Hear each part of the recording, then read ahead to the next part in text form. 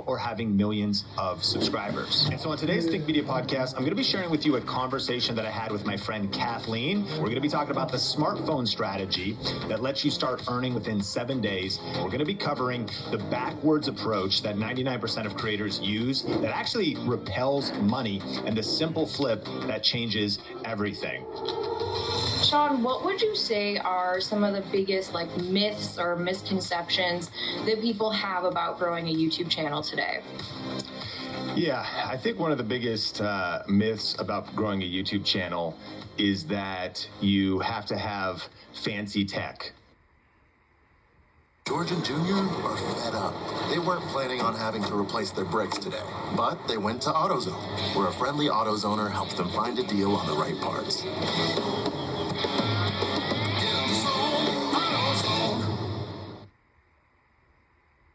Check out these deals of the week at Walgreens.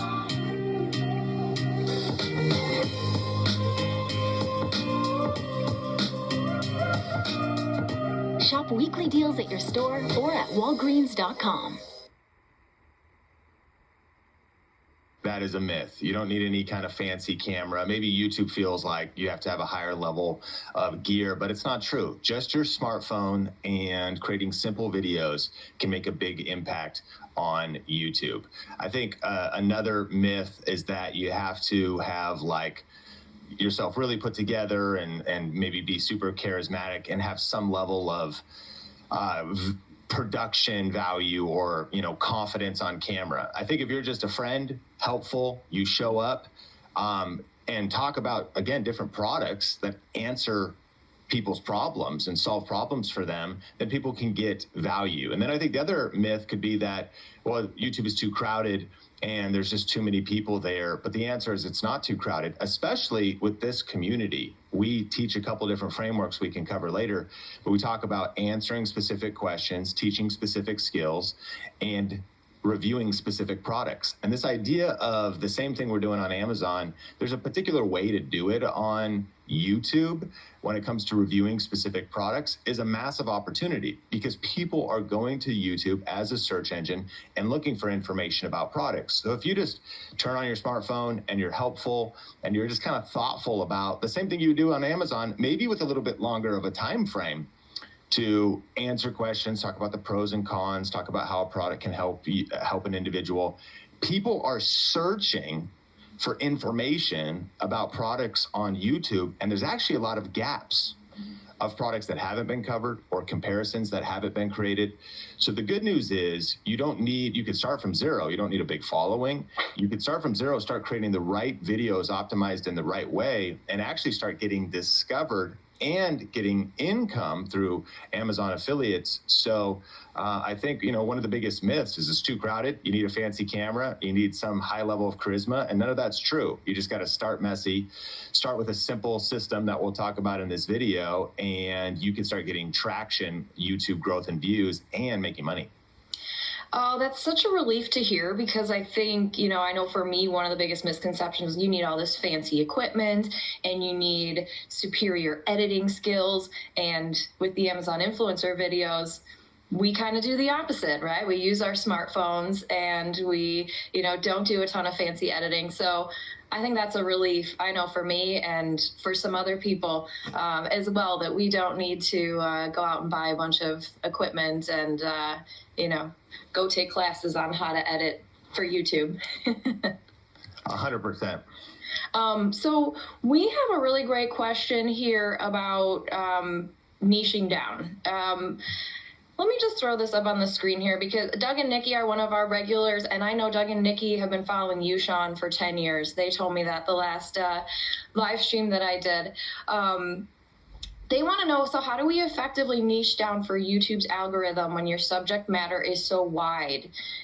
For example, he's reviewing a pool robot, coffee maker, RC car, men's fashion, 360 camera. This is such a great question because I know, kind of one of the things I teach is just put all of your Amazon videos on the YouTube channel. And while that helps to repurpose, I don't think that's very helpful with growing subscribers and really niching down.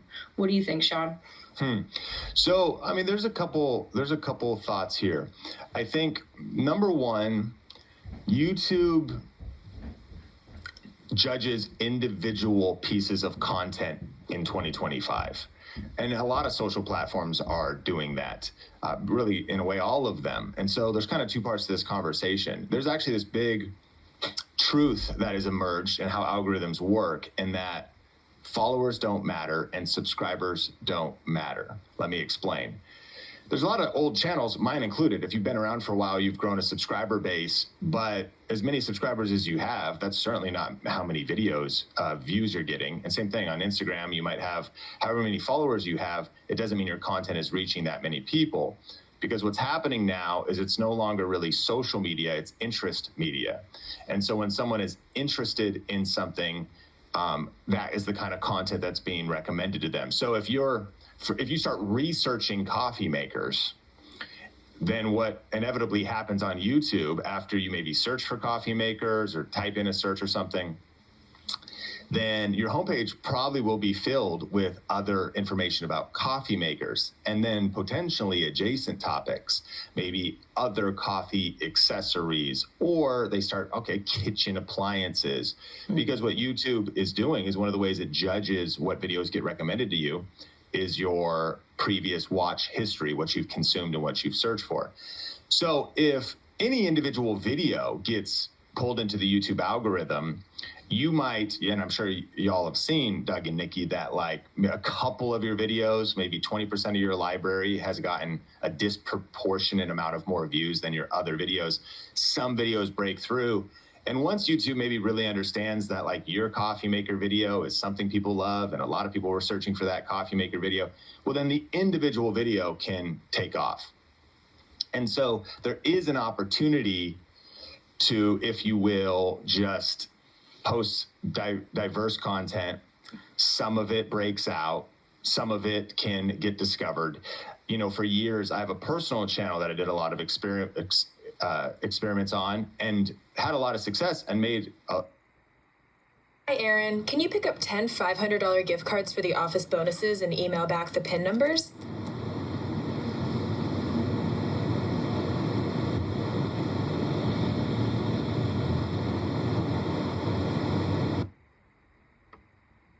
Welcome back to Google DeepMind, the podcast. I'm Professor Hannah Fry. Now, we focus a lot in this podcast on AI and its interactions with humans.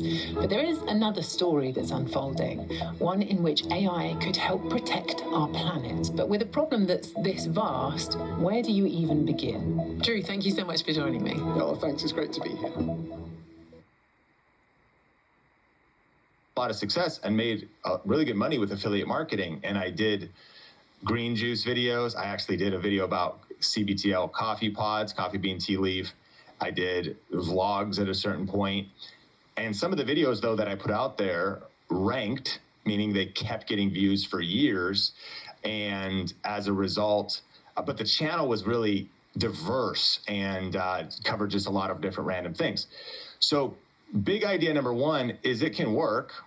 But big idea number two is it may not be the best approach depending on what your goals are. So are your goals to rank as many as possible, but random individual videos that get some views, have affiliate links in the description, so you make some money doing product reviews, talking about products.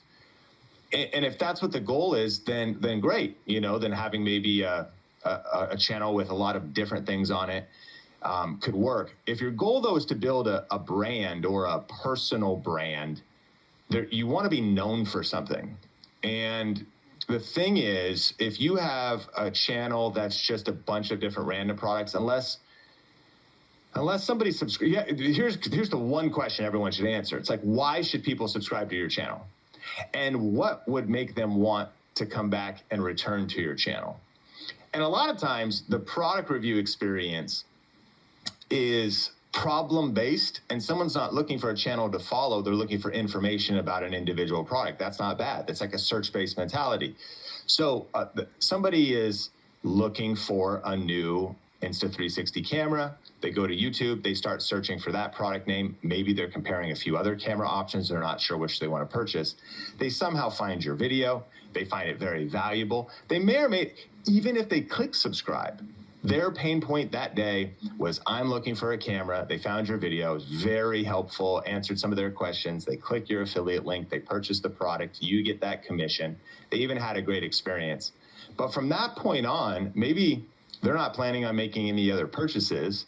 And the logical connection is not like, well, I already have a coffee maker, and I actually just don't want to see a lot of different products in general. Even if they click subscribe, they might not continue to engage. It's probably very common, right? Because there's not like a consistent reason for them to come back to your channel. Another way to put it is if you had like a QVC channel, like on this channel, we do live streams or videos every week to talk about the hottest products. If that's the value proposition and you build an audience that's like, that's what I want. Like, I want to come to your channel to just learn about products, then that would be the brand you build. But it's kind of hard to do. And so the alternative point is, if the powerful thing is if you niche down and make a channel promise that gives somebody a reason to subscribe and to keep coming back and watching, that is relevant to how humans actually act. That's the power of, if you will, having a niche. And so for what it's worth, eventually I narrowed my niche after doing a lot of random stuff on my personal channel to say, okay, when I really went all in on Think Media, my brand today, it was like, okay, we're going to be the best tips and tools for people that want to create content and online video. Thus, we're going to talk about cameras, lighting. And so we sort of like drew a circle. And so there's actually quite a few things still in that circle: lighting, cameras, tripods, microphones. Not even consumer tech. Tech is broad. Narrow it down to like creator tech, people that want to create content. And that's been helpful, because even that being true, we found one of the difficult things. I learned this when I had some friends over, Jace and Chelsea, and we were having dinner, and they said, I used to watch your channel for quite a while. I go, you used to? And it's like a friend too. I'm like, well, thanks, bro. You don't watch anymore? He's like, yeah, I used to watch your channel. He said, the problem is I was watching your channel, studying cameras and accessories for quite a few months. But then eventually I made a purchase, and I purchased a Sony A6400 camera, and I love it. And he goes, but what I did is I stopped watching your channel. I go, why? He goes, because all it was doing was giving me like FOMO, fear of missing out, and desire. He goes, you just kept exposing me to the newest camera and the latest thing. I already bought a camera. I didn't actually kind of want to hear about more cameras. I'm like, well, we talk about other stuff. He's like, yeah, well, I kind of tuned out. Like, it just wasn't helpful. It was like a distraction. I had already purchased the gear I needed to create content. But it was an epiphany for me, because I was like, oh, that makes sense. Even on Think Media, sometimes my audience might be a little bit transient, because they eventually scratch that itch, and they don't. How often do they buy products? Are they going to buy products every week? And is there something consistent? So I know I've said a lot here, but like thinking through perhaps the customer journey and the customer experience and the viewer experience. This is why if you were to niche into something like the Mazda CX-50, assembled in America, and current inventory remains unaffected by new tariffs. Discover more at the Mazda Summer Sales Event. Take advantage of one of these exceptional offers during the More to Move You sales event.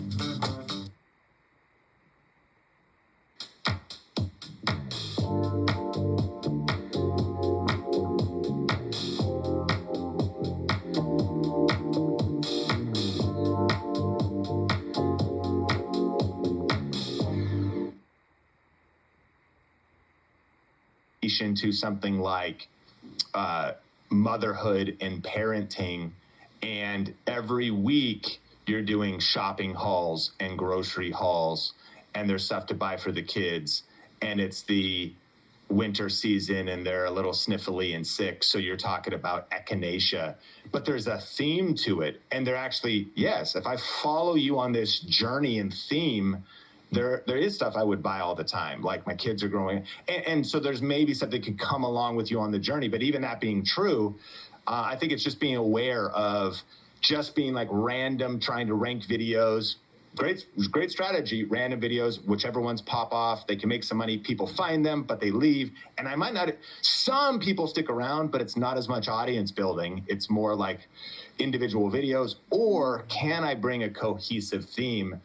I wouldn't even say there's necessarily a right or wrong answer. The point of all of these thoughts would just be you being more intentional to be strategic about what do you want to build over the next 6 months, 12 months, and even multiple years. Yeah, definitely. That was so much amazing information. And I think, one thing that resonated with me was, what's the goal? What is the goal of your channel? Are you just okay with taking your Amazon videos, putting them up on YouTube, putting that link in there and, kind of hoping people find it? Or are you really trying to grow a personal brand, that you can niche down with and people will come find you and want to come back to your channel, right? Because with Amazon, it's so much different, right? We're collecting followers to our storefronts, but it's not like YouTube, right? Where we can actively create content that draws, people in and learn about our audience and what do they want and do that keyword research and all that good stuff. So really think about what are your goals with the channel and then kind of take that as your next step. Super valuable. Thank you. I think one other thing, I know I get this question a lot too, is, kind of piggybacking on, so we're, as Amazon influencers, we're creating these short videos, kind of no frills, we just want to showcase the product and hope we convert that sale. What do you think are a few easy ways that Amazon influencers can level up their content to YouTube that doesn't feel, overwhelming, that's, still doable? Are you ready to start your YouTube channel, but you don't know where to begin? Or have you been posting videos, but you're frustrated because you're just not getting the views and nobody is seeing them? For a limited time, you can get the #1 best-selling YouTube strategy book, YouTube Secrets, for free at ytsecrets.com. This book is the proven blueprint that has helped thousands of people go from 0 subscribers to a thriving channel. All I ask is that you pay shipping, and then I will mail you the brand new updated 2nd edition of YouTube Secrets. And when you place your order today, there's a couple other super cool things that'll hook you up with. First, you're going to get instant access to a free deep dive masterclass where I will break down the exact strategy I'm currently using to generate over 120,000 views per day, every single day on YouTube, and generate over $100,000 per month on the platform, as well as the 3 biggest mistakes that most creators make when starting and trying to grow their channel. That class is free to watch instantly when you pick up this special offer. Now, you're also going to get my video series called The Perfect Video Recipe. One of the updated chapters in the 2nd edition is titled The Perfect Video Recipe. It's actually a formula for how to structure YouTube videos to get maximum views and how to break through in the YouTube algorithm. This is the exact formula that readers of the book and our students are using to generate millions of views. And again, that'll just be included when you jump on this limited offer. Third, you're going to get access to our 1,000 Subs Club email newsletter, which delivers actionable weekly tips to your email inbox that will help you get to 1,000 subscribers fast. And we also do really cool weekly giveaways that includes lighting and microphones and YouTube equipment, plus software that will help you on your creator journey. But here's the thing, supplies are limited on this free book promotion. So if you want to grab this offer, go to ytsecrets.com right now and just place your order covering shipping, and I'll get this book in the mail to you right away. Yeah, I think the easiest way to level up your content on YouTube and effectively be an Amazon affiliate is, here's a couple numbered tips. I'm making them up in my head, but I'll do my best to kind of number through them linear. I think step #1 is thinking about viewer intent. The powerful thing is to create videos that the viewer intent is actually to make a purchase. So a lot of people in our world will be like, I'm a vlogger, and they're maybe covering their life, or they vlog their fishing trips or something like that. But if someone's there, what is their intent for being there? Well, it's maybe entertainment, curiosity, versus if somebody, think about what they're typing in search. And if their intent is something like Nordic track exercise bike, which I believe you could buy on Amazon, versus, and then actually maybe Peloton, which you probably can't buy on Amazon. You'd buy it directly from Peloton, or I'm not sure. And well, what's the intent of that video search? well, they're at a point where they're trying to make a decision between two different products. And by the way, this is worth like writing down, remembering. There is no off season. They need to be better than the competition. It's fast-paced, pressure. We run 24/7, constantly improving. Dropbox plays a very pivotal role in kind of increasing your bandwidth. The race is on. Welcome back to Google DeepMind, the podcast. I'm Professor Hannah Fry. We want to go beyond what humans know, and to do that, we're going to need a different type of method. And that type of method will require our AIs to actually figure things out for themselves and to discover new things that humans don't know. By getting to a deeper understanding at the cellular level of what's going on, we'll finally be able to crack, for example, triple-negative breast cancers or more advanced cancers that today we don't have good solutions for. I can tell you, before we used to have discussions about whether it would happen in our lifetime or even in our careers. And now we have debates about whether it would be 5 or 10 years.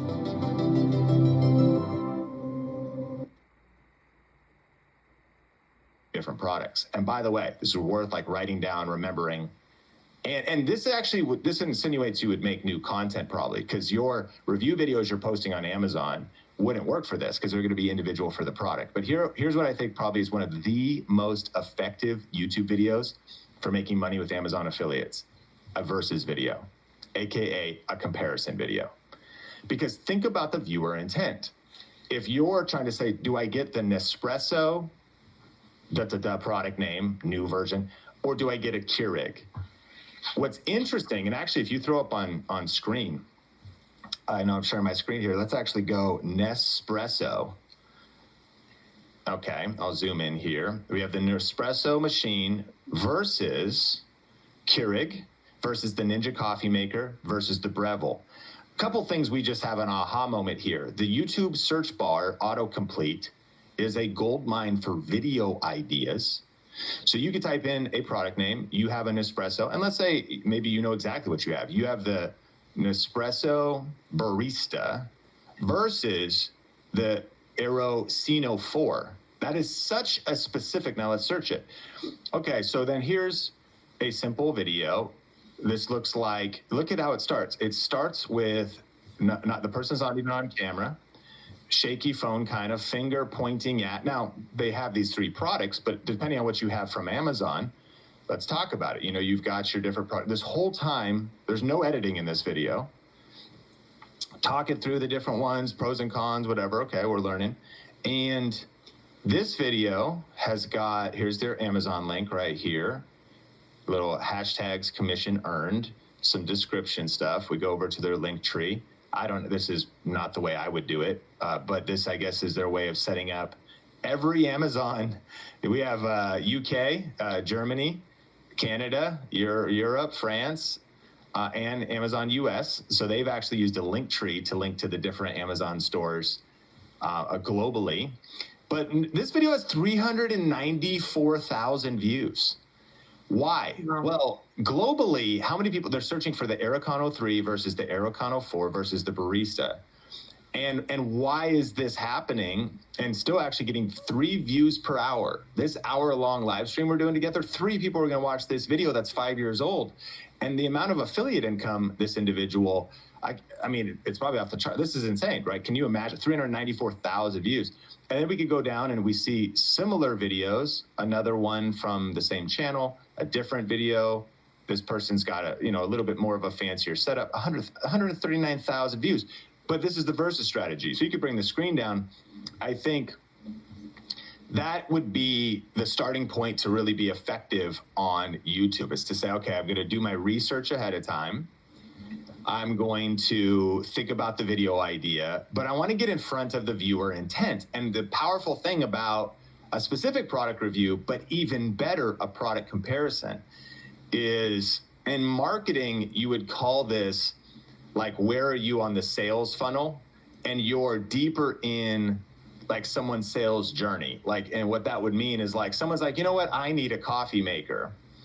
And that's very high up. They don't know the brands, they don't know the names, but then eventually they're doing their research and they learn, oh, there are different coffee makers, but they're so much further down in the journey where they are now saying like, you know what, I've narrowed it down. I'm going to get the Aracino from Nespresso, but should I get the 3 or 4? Like I've read the 3, I could save some money on the 3, but the 4 has some new features.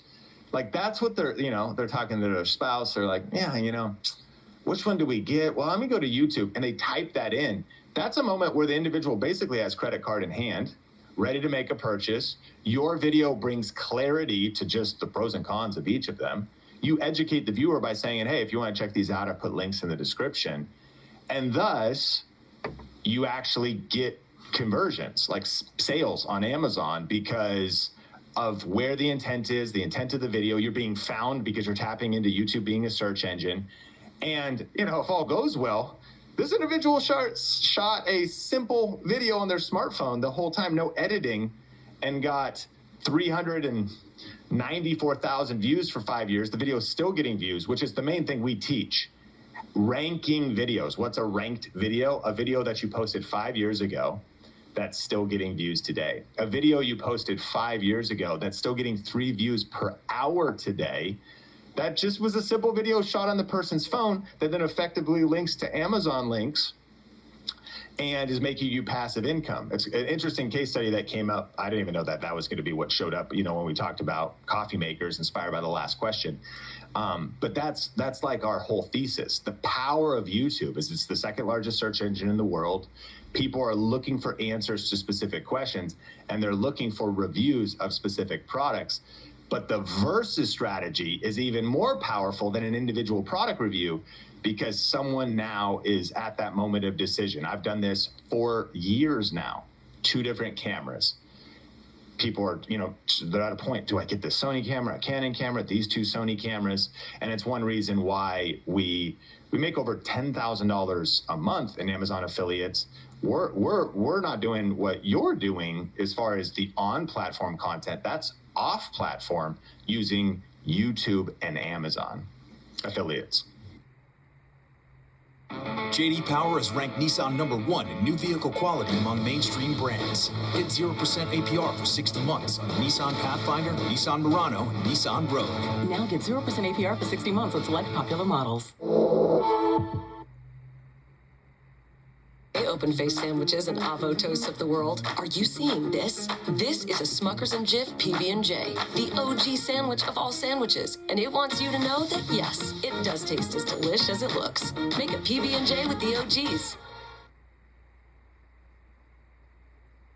Well, that's incredible, and I think that I think some people are out there making comparison videos and other people aren't. There was an incentive a couple of years back from Amazon, which I think I can talk about now because it's probably 2 years old. But they prompted everyone to do videos with the hashtag this or that. And that's exactly what they were asking for was 2 comparison videos. The items had to be either, the same product or in the same category. And so Amazon was really pushing that kind of content for creators to be making on their platform. So I think just revalidates everything that you just said. And so, if people are looking to level up their Amazon videos for YouTube, you guys consider doing these comparison videos, especially if you have 2 very similar items, or maybe you bought, this one last year and now you've upgraded to this one this year. Compare those 2 and let people know, because you're way more likely to make a sale if you're talking about these 2 products, right? As opposed to 1. Here's the product, here's why I love it. And then they decide, do I want this or not? Whereas now I'm showcasing 2 products and they're like, oh, which one should I get? They're probably going to buy 1, right? It could potentially increase that conversion rate. We had a really good question from one of our regulars, Olina. Sean, how important is the YouTube description box for ranking videos and getting more views? And what are the most effective things that we should be including in it? Great question. So if we were to tier in 2025, how much weight and influence YouTube optimization aspects have, the title versus the description versus tags versus time codes and chapters, and and thinking about, what matters most. If we go in reverse, YouTube themselves has said that tags are not something that they maybe have 1% influence. They're not very influential, but I would argue they're still worth doing. You could look at a website. We can put my screen up again here. If you go to rapidtags.io, it's a free tags generator. And if I type in Nespresso Barista, let's say, and you just go enter, it'll in 1 second give you all the tags. You could just copy them. Nespresso Barista review, Nespresso Barista recipes. So there's no excuse not to do your tags and do them well. You can just use that website. It's called rapidtags.io. You could bring my screen down. And that, so that's kind of cool. Like, boom, tags are done. But it doesn't carry a ton of weight, but you should do it. And it's some reinforced metadata to Google, who owns YouTube, that can help search and ranking, especially when you're starting a new channel. You want to be really effectively optimizing your videos so they could be found, especially because what we're doing here on this conversation is a little bit different, right? We actually really want to be specific in the sense is it the version 3 or the 4, and have we given it adequate data? I would then say next, the description maybe has, as far as ranking goes, 5%, 10% influence on whether a video will rank or not. And also, when we're living in watch this, so if we could bring my screen back, you could go to ChatGPT and say something like, hey, can you write a quick SEO description for my YouTube video and include all of these keywords? And I copied these from the rapid tags. And so here's a keyword-rich optimized description. Ready to upgrade your coffee game? In this Nespresso Barista review, we dive deep into an Nespresso Barista machine. See, they're bold with the actual exact keyword phrases. So this is going to be some reinforced metadata for your description. You learning this is not, again, going to make the worst video of all time start to rank, but this is the ability to do best practices and then say, okay, I'm going to reinforce my description. Now, let's also say this. The first line of your description should be optimized pretty effectively. For example, if I guess we could bring the screen back up, maybe we'll just leave it up during this little tutorial part. I'm going to keep showing you more stuff. Okay, so this video that ranks here, it says we review the Nespresso Arancino 4. See how this is on the homepage where it's searched. You do get the first line of the description when someone's searching on YouTube. And when I type in these exact search phrases, YouTube is bolding those words being in that first line. So you could still come over here and say, what would be a 10-word or less YouTube, the first line for my YouTube description that I could put into with keywords? Now, what we started with here was, there you go, Nespresso Barista review, recipes, machine tests, and creations guide. So see how fast this could happen with AI. So now we're going in descending tags, not super important, but might as well do them. Description, absolutely should do them. Title, a ton of influence. The title is so important, and you want to make sure you have really what the video is about. This is a good one. The Arancino 3, verse 4, what's the better Nespresso milk frother, ? It's a great title, very practical, but you want to make sure your title includes the terms and or keywords that you want to be found for, but also is, if possible, written in a way that is Progressive's Up Payment program provides down payment assistance for first-generation home buyers. Because we believe everyone should have the access and opportunity to own a home. Hey, real quick, how would you find the answer in all this data? You get SaaSVIA. SaaSVIA. Cool.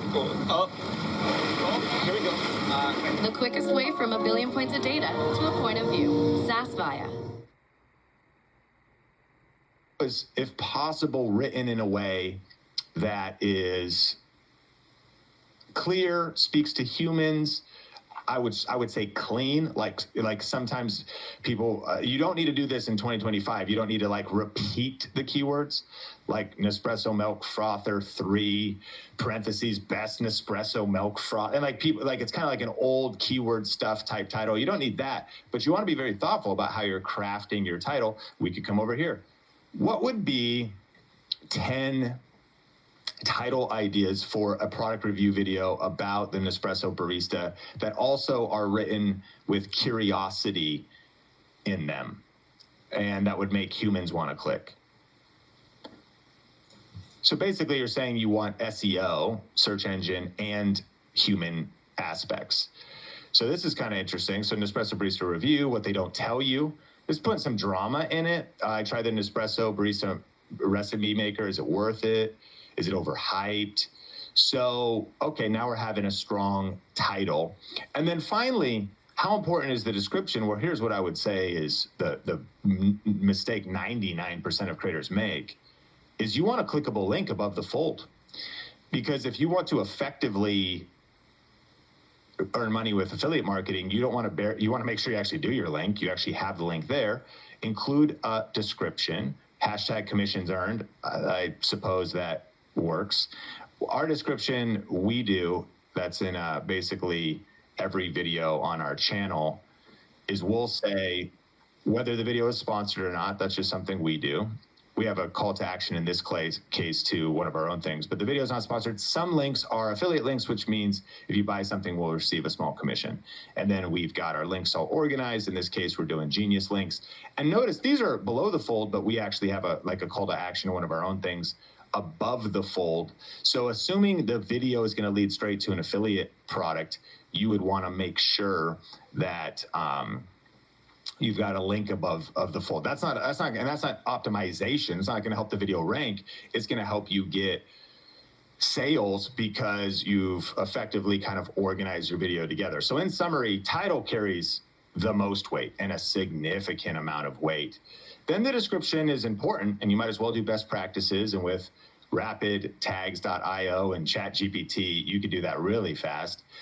Tags, might as well do it. And I mean, there's some things to learn here. There's like thinking about, we don't have a ton of time to go into it, but like thinking about your keyword universe around a product would be sort of the idea is like, when you think about keywords or tags, it is being thoughtful that, okay, coffee maker is a word, espresso maker is a word, like what are like the keyword universe around what it is I'm talking about. And then as you learn some of these things, you could do it quickly with the help of AI. The mistake that people make is that some of these softwares and tools are helpful, but yet kind of ineffective if you don't learn the mindset and the strategy.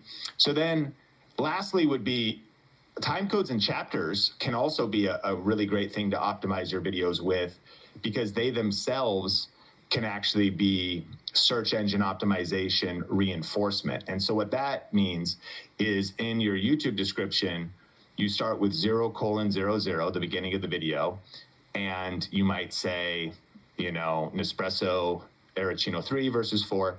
And then the second thing is like Arancino 3 pros and cons. And then the next section of the video, Arancino 4. And what these are is they're clickable time codes and chapters, so people could skip through the video, conclusion, test, like, and has anyone seen this before? If you're here live, you could say, have you been on a video that is organized with the YouTube time codes and chapters? It means people can find sections. But here's what's so powerful about that. This can help your video rank on the first page of Google, because when Google owns YouTube, and when you go to Google, we may have seen this, there's this thing called key moments where you search for something and there's a video there, but it takes you to like minute 3 in the video, because there's basically a search term like, can you put really hot water in the Nespresso? Because everybody wants to know that, let's say, and then like that moment is ranking on Google. Well, that's the reinforcement of time codes and chapters. So let's take a breath. It's kind of a lot. I mean, it's like a fire hose of information, but this is learnable and figure outable. And think about the benefit. You know, we looked at this video, it's got 394,000 views and it still gets 3 views an hour. And it's got the affiliate links of just these Nespresso milk frothers compared. We're talking about passive income for years to come as you build a library of ranked videos. That's our thesis. What if one ranked video at a time, but imagine if you just had 3 ranked videos, 10 ranked videos you create today, you create them in the next month, you create them over the next quarter, and they keep getting views for years to come. And not only are people discovering them, but they're clicking your... Americans, we can do anything we want, except one thing. We just can't stop being American. We're body slams and blue suede shoes, rock and roll, jazz and blues, rockin' mullets and Rat Pack suits. Even our grandmas have tattoos. So get out there, take your swings, rev your engines and let freedom ring, and never, ever, ever stop being American. Nothing stops America, and nothing stops Ram. Discover a stunning selection of faux flowers in Hobby Lobby's floral department. Whether your specialty is bouquets, fairy gardens, centerpieces, terrariums, or wreaths, you'll find everything you need to create something beautiful. Affiliate links. And then imagine if you started to get real serious about this right now, doing a little bit of this on your extra time, learning these skills, mastering this process. How positioned are you going to be, one, in 10 days on Amazon Prime Day, but on Cyber Monday and Black Friday this year? And here's not what I mean. I don't mean you actually like going live on Black Friday or Cyber Monday. I mean, imagine if you create a library of ranked videos. You just start to devote some time to this now, a few extra moments a week. And you rank videos, and so when people sit down, they grab their coffee, they're sitting in their bathrobe, they have their slippers on, it's the morning of Black Friday, they're shopping on Amazon, but they're on Amazon, but they're then on YouTube also doing some product research. I know I wanted to get my husband a new milk frother, but I'm not sure if I should get the Arachino 3 or 4. All right, so they go to YouTube, they type it in, they see your video. Oh, wow, I think I'm gonna go with the 4. They click your link. Well, then on Black Friday, but then on Black Friday, they end up spending, this family's pretty affluent. They spent $5,000 that day, and they bought all kinds of stuff. They bought the milk frother, but they're going to do it all that day. They bought like a Nintendo Switch. They bought some other stuff. Remember, you get a portion of credit for that. And Amazon actually, I think, just updated the terms. It used to be like a smaller percentage, but they just increased that in terms of you getting credit and income from not just the thing you recommended, but everything else somebody purchases on Amazon within that 24-hour cookie window. That is the compound effect of making simple videos on YouTube, ranking them, optimizing them effectively, and then building up a flywheel of affiliate income that can go from a few extra $100 a month to literally thousands or tens of thousands a month over years as you compound ranking videos. Yeah, that's, oh my gosh, an amazing amount of information. And Olina, Clicks That Create Smiles, said, thank you so much for your knowledge. Great info. I think that's the dream, right? Is to have as many of those evergreen ranked videos that will appear every hour, every day, but especially will be able to help us during these sales events like Prime Day and Black Friday. And so get strategic with your videos. And I hope everyone's writing down what Sean just revealed, because you can always go back and rewatch it. But that was some amazing information. How do you get your first 1,000 subscribers? Well, by putting out content that people are searching, answering specific questions, reviewing specific products. And then as people discover your videos, that becomes like the 5th benefit. We'll recap them again. Eventually get monetized. YouTube's paying you for views. People are clicking your affiliate links. Number 2, you're making money. Number 3, you eventually start getting sent free product. Dollars saved. You're funding your hobby. You got cool stuff. Number 4, brands start paying you. Number 5, you're getting subscribers. What does that mean? It's future impact.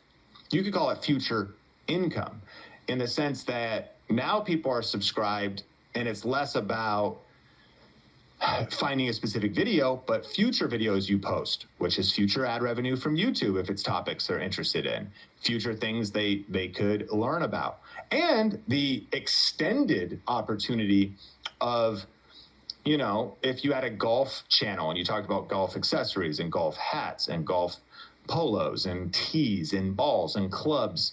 And at this point, you know, Amazon's not the only affiliate opportunity in town, right? There's, I don't know what the golf store is called. There's not Top Golf is a fun place, but you know, there's that big old box golf store. Like, you can set up for affiliate programs for a lot of different places, but then here's the point. Maybe eventually you create a mini course that helps people with their golf game, or you create you find other types of offers where maybe there's a golf coaching program that you didn't even create, but you promote that as well. Well, if you've built up an audience and subscribers in a particular niche like golf, really the ways to monetize extend far beyond the first 4 we talked about. There's like 5, 6, 7, 8, 9, 10 as you start building your brand.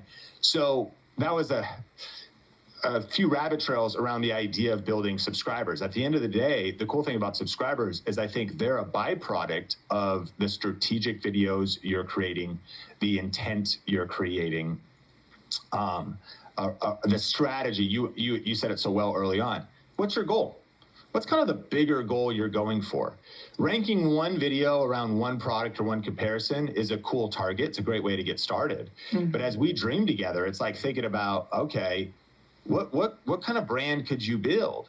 And like giving yourself, again, there's so much information here, but like pacing yourself. You know, you're busy, you got kids, you're working, you got a full-time job, you got different stuff. You know, just a few strategic hours a week spent intentionally and strategically. You hear the call, the leaves rustling, birds singing. You hear it, the sand shifting, the rocks scattering. You hear it, just like Harvey Firestone did over 100 years ago. You hear the call. Now what are you going to do about it?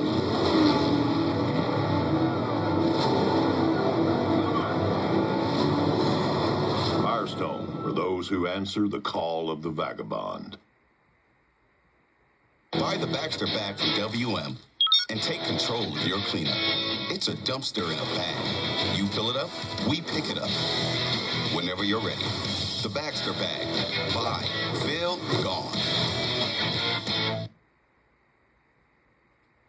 Compounded, yes, over the next 3 to 6 months, but where could you be 3 years from now?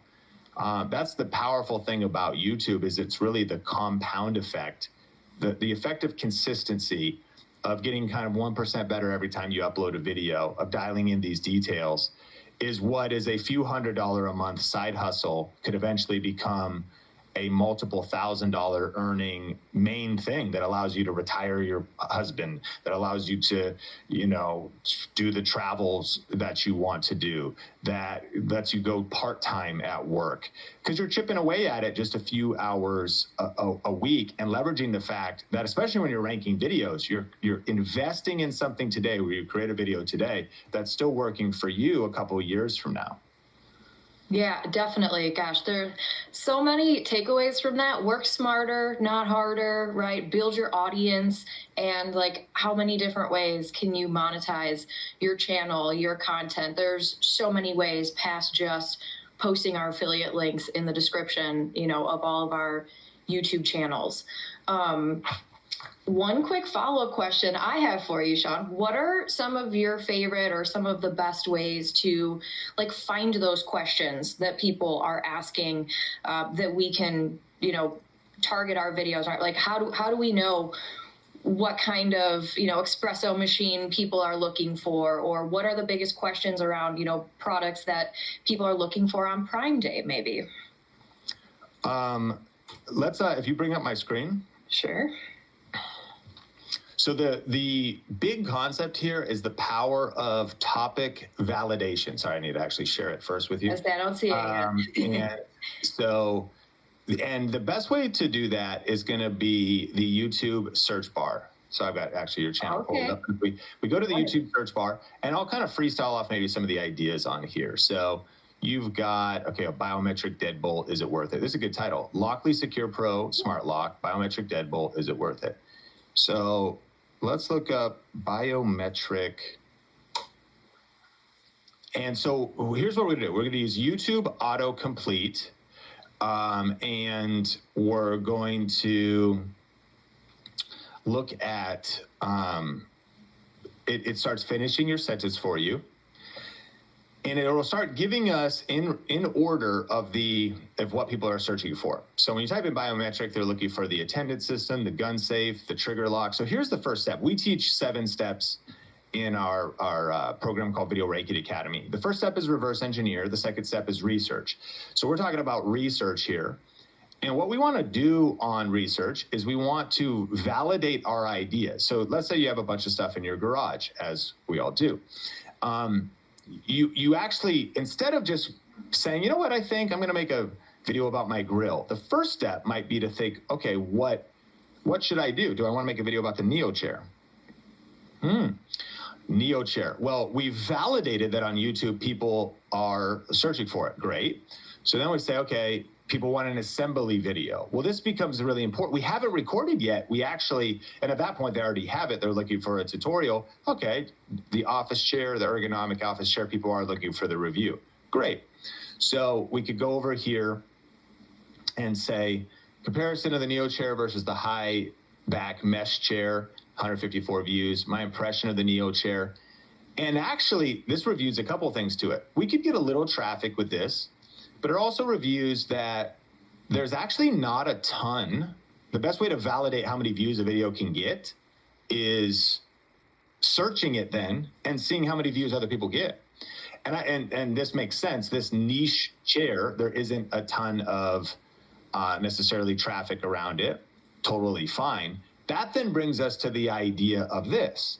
Best office chair, 2025, 2024. Under 200, under 300, under 500. Well, how much is the Neo chair? So now this is all positioning of the video. And if we come over to Amazon and we see, okay, currently unavailable. Also, that's actually kind of funny. Like this will happen a lot. It's like, why am I not getting sales? Well, that's probably why, is it's not even in stock. You should change the link, update the link, update your videos, clean up your videos. So, okay, great. But this is actually best office chair under 100. It seems like the Neo chair is under $100. So then you're going to look at what is your competition out there. You've got a couple other videos around here, chair reviews. But I wouldn't be intimidated by the competition. You actually should be encouraged that there is interest in this topic. And if this individual got 129,000 views, well, with a new channel, instead of you getting 12 views, there's a good chance if you dial in your strategy well, that you could get 120, 1,200, even 12,000, rank your video, find your angle. One of the best angles would be what's the best chair under $100 2025 update? And this guy who made a video 2 years ago, you're jumping in the fact that you're the most recent video. You can carve out your views even with a small channel by just having the right strategy, a little bit of grit, a little bit of intentionality in there. And so that's the point. So like you're going to do your research using the autocomplete and maybe look about, okay, should I position this as the Neo chair? And then by the way, best. Here he is now. Hi, I'm just trying to make sense of all this data. Just get Sasvaya. Sasvaya? No! Oh, wow. The quickest way from a billion points of data to a point of view. Sasvaya. 24-hour moisturizing body wash with new heavenly scents. Luxurious cocoa butter and vanilla, peach and orange blossom, and night jasmine and walnut. Clean 24-hour moisturization isn't a myth, it's native. Okay. Best desk chair or office chair under 100 ? Neo chair review. Notice what also just happened there. This is a positioning from the beginnings of planning out your video. We haven't even filmed the video yet. Right. So the reason, like we have this process, this framework that looks like this, and it's a continuous process. Reverse engineer, research, record is step 3. So the intentionality that you do in reverse engineering, researching, planning out your title and the angle of the video. I saw a question somebody asked earlier. They said, well, why would I have multiple versions of the same product? Fair enough, especially when you're starting. Someday, you're going to start getting sent products. So eventually you'll have multiple versions. Someday, if you're getting, you've got income coming in, and I'm not suggesting you are overspending at the start, but reinvesting later, like we work with brands and they send us stuff, but we'll also purchase a lot. We'll purchase stuff in preparation for Prime Day. We will ask ourselves the question, what's the best budget lighting kit? We'll do a lot of research. We'll purchase 3 lighting kits that are $80, $110, $130. Again, I'm not like lucky for you, Sean. No, I'm just saying like eventually this is a business, like, and it's a cool, fun way of testing things, trying things out, experimenting. And so we're reinvesting in a cool way of like being the guinea pigs, being QVC, being able to test stuff. But you don't have to do that at the start. So at the start, you just are looking for the opportunities in your garage. And in your garage is a portable battery pack charger that you purchased. And then on, your last Father's Day, it was like, oh, I didn't know you already had one. And your wife bought you another one. And now you do have 2. So compare those 2 things. Like leverage the things that you have. And in some cases, it could be as simple as maybe you've been, taking turmeric with curcumin, and you tried one for a month and then you tried another. So it's not always like an $100. There's just so many different ways to see the opportunities in your own pantry and, start getting some views. Start just the comp. It's like the cool thing about this is it's really not about your resources. It is about your resourcefulness. It's about your creativity. It's about just using your smartphone, using what you have today. It's the way I built up my career. I would oftentimes ask myself too, talking about cameras, how can I take one thing I have and use it in 5 to 10 different ways? And here's what I mean. It's like, I don't have money to just buy cameras, especially cameras. I don't just have $800 or $1,200, but to buy every new camera. But I would take one camera, and this is in particularly helpful related to tutorials, and I would be like, okay, best settings for the Canon M50. And then I'd make another video, best lenses for the Canon M50. And then I would make another video test. And this was based on research. People were looking for the 4K video test of the Canon M50. So I would make that. I'd take the one camera I have. And then eventually, I did have an older camera, the Canon 60D. So then I did that Canon M50 versus the Canon 60D. I couldn't do every versus video, but I could do the one of the previous camera and the newer camera I had. Or you could go iPhone versus Canon M50, which is another thing people are searching for. So the epiphanies that will start to come when you kind of master that reverse engineer stage and that research stage are many. And even just on this conversation, you're probably saying, okay, there's a lot more opportunities in my pantry and my garage than I realize. It's how creative can you get, validate your ideas before you post them, and then, be willing to realize that everybody starts with 0 subscribers. Everybody starts with no videos. And even the big channels, they had to start somewhere. And so we are growing our YouTube channel 1 view at a time, 1 subscriber at a time.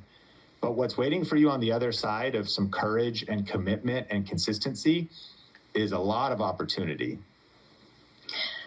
So encouraging. I love it. And I think, one thing to reiterate the encouragement to everyone is that, right, even if you're just starting today or your channel has under 1,000 subscribers, use what you have, right? It's okay to just repurpose your Amazon videos, throw them up on YouTube, but then get better. Like Sean says, get 1% better with every single one.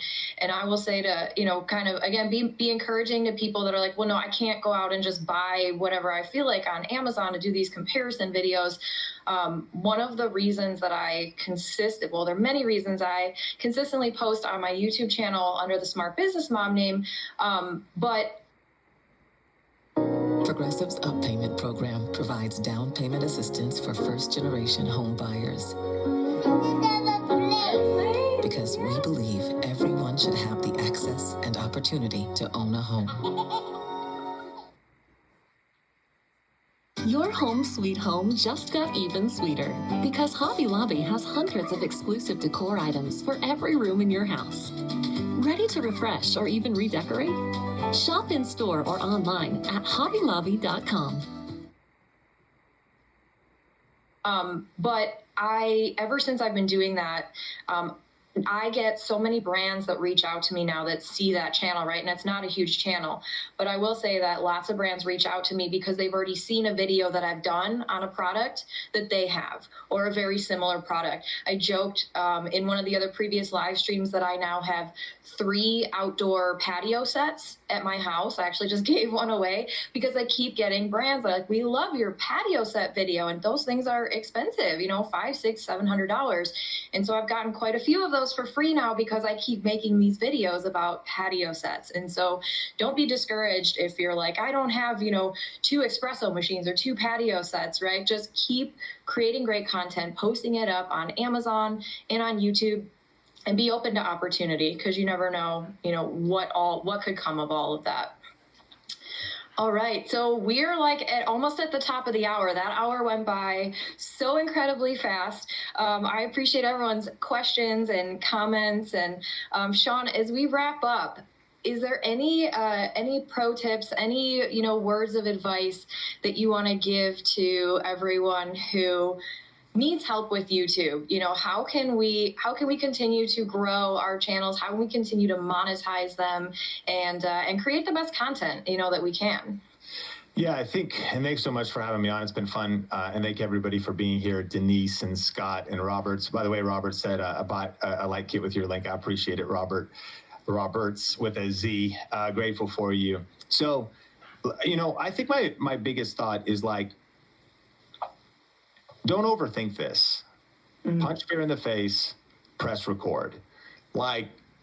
Show up, make simple videos with your smartphone that you would want to watch and that you would want to share with your friends, just simply sharing your advice.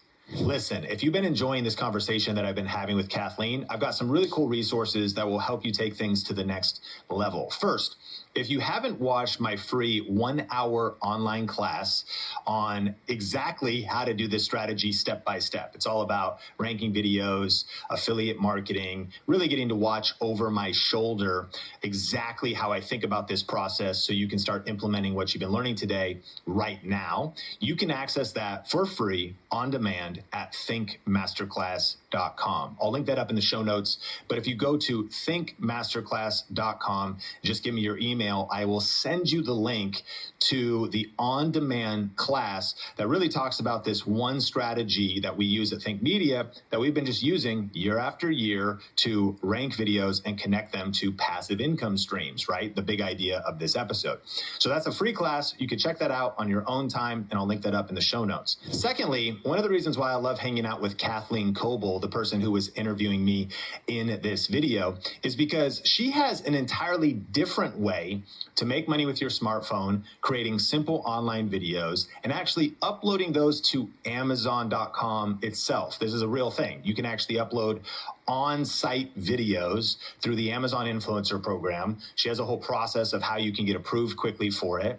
And, on the Think Media podcast, I don't want you to be distracted chasing too many strategies, but I see these things as complementary. If you're already using your smartphone, filming from home, grabbing random stuff in your garage and in your kitchen, making simple videos to earn extra income, both like Kathleen's approach and my approach actually kind of go hand in hand. And we have a step-by-step video with a fresh tutorial for how to do the Amazon Influencer Program, get approved fast, and earn $100 plus per day.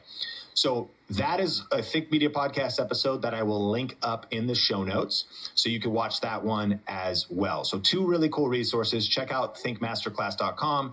Check out that deep dive, updated Amazon influencer tutorial with Kathleen Coble. And if you're still listening and you get value out of the Think Media podcast, let me just say thank you so much. This podcast is able to operate because of your support. And so thanks for being a part of the community. And every time you like a video or leave a comment or leave a rating on Spotify or leave a review on Apple Podcasts or wherever you listen, it actually really does mean the world. You know, this podcast started with just kind of a dream and some hustle. There's now a small team that helps us produce these episodes and get them to you. And so if you get value from the Think Media podcast, if you could just take 1 minute of your day and leave a review or comment or give us some feedback or share it, that would mean the world. My name is Sean Cannell, your guide to building a profitable YouTube channel, and I cannot wait to connect with you in a future episode.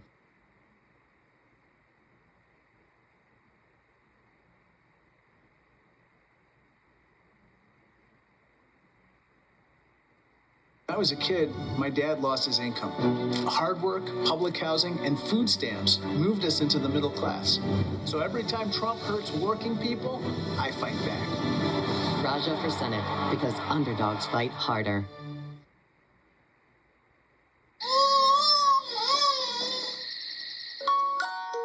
Pampers Swaddlers keeps baby 3 times drier, so your baby stays comfortably dry all night long. Pampers Swaddlers, dry all night. Over 1 billion hours of YouTube is watched per day. That's crazy. In the next 5 to 10 years, your company's YouTube channel could be more important to your brand and business than your company's website. And I think that's a massive opportunity. YouTube just dropped a massive report about the future of the platform. And if you're trying to grow going into 2026, this might be the most important episode you've listened to all year. Subscribers and followers don't matter like they used to. Now you can start a new channel and go viral and get discovered from scratch in a matter of days. So here's a couple action items. Stop chasing subscribers and start chasing specificity. The videos we watch are getting shorter and longer. What does that even mean? What do I do? Do I go shorts? Do I go long form? Well, YouTube's report reveals that. Welcome to the Think Media Podcast, the #1 show bringing you unfiltered YouTube tips for building a profitable channel. My name is Sean Cannell, and today's episode is brought to you by TubeJumpstart.com. We're hosting a 3-day event for free that's coming up soon. I'll link to that in the show notes, but let's get straight into the content. So I wrote down 8 of my biggest takeaways from YouTube's Culture and Trends report. We'll talk about how this affects the future of YouTube, but on every single point, we'll also talk about how we can make this practical for you to apply to your channel, whether you're starting, whether you're established. Here's number 1. YouTube is now the center of global entertainment. The quote from the report: YouTube isn't just shaping entertainment, it's defining it. So why this matters? Right now, YouTube leads in streaming watch time across the board. So YouTube is capturing more attention than Netflix, than everything, than TV. Whether it's TV, mobile, or desktop, YouTube is the king. Over 1 billion hours of YouTube is watched per day. That's crazy. And there's debate about this, but right now they say billions of monthly active users. There's kind of a ranging number, but for sure there's 2.5 to 2.7 billion monthly active users. Some projections have it more near 2.9 billion. So that just speaks to the potential audience size being absolutely massive. So I know YouTube can feel competitive, but I don't think any of us realize just how many people are watching YouTube. And even the biggest channels have something like 400 million subscribers. That's still kind of a small percentage of the total viewership on YouTube. So there's good news for you. YouTube's healthy, it's growing, it's alive and well. And here's the action item for number 1. Treat YouTube like your digital headquarters. So you want to be thinking about, you're building up something that's almost more important than a website. Your YouTube channel is the hub of your brand. A friend of mine, Marcus Sheridan, said this: there's an argument to be made that in the next 5 to 10 years, your company's YouTube channel could be more important to your brand and business than your company's website. And I agree with them. So if you think about building your YouTube channel, build it for search, build it to be discovered, build it for scale, build it for longevity. Unlike TikTok, unlike Instagram, unlike Facebook, on YouTube, your content compounds over time. And I actually go deep into a high-level conversation on this episode on the Think Media podcast. I'll link it up in the show notes. I did a strategy talk at YPO in Miami at their Global Marketing Summit, and I was talking to CEOs, and we were kind of having this conversation of YouTube being a digital headquarters, not just a random place you post videos, but being this place where, again, you can upload podcasts and shorts and long form in the community tab, and the whole ecosystem of YouTube continues to develop. This isn't just for Hollywood studios level of thinking. As a new or small creator, treat YouTube like your digital headquarters and know that YouTube is now the center of global entertainment. Number 2, interest is more important than subscribers. How people discover videos on YouTube has changed. So let's get on the same page with what's really happening in social media in general right now. In a way, we've moved from social media to interest media. And what that means is that subscribers and followers don't matter like they used to. Now you can start a new channel, post content, and go viral and get discovered from scratch in a matter of days and weeks if you understand audiences and tap into viewer interest. So here's the quote from the report. Creators and their audiences create and consume content in conversation with one another. Audiences initially are drawn to creators through shared special interests and stay for the innovative ways those creators explored and expand those fixations. So what does all that mean? Think about your own behavior. You come to YouTube really not looking for a person to follow, but looking for a problem to be solved or a topic you're interested in. Music, movies, you want to learn something, you want to grow your business, you want to start drinking raw milk and biohacking and making America healthy again, you want to follow politics. Special interests, like knowing what is the category, what is the niche, what is the interest that you're going to be tapping into. And based on the quote from the report, you want to then be creative in the fact that you meet them on the interest, but it's your job as the creator to explore and expand on those fixations. It just makes me think that if you take any IP, intellectual property that people love, like Lord of the Rings or like your favorite show that's out right now, Love Island or something like that, you have not only just the show or the content, but then you have the conversation around it. And then you have the theories. And then you have people going deeper. And then you have the controversy. And then you have the conversation and people reacting to people talking about Love Island's reaction to the reaction. YouTube is the public forum. Creators and their audiences create and consume conversation with one another. You might think it's weird, but are you noticing people are reacting to other people's reactions, talking about what's happening in politics and what did Joe Rogan say, and people reacting to that person?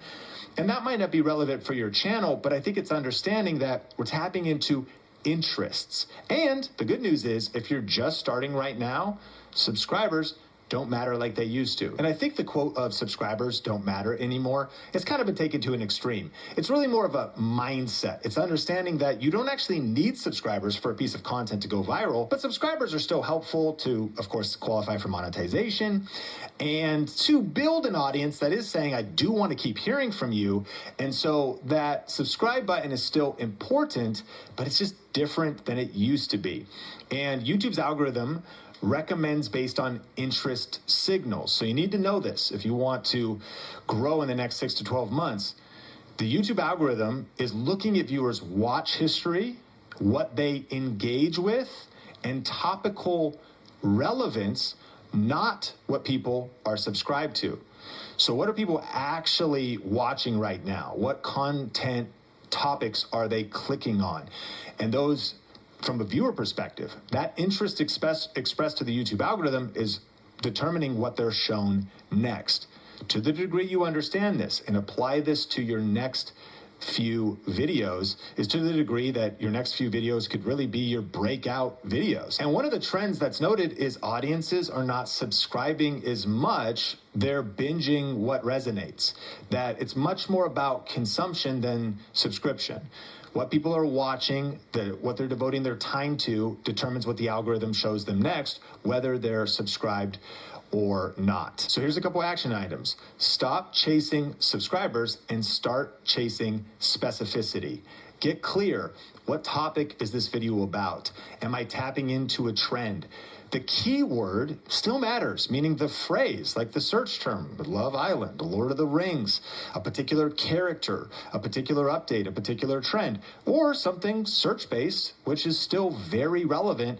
What's the pain point? What's the problem? And think about it like this. Make content for one person with one problem or one passion, knowing that if you reach one person, the YouTube algorithm is like word of mouth on steroids. If that person is interested in that, clicks on your video, resonates with it, and actually consumes it, spends minutes or 30 minutes or an hour on your content, then the YouTube algorithm is going to start showing that video to a larger group of people similar to that viewer, and then larger and larger and larger, and that's how you can get exposure starting from scratch. Consider writing search-friendly titles. It's more powerful in today's world to be thinking about humans and emotions, but the search SEO aspects, search engine optimization, still really matters. It's like, is this video clear? Is the metadata letting YouTube know what this is about so that it can recommend the video to people interested in that topic? And then study your analytics. What are people actually not just watching, but what are they dwelling on? Where are you getting the most watch time? Number 3, the barbell strategy. Go short and long. Here's the quote. The videos we watch are getting shorter and longer.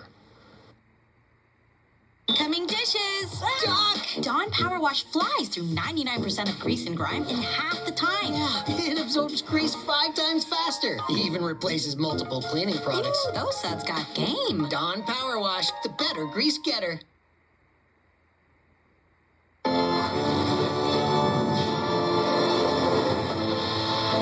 Is a pumpkin with nuts a treat? Or a treat? We'll never tell. Snickers satisfies. And longer. Well, Sean, that doesn't really help me. Like, what does that even mean? What do I do? Do I go shorts? Do I go long form? Well, YouTube's report reveals that you should do both. And so it speaks to the fact that there's 2 extremes that are winning right now. Micro content for reach, YouTube Shorts, and deep content for retention. So should I do shorts or should I do longs? Yes. Yes, absolutely. Now, Neil Mohan also revealed, the CEO of YouTube, that shorts now average over 200 billion views per day. The YouTube Shorts views are up 186% year over year, and Shorts views are now nearly 3 times TikTok's daily views. So YouTube Shorts and Shorts on YouTube are exploding. Massive opportunity there. Well, does that mean I should ignore long form? No, long form's exploding as well. I think one of the best examples of this is we recently had Pat Flynn on the Think Media podcast. I'll link that episode up in the show notes. Killer episode. And he's behind 2 super powerful channels right now. One is Deep Pocket Monster, and the other is Short Pocket Monster. And what's so fascinating is his Deep Pocket Monster channel is publishing videos that are like 45 minutes long, an hour long. They're kind of a lean back experience, stories, almost like mini documentaries. This is all in the Pokemon niche. And what's fascinating about Pat is he's also the owner and founder of Smart Passive Income. So he's an entrepreneur, marketer, email list builder. He's got that whole thing. But because of his passion for really his family, and as his son started to get into Pokemon, he got into it too, and it's turned into this massive wave. So he started really a long form channel, Deep Pocket Monster. But then recently he launched a shorts channel, Short Pocket Monster, and in 199 days on his shorts channel, he got a gold play button, grew over 1 million subscribers, and also earned over 6 figures from YouTube Shorts ads, which is just wild. And so I know YouTube Shorts do not pay as well as long form views, but if you get enough views, you can have some significant monetization opportunity there. So he is like this case study of the tension of really doing both. So what should you do? It's a really good question. The barbell strategy, go short and go long. So shorts are great for rapid discovery and reach. Long form is good for deep connection and monetization. Many creators are doing either or, and I think it's nice to keep it simple at the start. I've been getting some comments from some people in our community. They said they've gone all in on shorts and have been exploding and doing it, but there's a level of energy and creativity, and shorts are a particular style and a particular skill set. Awesome. Longs also take energy, and doing both takes kind of a lot of energy. I get there's AI tools. We love them. That's cool. But I like to keep it simple at the start. So if you have limited time, limited resources, it might be a good idea to just keep your YouTube plan as simple as possible. We call it a napkin plan. Like, what am I doing? Am I doing one long form video a week? I'm thinking about it. I'm strategizing it. That's my plan. You can always expand later. Or am I going to be, really mastering shorts? The best creators and the biggest creators are combining both intentionally. But keep in mind, the biggest creators a lot of times have teams, or they get really good at repurposing and using AI tools. And you want to be thoughtful and strategic. And by the way, if you want help developing your plan, if you fail to plan, you plan to fail. And I think the number one word everybody that is starting and wanting to grow on YouTube right now that you need to be thinking about is the word strategy. Like, what is my strategy and why? Because, Sean, should I do shorts? Maybe. Like, let's talk about it a little bit. Should I do longs? Probably, but let's talk about it. We're actually doing a 3-day event where we're going to talk about it. And myself and the Think Media team will help you put together a YouTube growth plan that is simple going into 2026. The event's called YouTube Jumpstart. And if you want to register for free, it's 3 days. It's 3 main sessions. I think we're going to maybe have a bonus session. It's going to be a lot of fun. Anyways, if you're interested in that, tubejumpstart.com, or I'll link to it in the show notes. But the number 3 is the barbell strategy, and really being thoughtful that both shorts and long form present an opportunity for you. The key is to reverse engineer. What are your goals? What are you trying to accomplish on YouTube? How much time do you have right now? What do you like the most? What do you feel confident in?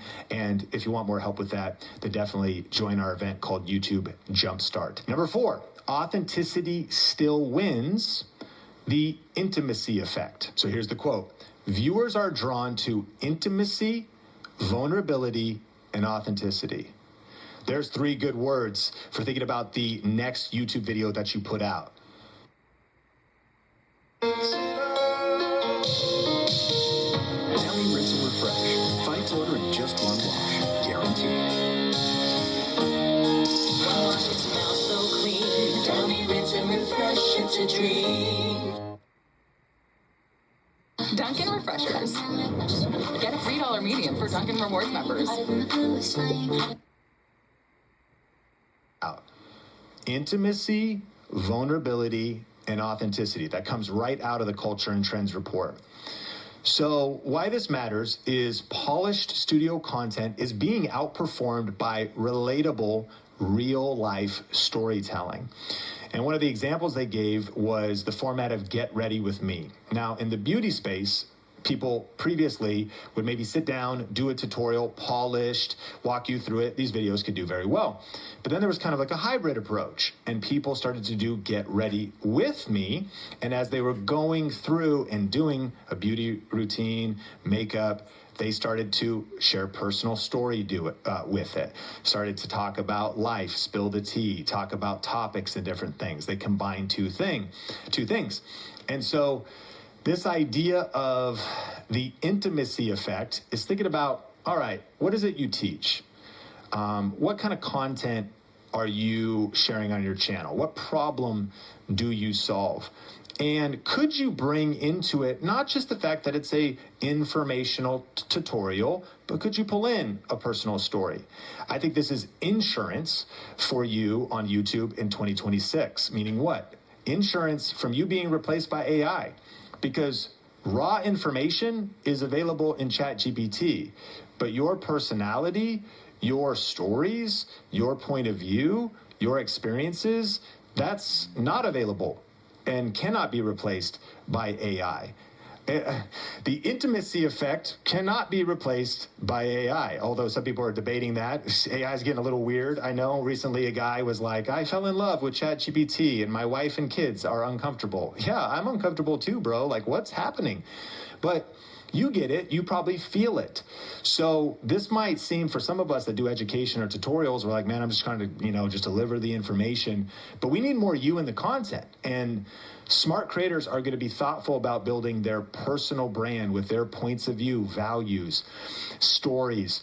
And it doesn't mean you're just fluffing up content, but you need these little elements in there. And from the article, how can, in your next video, you have intimacy, vulnerability, and authenticity increased? And so being real, even while being strategic, and here's another action item, don't hide the process. Process videos are crushing right now. You're the guinea pig. You do a challenge. I tried this for 30 days. I did a 7-day test. It's a story of doing the thing instead of just teaching how to do the thing or sharing that process. Do this with me. Get ready with me. You might think it's maybe a tutorial-based education business owner too. Well, do people want to see a vlog of my life? That content format wouldn't work for me. Well, I think you're thinking about it wrong. If you do business content and then the vlog of your life is like, yeah, today I went and got lunch and I got a haircut. Well, that's not the vlog content that'll probably tie in. But what about bringing people behind the scenes into the process of how you do business or how you do the thing that you do?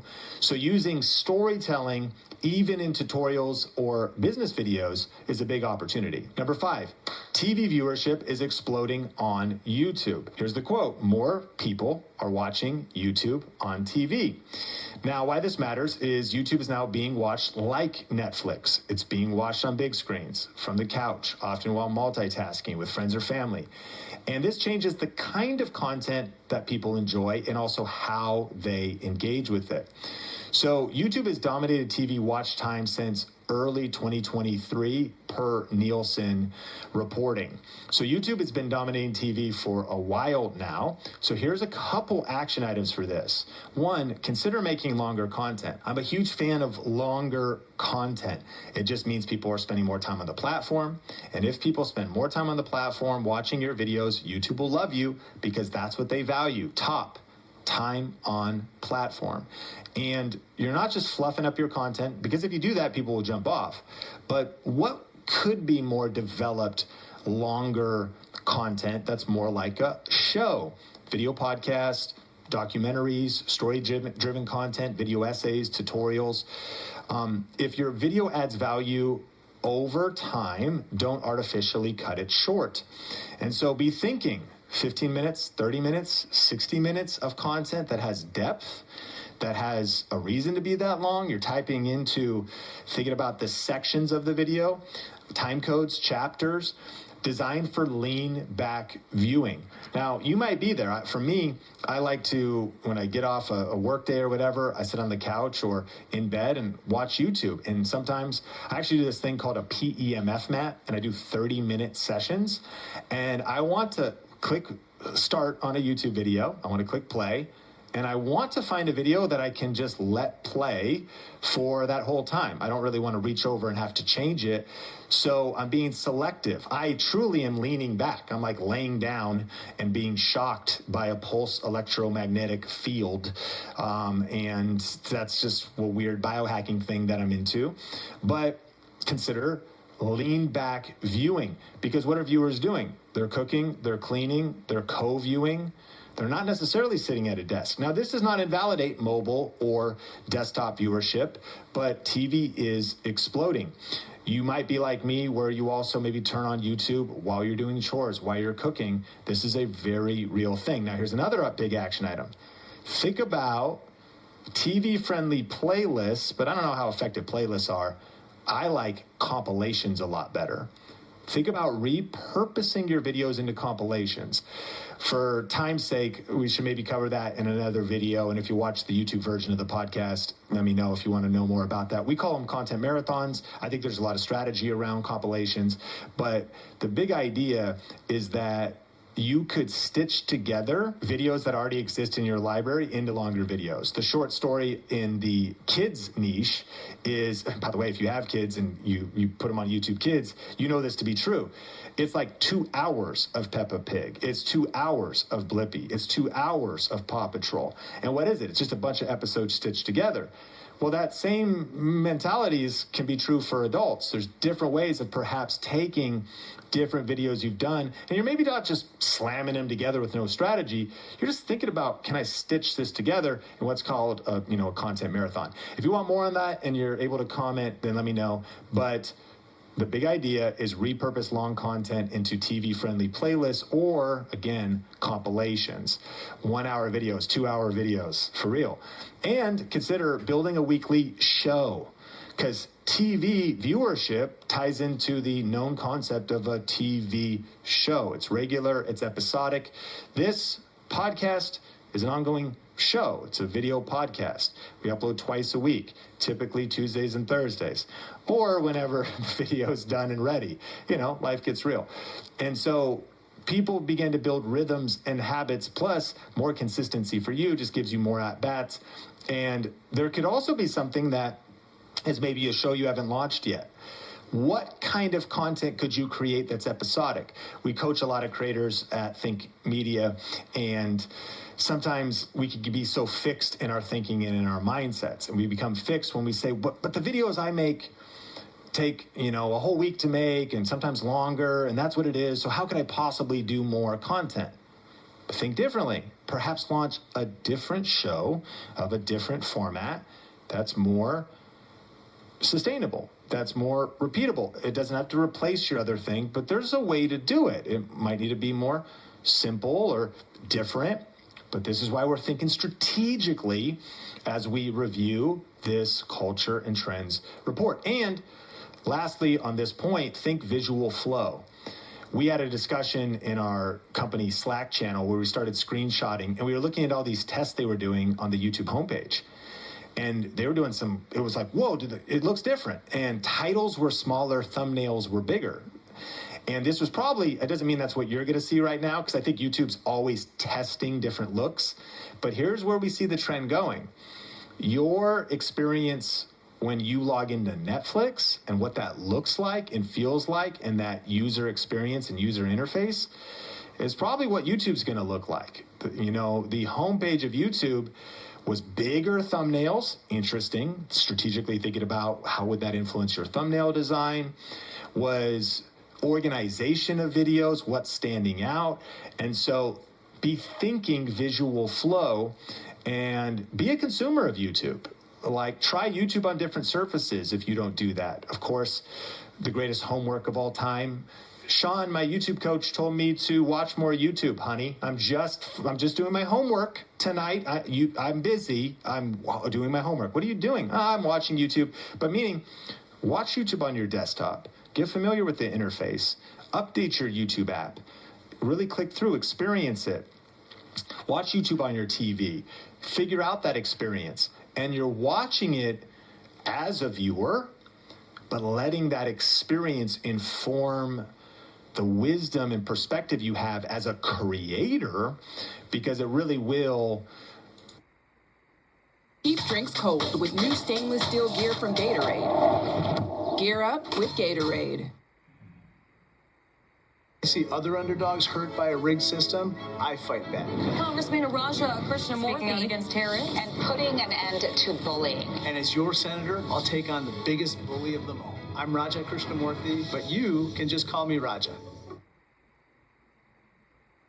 creator, because it really will perhaps pivot your content strategy. Number 6, massive payout potential. I hear Jerry Maguire saying, show me the money. Although I don't think Jerry actually said that. It was the other guy. But here's what massive payout potential means.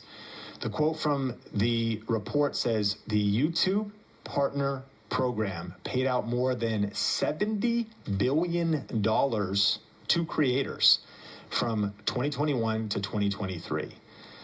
YouTube ads, and I guess, you know, there's super chats and super stickers and channel memberships and other things included in there, but that's nuts. That's YouTube, owned by Google, cutting checks to creators like you.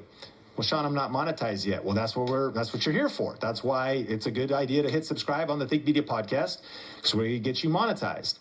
The YouTube Partner Program paid out more than $70 billion. And so the YouTube economy itself is so massive, and there's a huge earning potential on the platform. And this continues to grow. In fact, at the time of recording this, it's just a wave. Like the recent numbers, it's actually really, really healthy right now.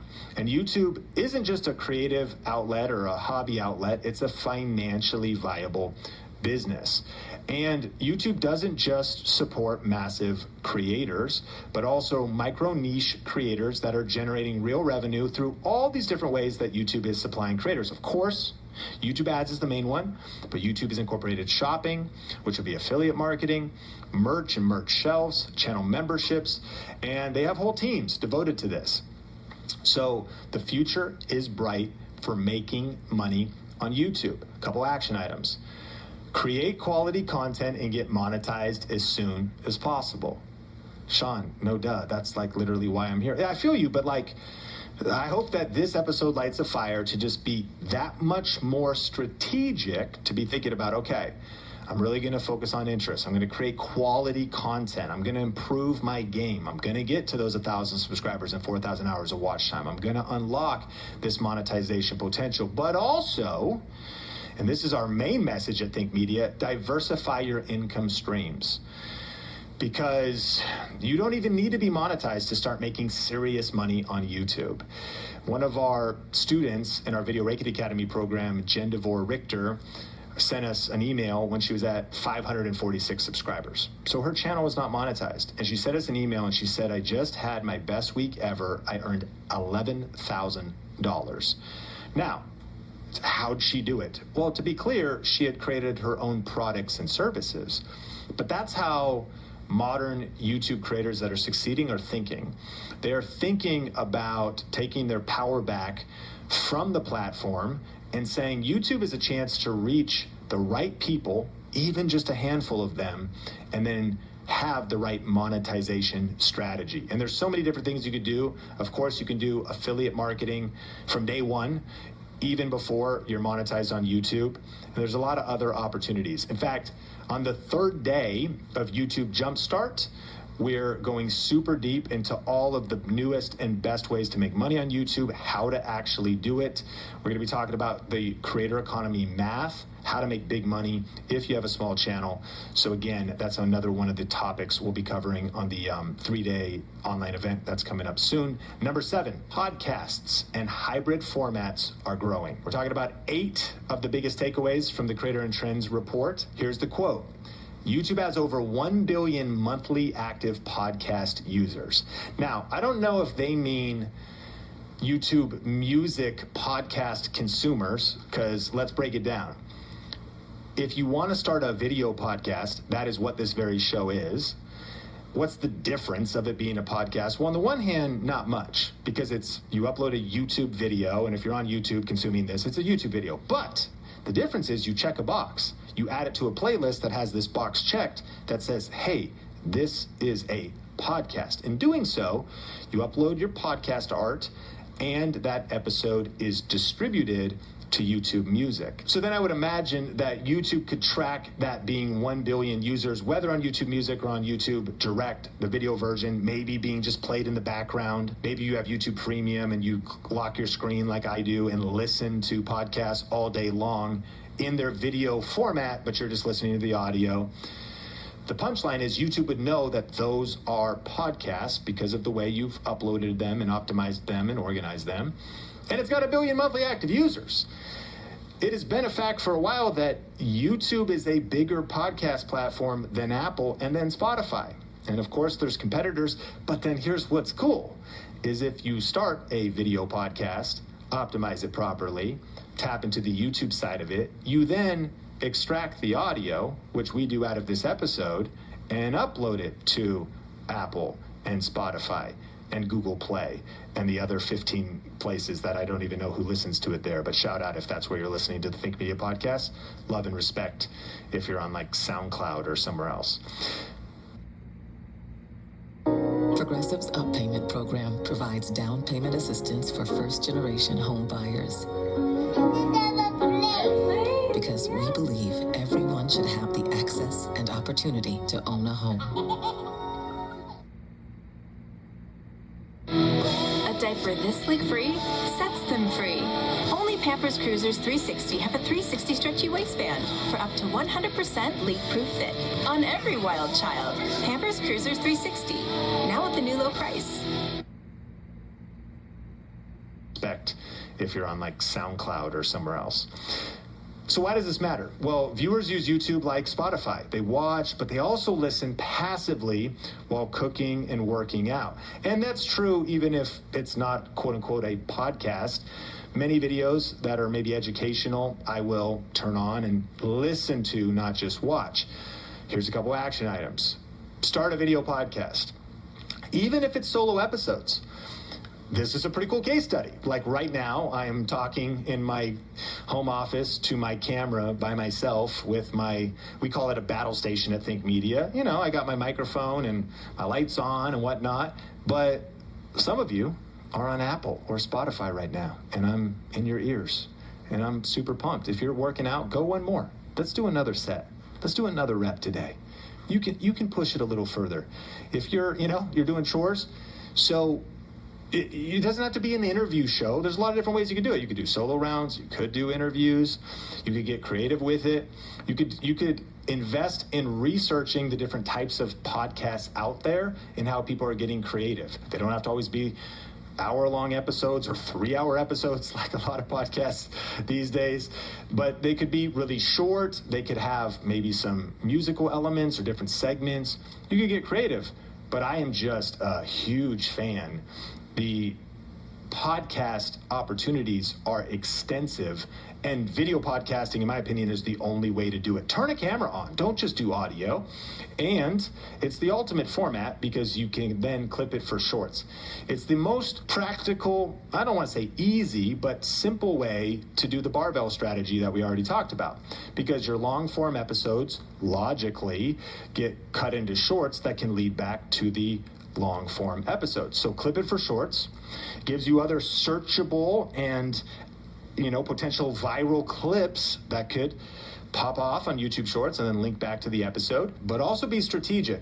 One of the questions I get a lot is, Sean, what even is a video podcast? Like, what's the difference? What does that mean? In my opinion, what that means is it means you're thoughtful about the audio consumption. So you want to optimize for audio optional consumption, meaning that there are certain videos that I will post even on the Think Media podcast channel that I will not post on audio. They're just like a separate upload because they're too visual, because they need to be seen.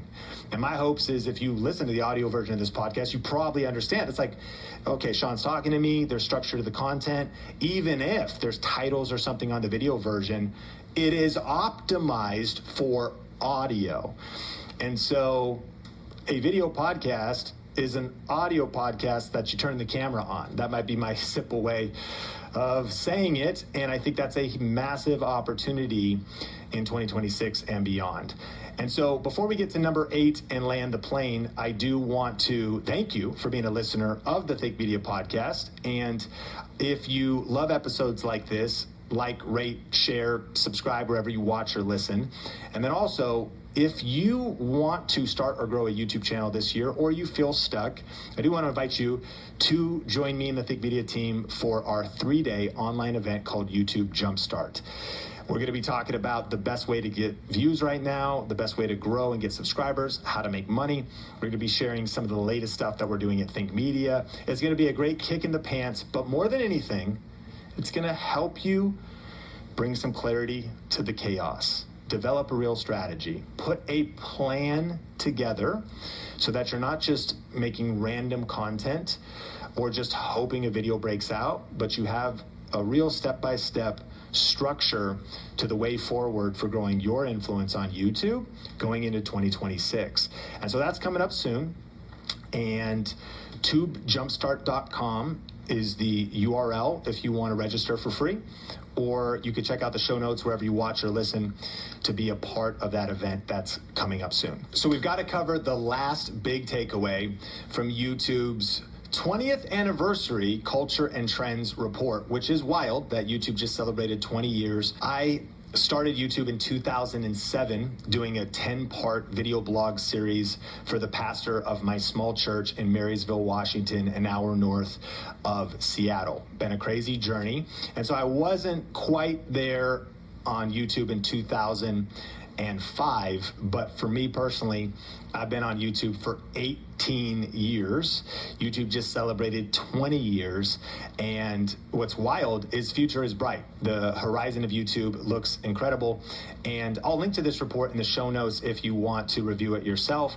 But this was my 8th and final big takeaway from this Culture and Trends report. And it's this: from creator to founder, your channel is a seed. Here's the quote: events like VidCon and companies like Complexity Media grew out of creator-led momentum. So they really identified a pattern and a formula that's been happening now over the last 20 years. Content, community, commerce. What does that mean? It means that it starts with creating some content. It starts simple with posting videos. What you want to do is save hundreds when Liberty Mutual customizes your car insurance. That's great, but can you ask your friend to stop digging into the green? I can ask, but he's not going to. Only pay for what you need. Liberty, liberty, liberty, liberty. Your home is your happy place until you come back to bad odors. Use Febreze plug-in. It has a microchip that alternates between 2 scents to fight odors and provide freshness for up to 50 days. Try Febreze Plug. Starts with creating some content. It starts simple with posting videos. Dreaming big, but starting small. Good content. Focus on content. Content that taps into an interest. Content that adds value to the conversation. Content that entertains or inspires or educates. So it starts with great content. And then what happens? It starts to form a community. A community starts to build around that channel. Subscribers and viewers and an audience. And even if that audience is small, you start to build a community. And then what happens? Opportunity for commerce, or really the opportunity to form a company. Now I know half our audience is like, you already have a business, an offer, you want to get lead sales. This is still relevant for you because you don't even know what other doors YouTube could open up. But it's kind of a conversation of order in some cases. And what we've seen in the last 20 years of YouTube is people were like, I just want to make videos. You know, I want to jump into the creator economy, start creating content, and then it turns into a company. So whichever way you start is okay, but the formula is great content, starts to form a community, and then you might form a company or have commerce around it. And so they gave a couple examples that the Vlogbrothers eventually created the event VidCon, which is still, I think, the #1 online video conference in the world.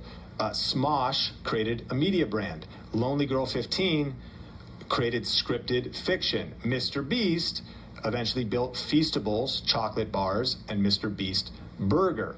It started with videos, it started with content, eventually it led to bigger brands, other businesses, and different ways of monetizing, and bigger than just YouTube ads, actually building companies and expanded brands and events. So there's a bunch of action items I have for you. The first is to think of YouTube as an incubator. We started talking about YouTube being your headquarters. So YouTube is like an incubator. You can test ideas. And if you're thinking as a visionary, the ideas you're testing, the cool thing is you can kind of practice in public or do small tests. There's a really good book I like. It's called Good to Great. And it talks about bullets and cannonballs. And in business, it talks about you don't necessarily want to risk all your savings or risk all your energy or your efforts by shooting cannonballs, like a huge amount of effort. But all the time, you should be shooting bullets, small amounts of effort, small tests. YouTube's a place to test things, test ideas, test concepts.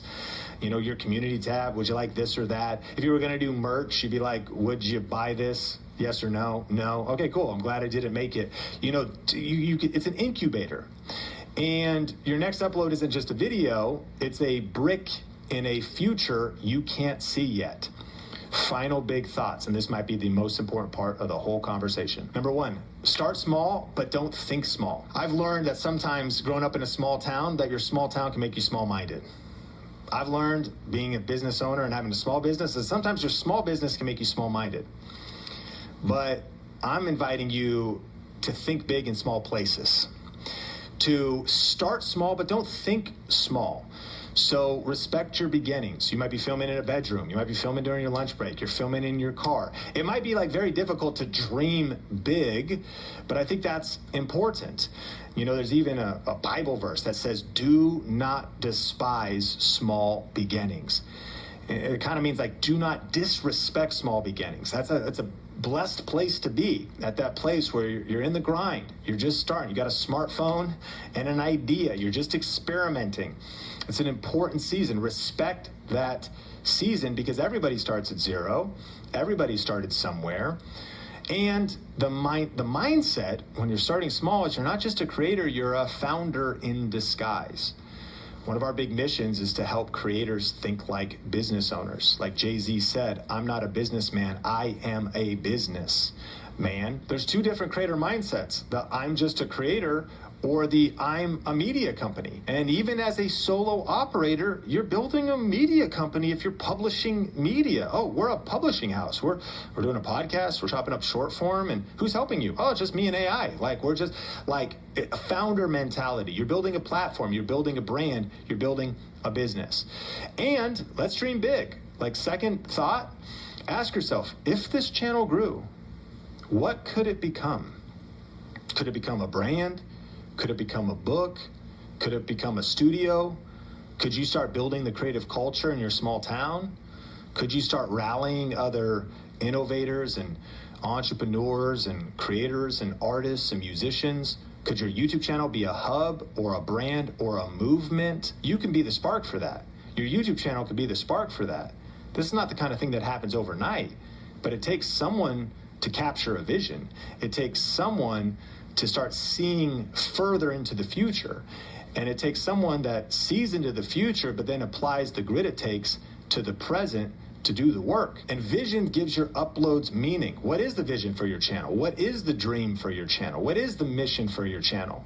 Sean, relax. I'm literally just trying to do tutorials of how to do barbecue. I think that's awesome. And I want to ask you to say, could you set a higher vision? Could you think about establishing a mission? Could you think about establishing values? Core values, the principles with which you're building your YouTube channel on. That's a creator who thinks differently. That's how a founder thinks. That's how a CEO creator thinks. And it attracts others who want to build it with you. We're talking about from creator to founder and the fact that your channel is a seed. And I've got two more thoughts for you. One is turn pro and act like a media company from day one. Stay consistent. Use your brand and your name intentionally. Document your journey, keep improving. And you don't need a team to act pro. You need a mindset of growth and ownership. There's a great book by Stephen Pressfield that's pretty famous in kind of the entrepreneur, artist, creative community. And it is about making the decision. It starts first really in your mind. I know that could be kind of, woo-woo, but it's like, it starts with thoughts. Let's think and grow rich. Well, that is where actions come from. It first starts with beliefs, and then it starts being thoughts, and then we take action on those thoughts. But mindset matters. And so when you click from your mindset that I'm going to stop dabbling, I'm going to start dominating, and I'm going to turn pro. Well, Sean, I got a full-time job. It doesn't mean you can't be a professional with the 5 hours a week that you're devoting to your YouTube channel and applying with another level of strategy, intentionality, care, craft to what it is you're doing on YouTube. So act like a media company, turn pro, and then lastly, your next video matters. You can't scale what you don't start. Your future is waiting for your next upload. Rome wasn't built in a day. It was built one upload at a time. And so I love dreaming big, but then the most important next step is that after this episode, we lock in. We take action. We schedule, we shoot, we edit, we post, and we keep posting one video at a time, because that's how you build influence on YouTube. When I was a kid, my dad lost his income. Hard work, public housing, and food stamps moved us into the middle class. So every time Trump hurts working people, I fight back. Raja for Senate, because underdogs fight harder. Hey, real quick, how would you find the answer in all this data? You get Sasvaya. Sasvaya. Cool. Here we go. The quickest way from a billion points of data to a point of view. Sasvaya.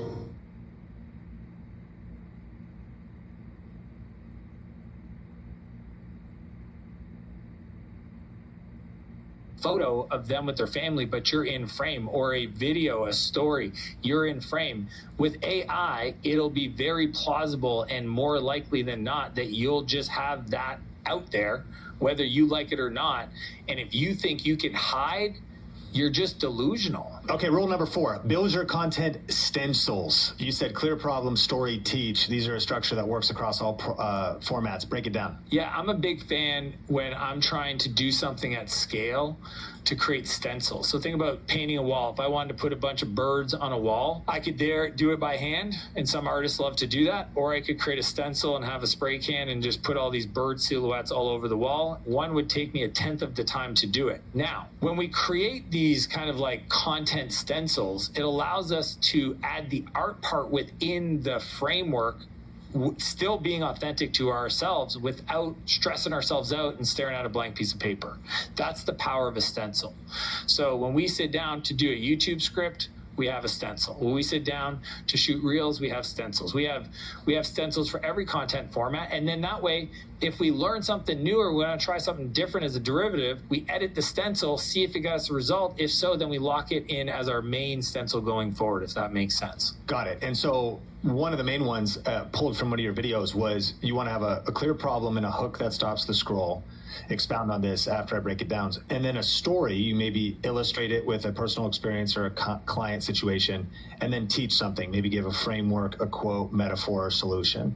So yeah, kind of like what's great, Sean, if people go back and listen to our conversation, I try to do it when I answer the question. I just did it with the stencils. Right? Sometimes a story is a metaphor. Metaphors are like stories, but they're quicker to tell, right? Or you want to say a quote, right? Like, why not you? Or,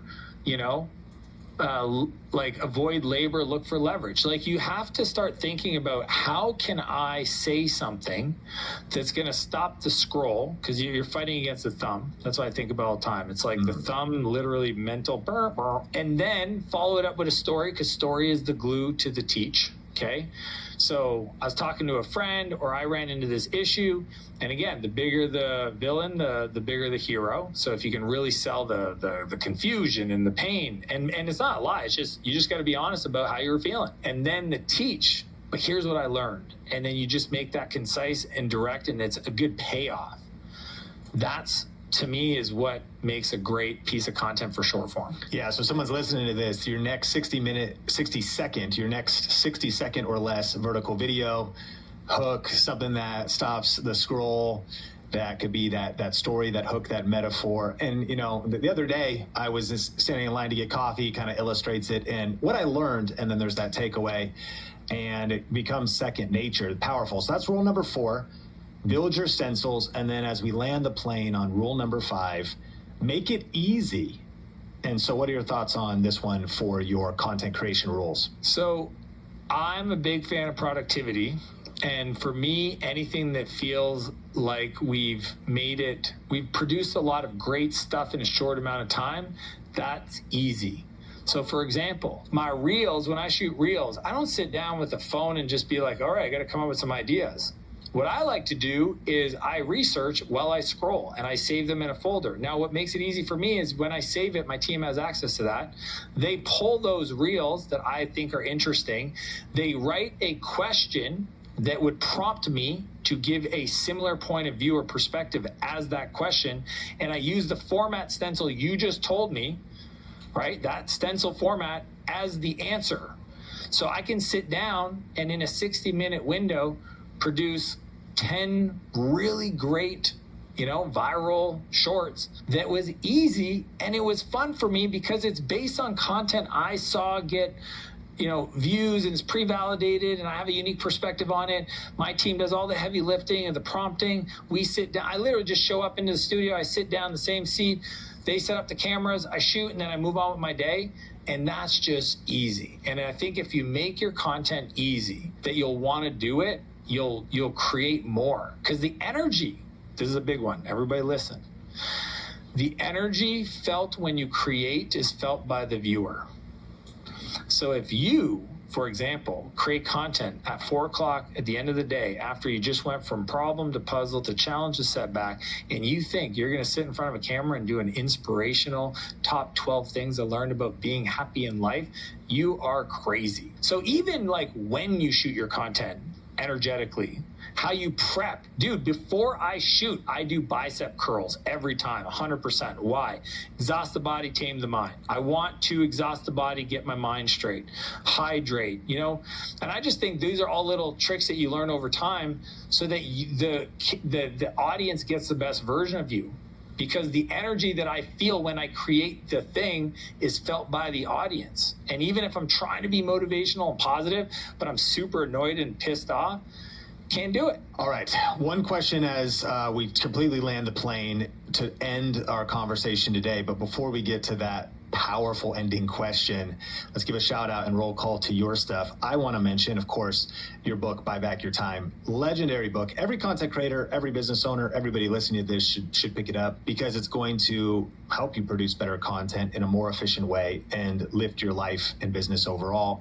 And we also have a whole conversation listeners could check out as well. So we'll make sure to link up your book. We'll make sure to link up that previous episode of the Think Media podcast where we had that conversation. But you got some cool stuff going on. And so your YouTube channel, maybe some websites, resources you've got, newsletter, let us know how we could go to a deeper level. I mean, anybody listening, I'm a big fan of chatting with people on Instagram. So if they go find me, Dan Martell, 2 L's on to Martell on Instagram, and just give me a follow, then I'll reach out. We'll have I want to give people everything I have. My philosophy in life, I want to die empty. Sean, I don't believe helping other people does anything but just support all of it. So if anybody's listening and they want to learn more about how I do the media stuff, I do coach entrepreneurs on the business side, but a lot of the business stuff that I coach is definitely using organic content to create audience because I just think it's one of the coolest ways to build trust and brand in this world. So Instagram is my favorite. Yeah. And then if anybody's listening and is actually an AI engineer, actually created custom software in the AI space and they want to potentially partner with me, just find me on danmartell.com/ventures and we'll see if there might be a fit there. But other than that, Instagram is my favorite because that's where I get to chat with people. Final question. Is it too late to start YouTube today?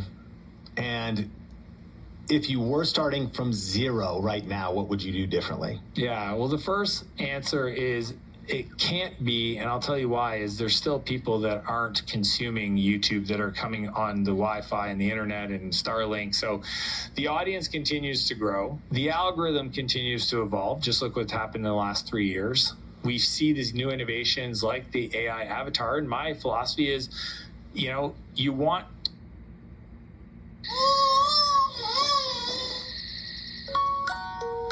Pampers Swaddlers keeps baby 3 times drier, so your baby stays comfortably dry all night long. Pampers Swaddlers, dry all night.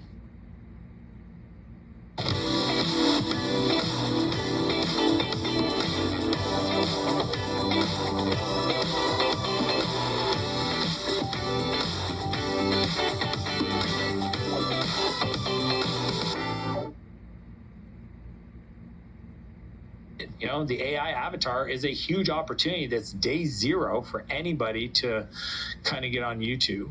So that's my answer to the first one. And what was the second part? If you were starting YouTube from zero today, what would you do differently if you were starting right now from zero? If I was starting from zero, what a fun question. It all depends what my goal would be. But I'll tell you, man, this AI avatar really messed with my brain.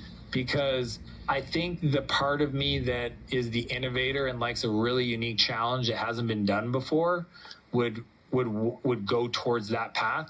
One of the reasons I started YouTube is because it freaked me out and I didn't want to do it, which for me is always the right path, right? It's kind of interesting to consider, but every time you've been scared, it's on the front end of the thing you want. So fear is technically the path always, if that makes sense. So the part of me that is scared of the AI avatar and didn't like it is almost a part of me that would say, if I was starting today, that's probably the path I'd want to take because it's the most foreign. So that's what I would suggest. That's interesting. That's because it's unique, it's new. Let's say, I know we're at time here, but you do want to be on camera. Yeah. But it's 2025. You're Dan Martell, but nobody knows you. No followers on Instagram, no followers. You've done your business thing, but now you're ready to flip the switch and go personal brand like many people listening to this are considering doing. Just your first thoughts, your first couple moves. You're at zero. What are you doing? First thing is I hire somebody to be my co-creator on the video editing side. I think that part should not... That's because it's already hard enough, right? So find somebody, align incentives, and then really study the art, man. It's like, go watch all the Mr. Beast videos, understand what he was saying, and just allow yourself to create. I think that's why we're born. Just because I want to create more doesn't mean I don't appreciate what I got. And I think that your desire to want to help other people with what you've got, who's shown up in your life and the things you've learned is beautiful. And I know 2025 and there's a lot of people doing YouTube, but the truth is a lot of people don't stick to it either. So I'm zero worried. I think competition, winners win and losers will give up, and winners have lost more than a loser ever will. That's by definition why they're a winner, and anybody can win if they're willing to just never give up. Dan Martell, appreciate you. Thanks for coming on the podcast. Well, I've got to say, that was one of my favorite Think Media podcast episodes of all time. And if you're watching on YouTube, I'd love to hear your biggest takeaways and feedback in the comments. If you're listening on audio, it always means the world if you leave a review, give us a rating. And hey, by the way, if you want to take your YouTube game to another level, we're actually doing a really cool 3-day event that's entirely free called YouTube Jumpstart. If you go to tubejumpstart.com or just click the link in the show notes, you can register to join myself and the Think Media team live or catch the limited replays. And they are truly limited. We're doing this event. We're going deep with 5 tactical sessions talking about your niche, your positioning, how to brand yourself to stand out, talking about some of the strategies that most creators don't know about that are generating big views on YouTube right now, and talking about the deeper monetization strategies that don't actually require a huge following or a lot of views to make big money. If you're interested in being a part of the YouTube Jumpstart event, you can go to tubejumpstart.com, or again, just click the link in the show notes and take advantage of all the other stuff that Dan mentioned in the episode. One of my favorite books is Turning Pro by Steven Pressfield. We talked about that. That'll be linked down there. If you want to grab a free copy of YouTube Secrets, the 2nd edition, that'll be down there, as well as everything else that we talk about. I want to say thank you for being a part of this episode. This is the Think Media Podcast. My name is Sean Cannell, your guide to building a profitable YouTube channel, and I will catch you in a future episode.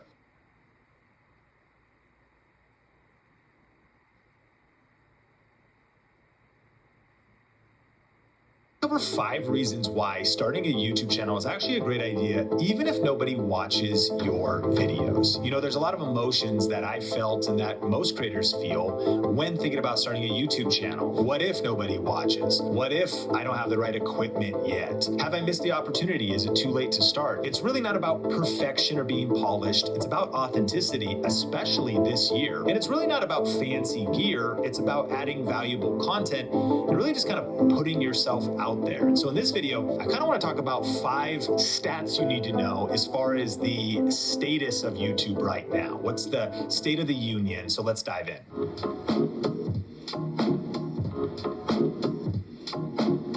First, why 2025 is the perfect time to start YouTube from a statistics perspective. Here's number 1. YouTube is evolving into the all-in-one platform for creators. So if you're thinking about starting a YouTube channel, and we'll get to why, even if nobody watches, that's a great idea. The cool thing about YouTube is it's like your one-stop shop right now for all the different types of content. YouTube started with long-form videos, what we think of as traditional videos, but these days you can upload vertical videos, now up to 3 minutes, YouTube Shorts. YouTube is now a major podcasting platform. This technically is a video podcast. So as I record this, there's the video version, but it goes out on all the audio platforms as well and on YouTube Music.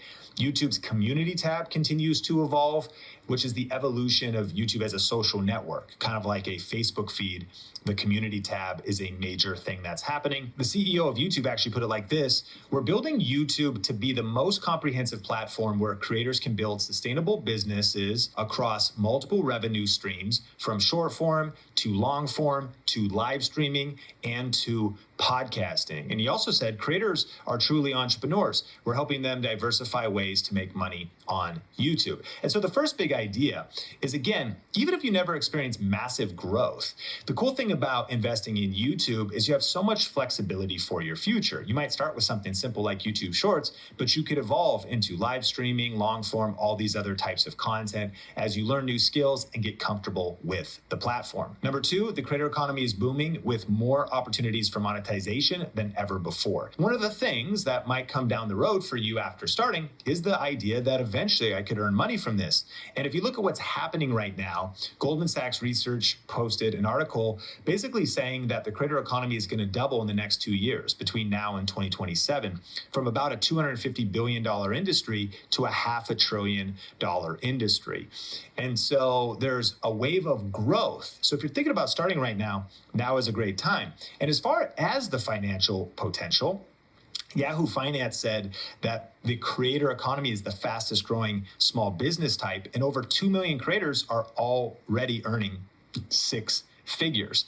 And so there is a growth wave, so now's a good time to get in. Number 3, video content is dominating online consumption. Now, this has been true for a while, but video remains king. Now, think about how much online video do you consume a day? If you watch the YouTube version of the podcast, I would love to know in the comments.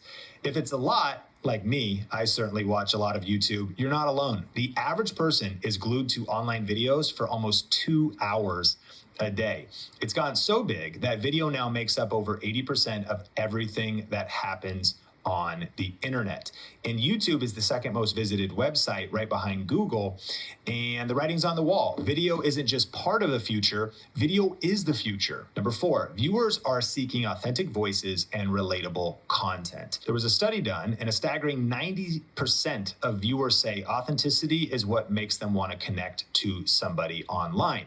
So the days of perfect, polished, overproduced videos are kind of coming to an end. Now, there's always going to be a place on YouTube for that. There's a massive wave right now to show up with raw and authentic content. And then number 5, YouTube's algorithm is increasingly supporting new creators. Let me ask you a question. Have you noticed more small channels, new channels, videos that have 20 views, 44 views, channels, if you click through, that have 20 subscribers, 200 subscribers being recommended to you? You know, most creators like myself are reporting that they are seeing a mix of not just the big channels and not even just the stuff that they're clicking on. Of course, the algorithm is personalized to you, but that small creators are actively being promoted on YouTube. Again, if you watch the YouTube version of the podcast, let me know in the comments if you've noticed this. Here's the thing. YouTube has a dedicated team to helping new, upcoming, and small creators win. And this isn't just because they're such incredible, loving people that just really want altruistically to help creators. It's also because YouTube's a business, and the way they make money is by good content getting promoted across the platform that is watched by people so they can sell ads. And the way they also make money is by not just the previous generation of creators or the middle generation of creators, but by constantly giving an opportunity for new creators to come up on the platform. And I'm talking creators of all ages, just new people to upstart. One of the biggest waves right now is people in their 40s, 50s, 60s, 70s starting channels with wisdom, with life experience, and they are getting recommended with what's called kind of YouTube easy mode, which is this ability to film simple videos with your phone in your car, but to do them strategically and to understand titles and the algorithm. Bottom line is there's a big opportunity. And this is a game changer because ultimately YouTube understands that every successful creator starts somewhere and they need to keep the future of the YouTube economy going. So starting a brand new channel right now has a lot of opportunities tied to it. So now that we understand why it's prime time to start a YouTube channel this year, let's dive into something that's even cooler. And that is the benefits of starting a channel even if you don't get a lot of views or you go viral, especially at the start. I mean, it's important to know YouTube is a marathon and not a sprint. So having realistic expectations is a topic I don't think enough people talk about. But what's wild is there's actually so many benefits to how YouTube can improve your life even if you don't go viral. Every day you want to start your YouTube channel is another day of missed opportunities and untapped potential. Here's the truth. YouTube reaches more 18 to 49-year-olds than all the cable networks combined. The opportunity is massive, and the Think Media team and I want to help you seize it. I'm excited to announce our YouTube 1K Challenge, a free 5-day event that will give you the exact blueprint to start and grow your YouTube channel in 2025. Whether you're an entrepreneur, business owner, or somebody ready to grow their personal brand, this challenge is your roadmap to success. To register, just go to tube1kchallenge.com. We're going to be doing one training session a day for 5 days, and you're going to learn how to get your first 1,000 subscribers and start earning real income. Insider strategies that make viewers want to click on your videos and keep watching. Multiple different ways to earn money from your YouTube channel, even if you have a small audience, and how to build an authentic personal brand that truly connects with people. But it gets even better. We are giving away prizes every single day of the challenge. You could win professional microphones, lighting kits, and premium content creation software. And during this challenge, you're getting access to the exact training that we offer in our $4,000 coaching program, but you're getting it completely for free, and you can start with just your smartphone. So if you're ready to turn 2025 into your YouTube breakthrough year, go to tube1kchallenge.com to register. That's tube1kchallenge.com, or click the link in the show notes or YouTube description to register for our upcoming challenge.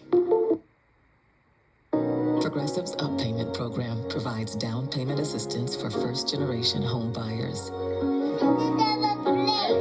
Because we believe everyone should have the access and opportunity to own a home.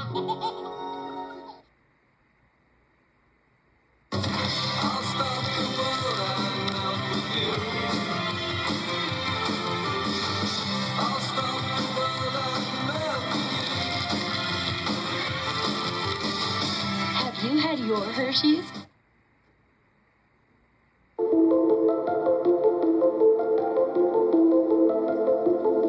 So let's talk about the 5 life-changing benefits of starting a YouTube channel. Number 1, transform from a consumer to a creator.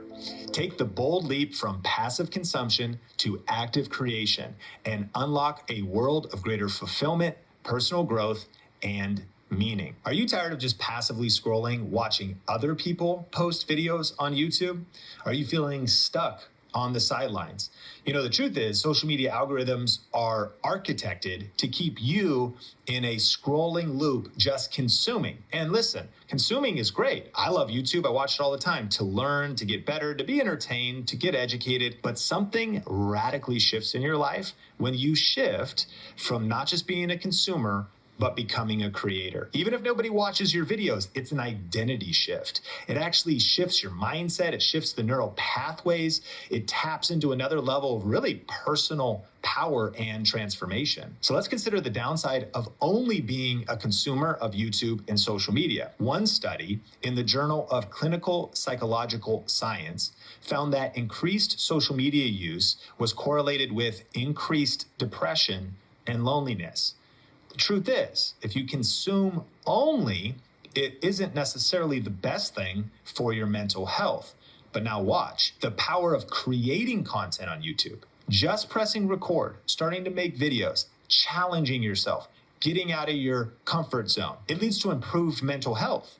One study found that 45 minutes of creative activity significantly lowered cortisol levels, a key stress hormone. A 2024 study in the News Medical found that people who engaged in arts and crafts reported higher levels of happiness and life satisfaction. So if you go into creating content on YouTube with the intent to just express yourself, challenge yourself, be artistic, learn some new skills, compile a video, put some things together, it can lead to higher levels of happiness and life satisfaction, especially if you don't tie your worth to views, but you see it as an opportunity to not just be a consumer, but to be a creator. But it goes deeper. Enhanced cognitive function. Creating content is actually a workout for your brain. Engaging in creative activities can improve cognitive skills like problem solving, memory, and attention. And research suggests that creativity can stimulate neuroplasticity, the brain's ability to change and adapt, leading to improved cognitive function. And so you can't score a goal if you're just sitting on the bench. And there's something about getting off the bench, starting to create content, and not just moving from being a consumer only, but being a creator. But what if this year you created more than you consumed? What a radical shift. You're like completely going the opposite of the majority and of what most people in the world do. Again, I love consuming content and I love YouTube, but I want to challenge you, even if nobody watches your videos, especially at first, it's life-changing to step into the identity of being a creator. Number 2, building your digital legacy. Documenting your memories and stories on YouTube allows you to create a time capsule that shares life lessons with future generations. So imagine if you could go back and watch a video of your grandparents or your great-great-grandparents sharing their stories, sharing their wisdom, maybe great-grandpa and great-grandma interacting, talking about their marriage, talking about the challenges and the things they survived, the trauma they went through, the things they overcame. What could you learn? How valuable would that be to you? How much would you pay to get access to that footage or those videos if they existed? One of the reasons to start a YouTube channel, I believe, is to document your digital legacy. To think about this could turn into a lot of cool things, and we'll talk about that more in a future episode. But what if I'm able to just look back at how I've grown, how I've changed? Kind of like a video journal, a catalog of my thought leadership professionally, vlog-wise, the different types of content I'm putting out there. Where this one really hit me hard was ever since I became a father, now of a 4-year-old and 2-year-old boy, I really started to think about legacy. And I started to think about, God forbid, if I was to pass away this year, if I was to, tragically, it's not my desire, kind of morbid, but possible. There's a level of peace that I have when I think about the opportunity I have to continue fathering my kids. Of course, nothing substitute being present, but how many videos could they watch about my values, my vision, who I am, what I've shared, what I stand for, and what could they glean from that material? Well, if I never pressed record and started posting content, I wouldn't have that digital legacy for the now generation, for the next generation. And so there's something about just putting yourself out there, starting to create content, preserving memories and stories. It allows you to capture not just photos, but your voice, your personality. And sometimes I think, you have a bunch of videos on your phone. What are you going to do with those? You're going to, are you going to go look back? How do you say? I hope you're keeping your digital life organized. I know that I'm not. And maybe you're doing a good job at that, but something about putting it on YouTube it's easy to search and find. I look back at old videos I posted and I'm like, this is cool. They're easily shareable. It's creating a time capsule, right? You're capturing your experiences and your perspectives. There's even a creative idea that Mr. Beast did early on where he would also upload a video and schedule upload it. So you start a YouTube channel. Do you know you could schedule upload a video right now for 3 years from now and talk to yourself? Like, hey, this is Sean from the past. I just want to say, here's where I'm at. This is what I was going through. This is what I was thinking. And then he staggered those. It's kind of a cool story that you could start a YouTube channel and document a moment in time to give yourself perspective in the future. And you can share life lessons, offer guidance. It's just a cool way to build your digital legacy. Number 3, accelerate your personal growth. Deciding to post content on YouTube is like taking the fast track to learning new skills, building your confidence, and becoming the best version of yourself. So Warren Buffett, considered one of the greatest investors of all time, said this: the one easy way to become worth 50% more than you are now, at least. So what are you worth now? How much do you get paid at your job? How much are you earning at your last job? How much do you think you could earn per hour, or what would your salary be? This is what Warren Buffett said. The one easy way to become worth 50% more than you are now, at least, is to hone your communication skills, both written and verbal. I promise you this: if you start a YouTube channel and you commit to posting content, and you commit to writing the best titles you can and learning the best practices about YouTube, learning how the internet works, search engine optimization, you're going to be learning writing scripts. You're going to be learning written and verbal communication skills just because of putting yourself out there on YouTube. Just the challenge of doing it. Even if you feel awkward, you don't like how you sound, and you're self-critical, every video you upload is an opportunity to get better at critical skills. Warren Buffett also said, if you can't communicate and talk to other people and get your ideas across, you're giving up your potential. And there's a lot of people who could get a lot better at this. Your ability to express yourself in relationships, your ability to communicate in meetings, as stakes grow higher, if you get elevated and go to the next level in your career. The ability to communicate your ideas, structure how you communicate. Creating YouTube content forces you to learn that stuff. It pushes you to articulate your thoughts and your ideas effectively, both in writing and in camera.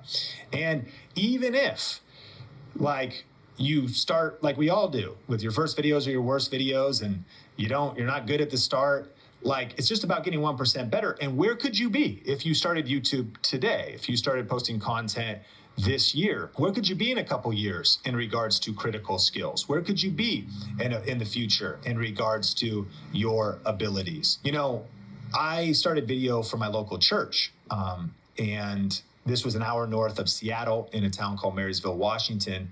And I started volunteering at a youth ministry that had like under 10 kids in it.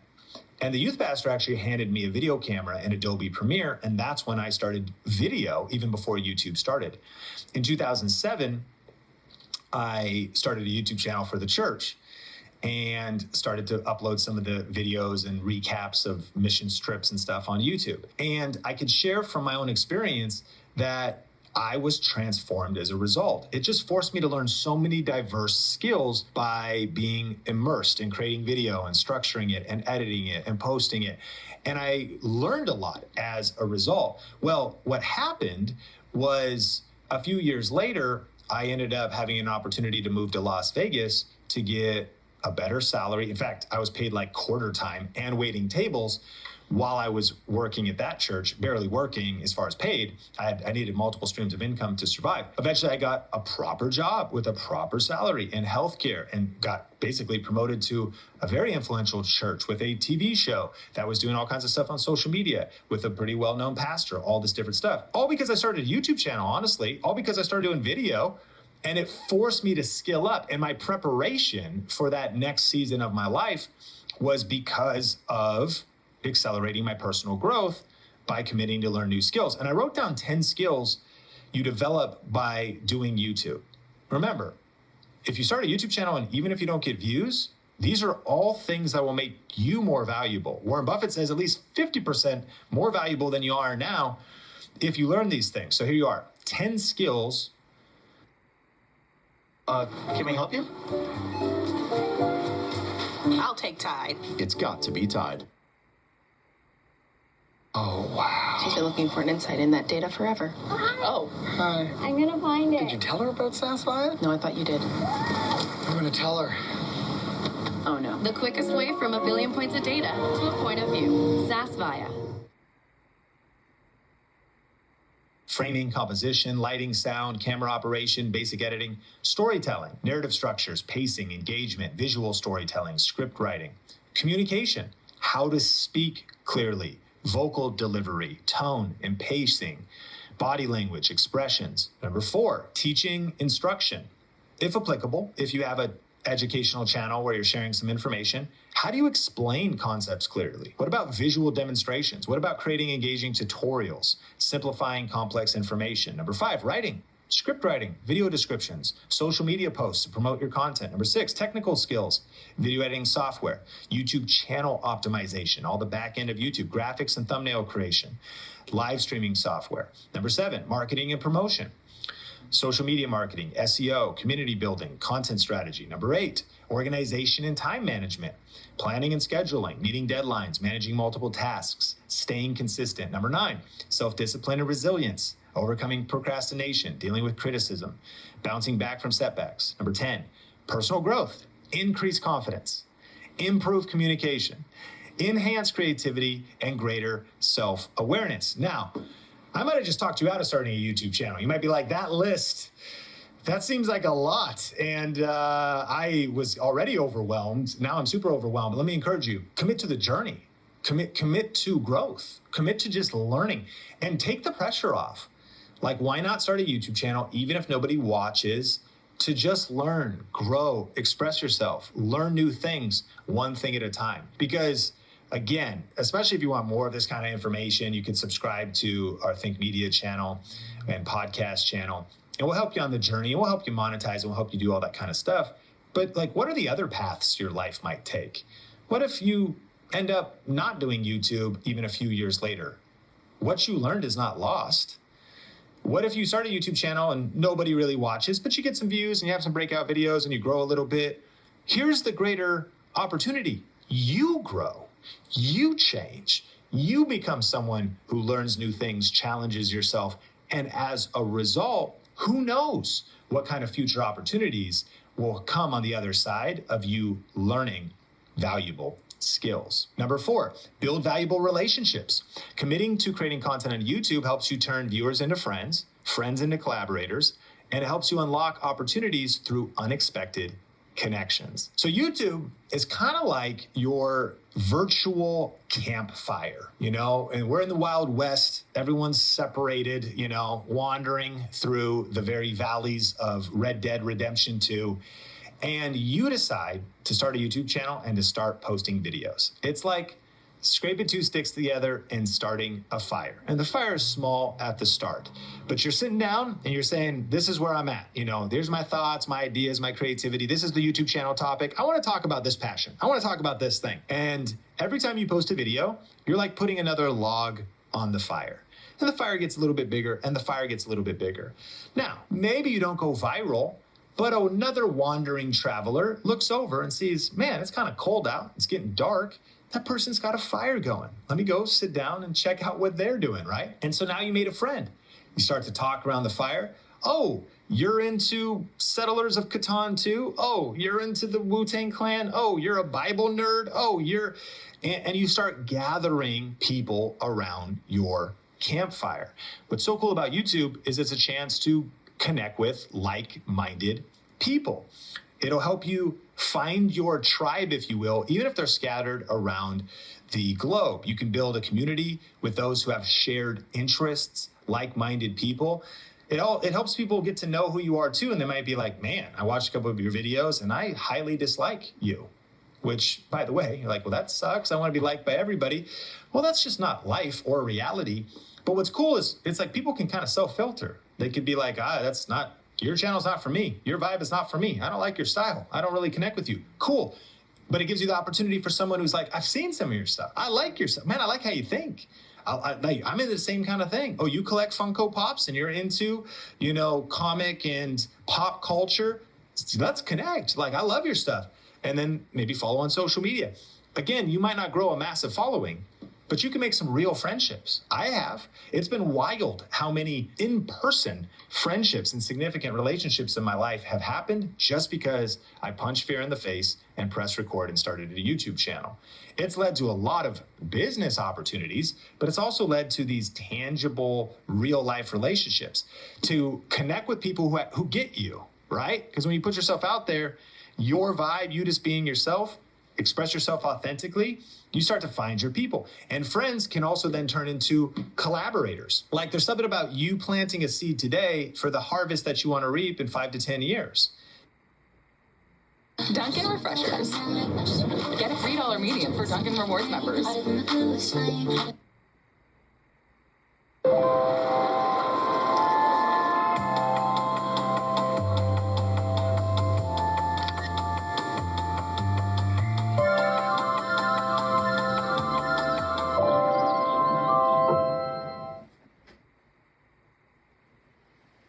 That you want to reap in 5 to 10 years. Meaning you starting a YouTube channel today might lead to a friendship that becomes a collaborator, that becomes a business partner, that becomes a podcast co-host, that becomes somebody. Like, you don't know what's going to happen in 4 or 5 years, but if you do nothing, nothing will happen. But if you do something, something could happen. You start a channel. You don't know. You're just like, man, maybe I'll just connect with I'm just going to start a campfire. And that's how Rome was built. Before Rome had all the roads and all the cities and all the areas of town and all the different, that's how every city was built by a campfire at first. A couple people were like, hey, right now I'm filming near Seattle. At one point there was no Seattle, but some settlers came in, some people arrived. What do? Built a campfire, built a few huts around that, built a few more, started to gather and build a town and then a city. And then a mega city and so who knows what it's going to turn into, but it all starts with just posting your first video and then posting one video at a time to start connecting with other people. Number 5, make a meaningful impact, even if it's only on one person. Starting a YouTube channel gives you the power to make a difference in someone's life, even if it's only one person who watches your videos. So what if you could change one person's life? What if you posting a video gave someone the courage to not give up and to fight another day? What if you sharing your story could give somebody the courage to leave a toxic relationship or make a meaningful move in their life that changes their future forever? Sounds kind of deep, but that's literally the power that we have with this incredible platform called YouTube. And why everybody's chasing viral, I think we sometimes underestimate the opportunity to make a difference in just one person's life. Like, if you starting YouTube, by the way, with all the benefits we've already covered, but then as a result, some of your videos started to reach a few people. And videos reach people at different levels. Like, some people click on it, they don't finish watching, and some people might be like, that was, gave me some things to think about. But you never know how your story, your experience, the hardships you've been through, the difficulties you've been through, the problems you've solved, the things you've overcame, the God-given gifts you have for being funny or sarcastic or bringing some comedic relief in a world where people need encouragement and to be able to relax a little bit every day, which is how much craziness there is in the world. So whether it's education or entertainment, YouTube gives you the opportunity to impact someone's life. And would it be worth it to you to just change one life? What if you could change 10 lives? Like, who could be waiting for you to show up and take your dreams seriously and to start posting videos? And would it be worth it, even if you didn't go viral or you never got monetized, but you were able to start a ripple effect of courage or change in the world? This ripple effect of courage is real. Brené Brown has done a lot of research on vulnerability, and she says that vulnerability is the birthplace of courage, connection, and creativity. It just shows how we need each other in this world. Like, there needs to be a ripple effect where, like, what you do and what I do and what we all do, it influences each other. There's an effect. And so if we want connection and we want more courage and we want more creativity, you have a contribution to make to that. Sometimes you can fall into the myth that your life is meaningless or that you don't have a purpose or a chance to make a difference. I think some people might overhype, like we're all going to be viral stars on the internet.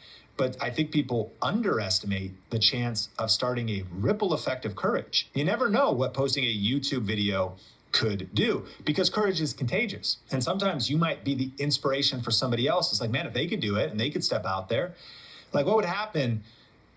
Like it only takes one person in a family to make a bold move and to start living different than maybe previous generations did, and to change things for your kids, for your spouse, for future generations. Like when one person steps up and makes a bold move to say, I'm going to be courageous.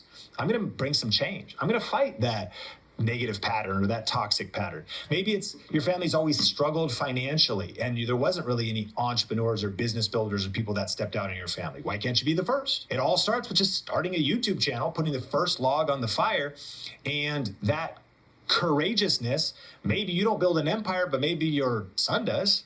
Maybe their son does, because granddad took a step of courage. So number 5 is make a meaningful impact. And I think one of the most powerful concepts of this is the power of one. People underestimate the power of one.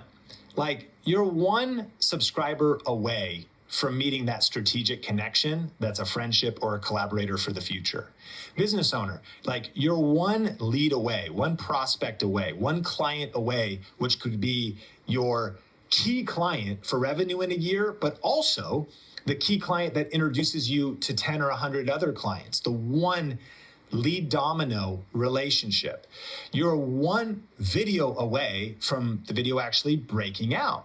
Maybe you post 33 videos, but video 34 is the power of one. You've been being consistent, growing your skills, but all of a sudden one video breaks out. This is happening all the time on the internet, right? The power of one viral video. The power of one is a real thing. And so I think when we stop chasing viral, the big idea of this episode is the internal change that happens when we start a YouTube channel. But one video might be something you kind of process and you write down and you script it out, you post it on YouTube, but it turns into a book idea for the future because you didn't know how it was going to resonate. And it was like, I didn't think it was that big a deal. But then that was the one video people started commenting on.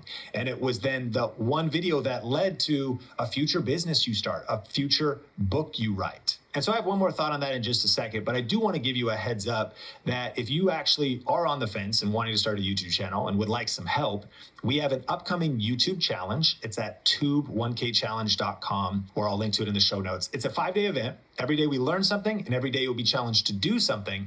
And it's all about getting your first or next 1,000 subscribers. So how do you start? How do you get your mind right? What are the practical things? What are some of the new strategies for getting views? This is something we only do a couple times a year. And so if you'd like some help for free, plus we also give away gear and software. It's a pretty cool event that the entire Think Media team rallies around. It's online, it's free. And so check out the show notes or go to tube1kchallenge.com. But let me leave you with this. We've covered a lot of the benefits of starting a YouTube channel, even if you never go viral.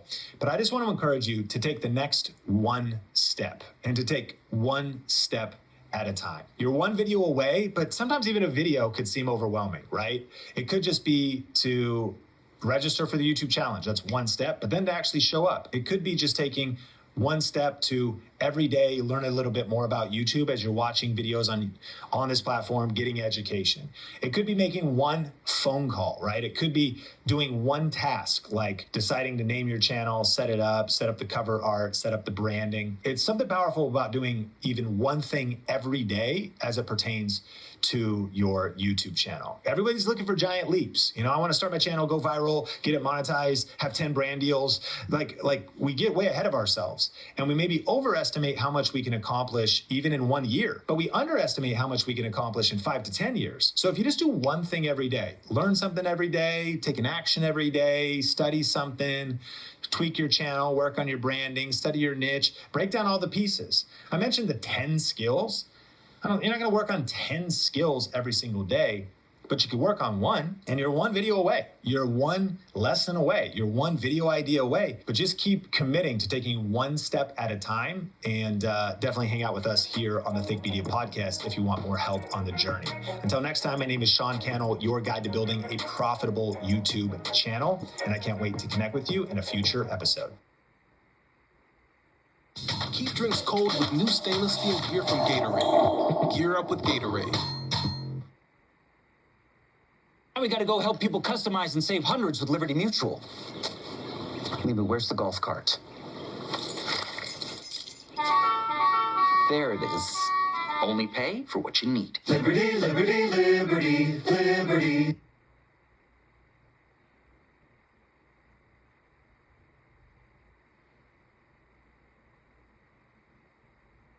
Being thoughtful that like this is leading to something, that there is a aha moment, there's a so what to this.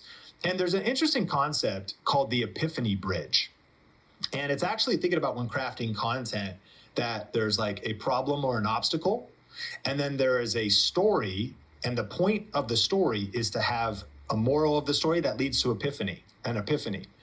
And then as a result, the story helps someone overcome a limiting belief, overcome that obstacle, and arrive at a new destination. I hope that you experienced that multiple times on this podcast. That's like, maybe I thought it was too late to start YouTube. And then I'll share with you a story about creators that are starting in the last 6 months, and they are starting new channels and having success. And that might be an epiphany that like, it's not too late to start YouTube. And so there's an aha moment, there's a takeaway, or the new stats that are happening. So you're just structuring your video. Number 5, what's the takeaway behind this information?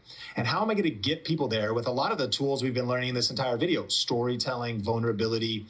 What epiphanies could I create on the journey along the way? Now, I've got one more insight to share with you, but I did want to give you a heads up that if you have not heard, our next free 5-day YouTube challenge is coming up soon, or it might already be happening right now, and you can check it out at tube1kchallenge.com. Whether you jump in partway through or whether you just register for the waiting list for the next one, our free YouTube challenges are incredible. People love them. It's all about how to get your first or next 1,000 subscribers.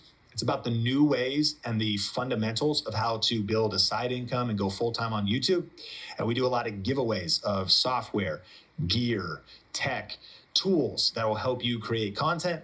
And every single day we learn something, and every single day we have application. We are challenged to do something. The reason it's called a 5-day challenge is because it's going to be challenging you to define your niche and your topic better, or for the first time, challenging you to come up with better video ideas, structure and outline those videos, and even film a video. So whether you're already started on YouTube and maybe you're feeling stuck, or whether you've been on the fence and you're like, now's my time, 2025 is my year, go to tube1kchallenge.com to register for free, or check out the link in the show notes and you can be a part of our next challenge. Okay, here's our bonus point.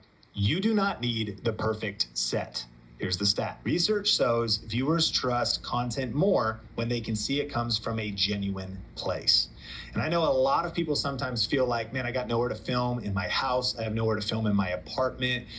And it's always like making excuses. Like one day when I'm able to clean up that YouTube background or buy that stuff on Amazon, or one day when I get that garage studio built that I want, or one day when my kitchen or my bedroom's cleaner. Listen, press record now. Research shows people just want to see the genuine. It's okay to film if your house is messy. If you're a parent like me, I got a 2-year-old and a 4-year-old, it is perpetual chaos in my house. And so the application is film in your actual environment instead of creating the perfect backdrop. Let viewers see where you really work and create, which I think ties into the theme of this first part of the 3-part series we are doing on the What We Watch 2.0 report, which, by the way, if you want to check this out, it's totally free. I'll link to Google, aka YouTube's report, so you can read it for yourself, and that'll be in the show notes. I'll also link to the 1K challenge if you want to register, and that'll be in the show notes as well.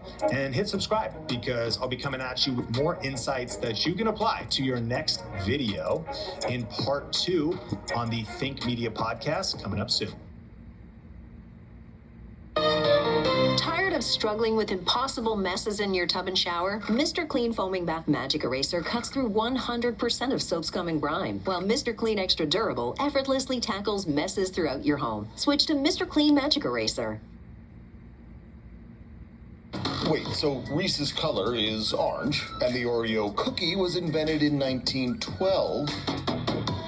This one's been in the vault waiting for its moment. Reese's Oreo. The biggest drop since, well...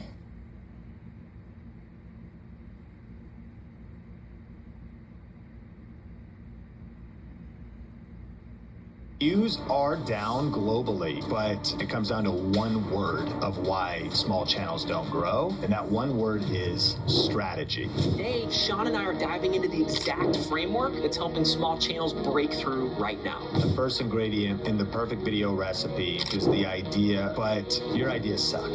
You want to be capturing a lot of ideas to narrow down to one strong idea. Ingredient number 2 of the perfect video recipe is the hook. There's an interesting thing that you can learn that could help YouTube videos about how James Bond movies open. Let's talk about the content. That's ingredient number 3, and then the which is ingredient number 4. So, welcome to the Think Media Podcast, the #1 show bringing you unfiltered YouTube tips for building a profitable channel. I'm Nathan S. Wine, one of the coaches here at Think Media, and today, Sean and I are diving into this framework that's helping small channels break through right now. Like, no joke, I'm watching it happen in real time with our students just about every week, and I wanted to bring it to you right here ASAP and go through this with Sean because your next upload could be the one that changes everything. Man, I know that sounds hard to believe, but as a coach, just take it from me. I'm seeing creators who've been stuck at the 20 view count level get hundreds. I'm seeing creators stuck at the hundreds of view count level get thousands,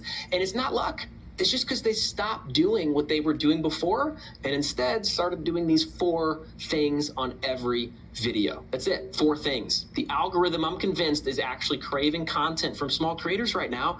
You just need to know what it's looking for. So, Sean, I want to dive deep into this framework because I believe this is the blueprint small channels need right now. So let's fight for these creators. You in? I'm in. Let's do it. Okay, cutting right to the chase.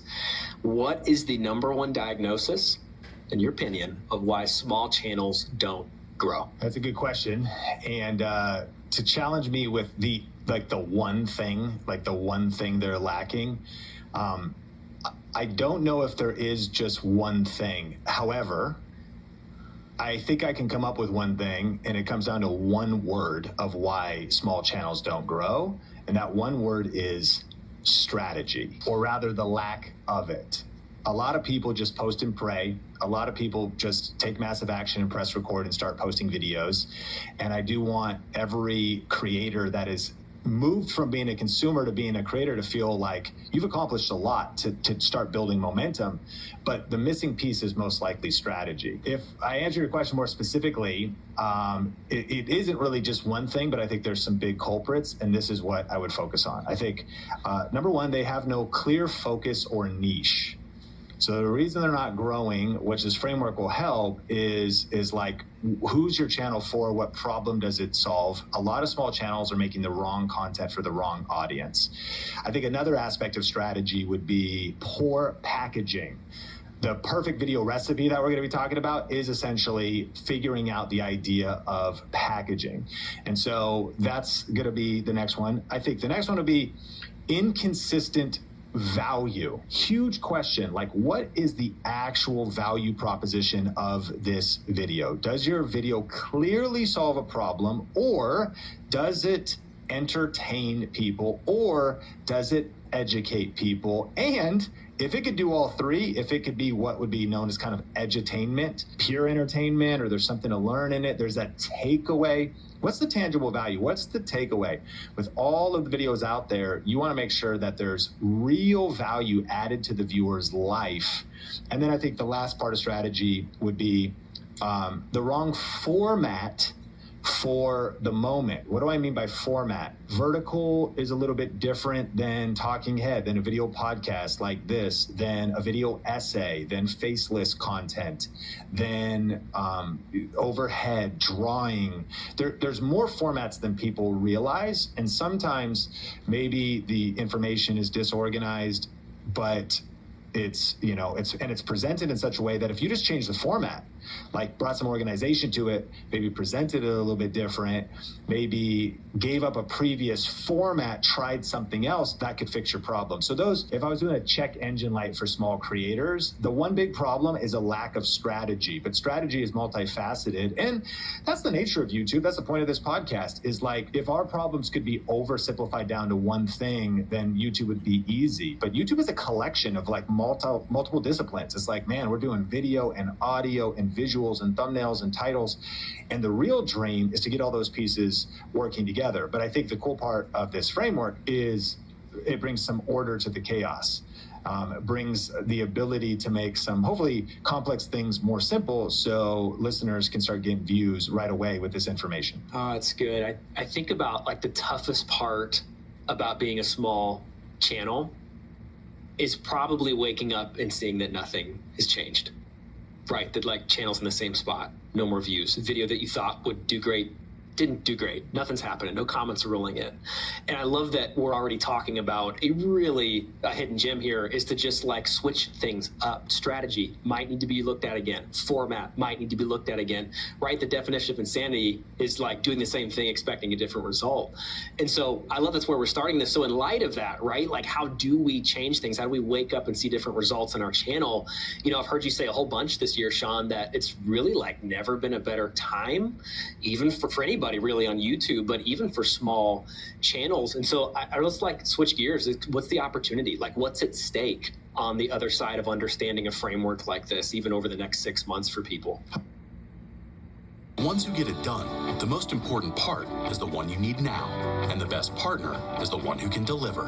That's why millions of maintenance and repair pros trust Grainger, because we have professional-grade supplies for every industry, even hard-to-find products, and we have same-day pickup and next-day delivery on most orders. But most importantly, we have an unwavering commitment to help keep you up and running. Call, click Grainger.com, or just stop by. Grainger, for the ones who get it done. Okay, so what's the opportunity on YouTube right now? I mean, there is huge opportunities and huge challenges facing creators. I think if you think about the challenges, there's more competition than ever before. Views are down globally. Neil Patel, who was recently on the Think Media podcast, talked about that.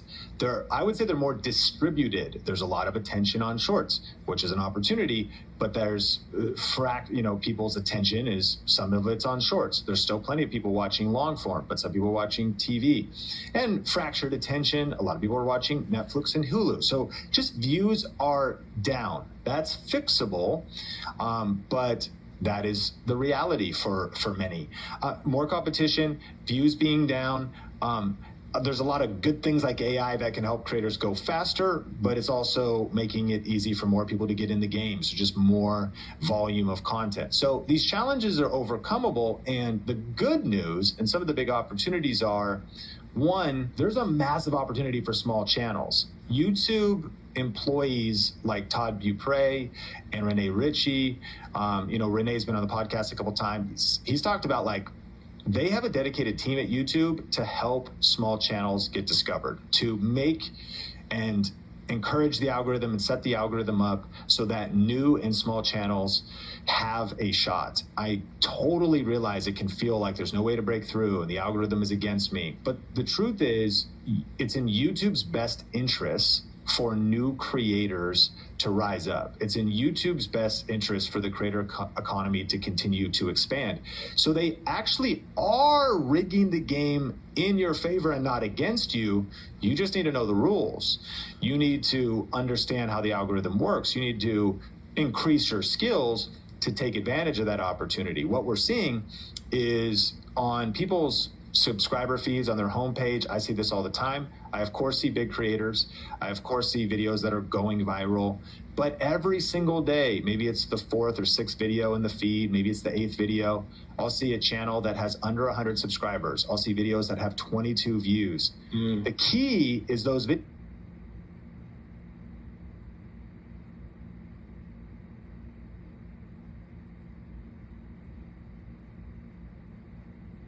are about subject matter that I have expressed interest in. I'm talking as a viewer now, and it's YouTube giving some impressions and giving a shot to new and up and coming creators. That's a real thing. The other big idea as far as opportunity is that a lot of people have articulated that we have moved away from the era of social media and we've moved into the era of interest media, and that subscribers don't matter anymore, quote unquote. What that means is that brand new channels are having breakout videos if they craft content that knows how to leverage the algorithm. And that's what this framework will do. I know we're going to get there, but it's like this idea of, I'm sure small creators can be frustrated. Like, why did this new channel who's only posted 3 videos and their third video got 33,000 views, but I've posted 300 videos and they're all stuck at 30 views?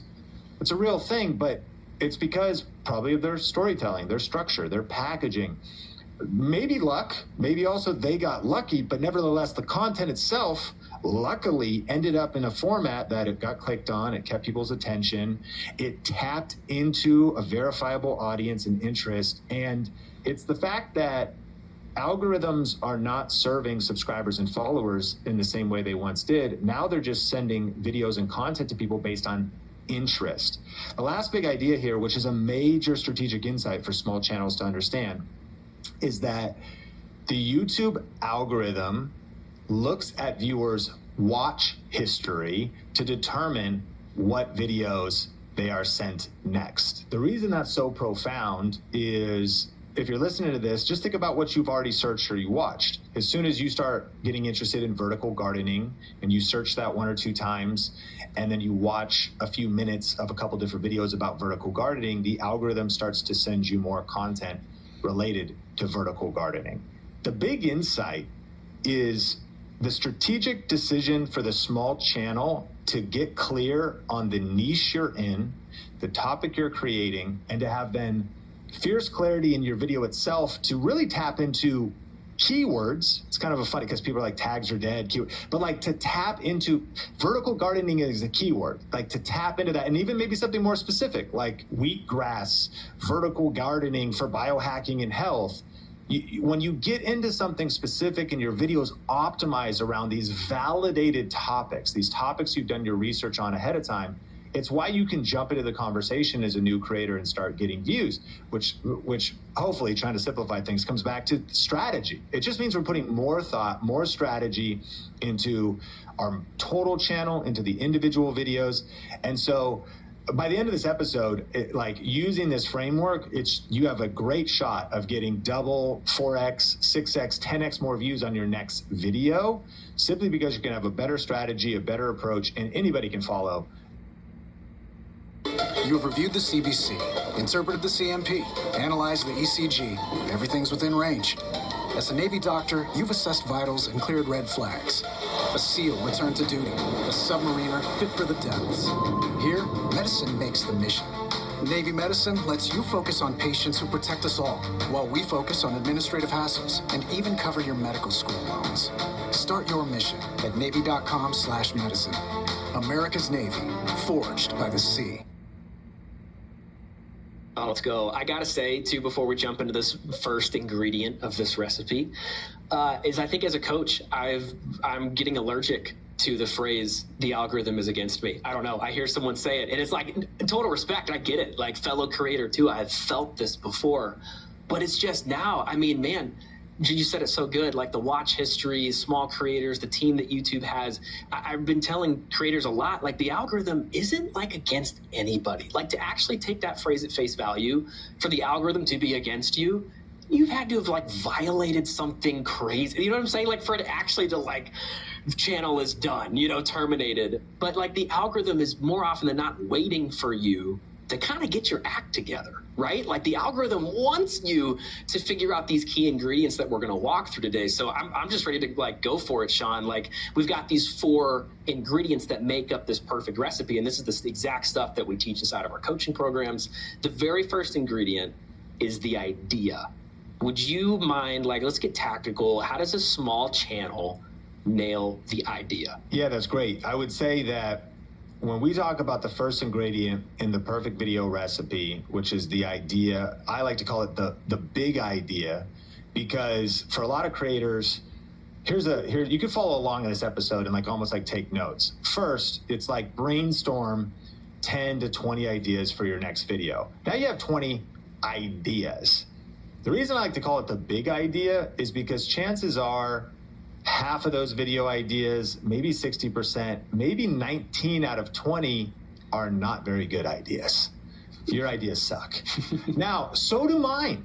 One of the things I've learned is that you want to be capturing a lot of ideas to narrow down to one strong idea. And we're not talking about overthinking this here, but it's just, I think you need more thought. There's actually a book I read once called The Idea Machine by James Altucher, who actually talked about the power of sitting down and writing 10 ideas down every single day. And he recommended, he's like, stretch yourself to write 10 business ideas that don't exist yet that solve problems, just to get your brain working.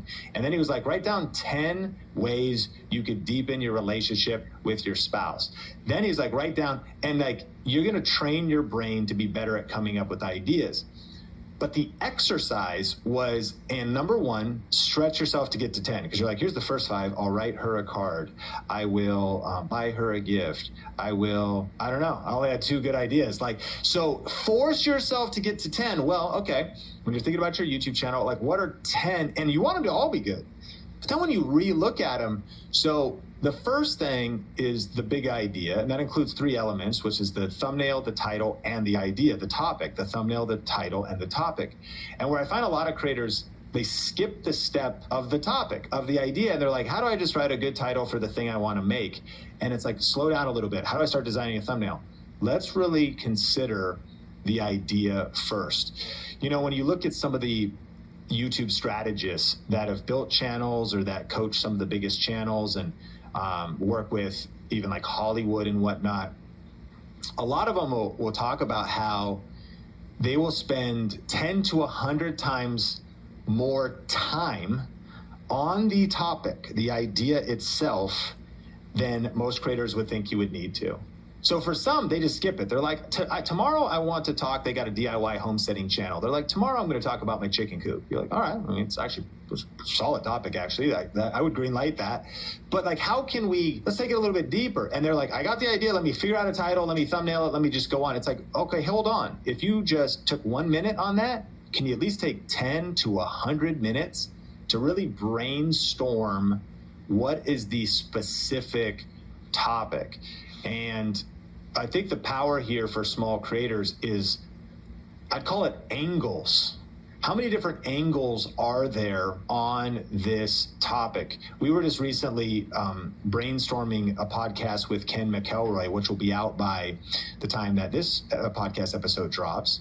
And he's built a 475,000 subscriber channel, and he's a businessman. He does real estate investing. So there's like, well, there's the business side, how, and then we start, these are titles, but they're like angles on the topic itself. How the CEO got 500 subscribers, or how to use YouTube for business. So we're like kind of looking at it, we're looking at the topic that we're holding, and we're trying to look at it almost like from a 360 degree. I don't know what dimension it would be if it was a sphere. It's like you almost want to look at it not just from 360, you want to look at it from every different vantage point. So we're kind of like looking at this conversation with Ken, and eventually it's like, okay, what are some different, what's true about the episode? We don't want it to be clickbait, but what's also the most interesting angle? What are the different things? And this was after the fact of recording, but the powerful thing was I reshot an intro later to lead into it. All that to say is eventually I discovered the truth that Ken has raised, essentially, or acquired with leverage, $1 billion in real estate since 2020 when he started YouTube.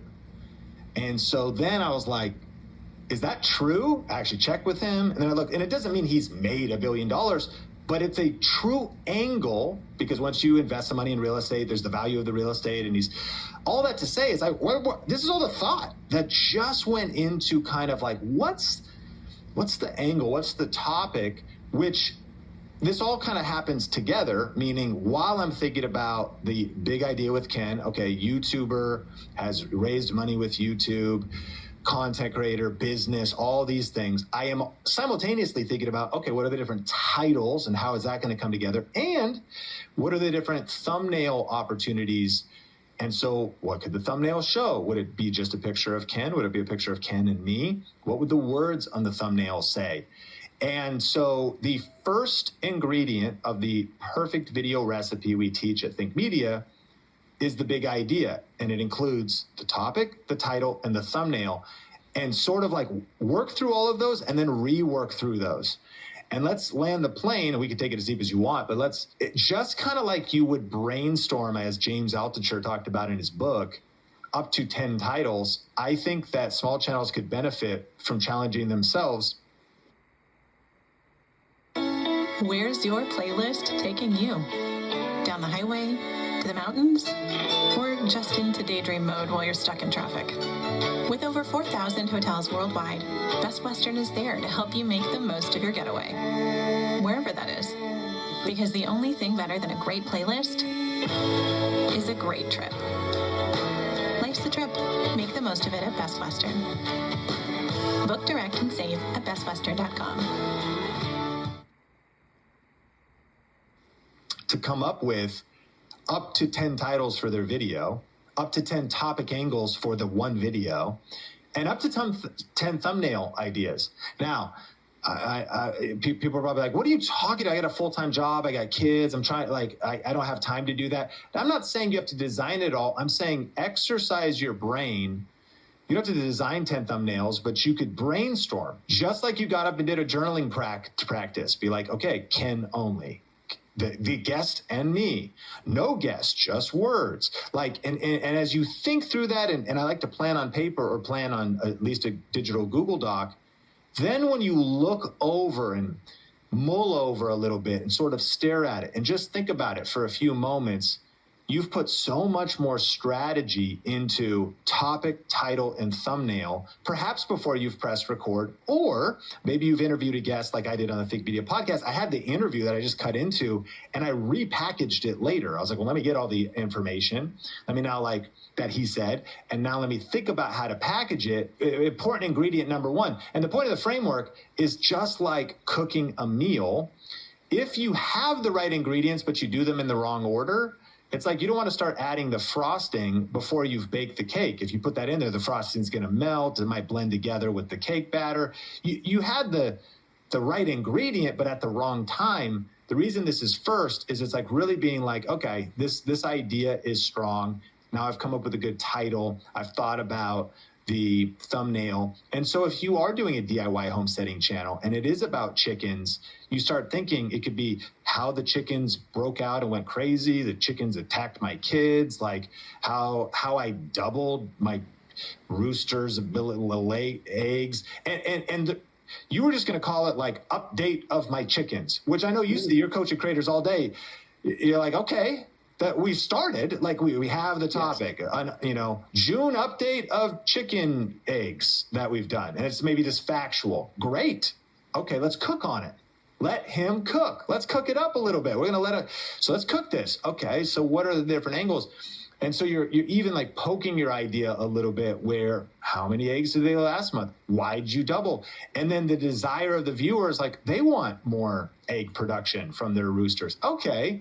So I knew I wanted to talk about my chickens. Fine, maybe that's the thing, but let's cook on that. Let's massage the idea to get it dialed in really before we move to the next step. Oh, this is fire. I want to hang here for just a second because, I'm trying to think back like when I was trying to just get my videos to do something different than they were doing for me. Get out of the 20 view count to the hundreds, to the thousands maybe, right? And something that I would love for you to explain just a little bit further, if you don't mind, is the difference between, okay, because you say big idea, and I know that sometimes we could interpret that as, does that mean like a big, like a big video? Like I have to do something kind of like a Mr. Beast style, like a big idea. Okay, what's like the big thing that I could do? And I just think a lot of channels, especially around Think Media too, like, hey, we have a heart for entertainment channels, but we serve a lot of education-based channels. And I have found they're like, so what does that mean for me? And it's like, no, like what's the big idea in your niche? And the big idea is like, it's the refinement, it's the poking, it's the reiterating. So I wonder if you wouldn't mind explaining that to creators just for a second, like to that small creator who's like, oh, I have to like do something big, like a big video. So that's a great way to put it, because it could feel overwhelming. Like I have to do something extraordinary that's going to take a ton of energy and emotion. Here's how I would put it. You have the basic idea, which will stick with the chickens. And the basic idea is I have a chicken coop. I'm raising chickens. Huge, great niche. There's other people who want to do the same. Maybe they just want to get started. Maybe they just want, I think it's about massaging the idea and then thinking about how can you do a few things? How can you raise the stakes? How can you tap into pain or problems the audience has? How can you tap into emotion or curiosity? How can you increase the drama that makes people uncomfortable? Because they might be like, well, I don't want to make it clickbait. I actually think you should clickbait. You should just do it ethically. So if there is no tension in the title, if there's no, these are storytelling elements. If there's no conflict, then there's no urgency. If there's no urgency to click. So I'm just making some notes here in my journal. That's a lot of different elements that just took a basic idea and can turn it into a big idea. If basic idea, monthly update of my chicken coop, parentheses for DIY homesteaders. All right, the basic idea is there. But then you say, how can I raise the stakes? How can I tap into pain, problems? How can I tap into the viewer emotion, create curiosity? How can I create drama, tension, conflict, or urgency? That's like 10 distinctions of different ways to inject the storytelling element into it. And so if we were to just be teaching Excel tutorials or Microsoft Word tutorials, Microsoft Office tutorials, on the one hand, actually, more power to you. A basic search-based tutorial is still great this year, especially you're covering you're doing programming, you're helping people write code, you're helping people learn AI to write code. Does the thought of big roller coasters and bigger hair in Dollywood get your heart beating faster? Or maybe your 10-gallon sized travel ambitions have you heading for Texas's Big Bend National Park?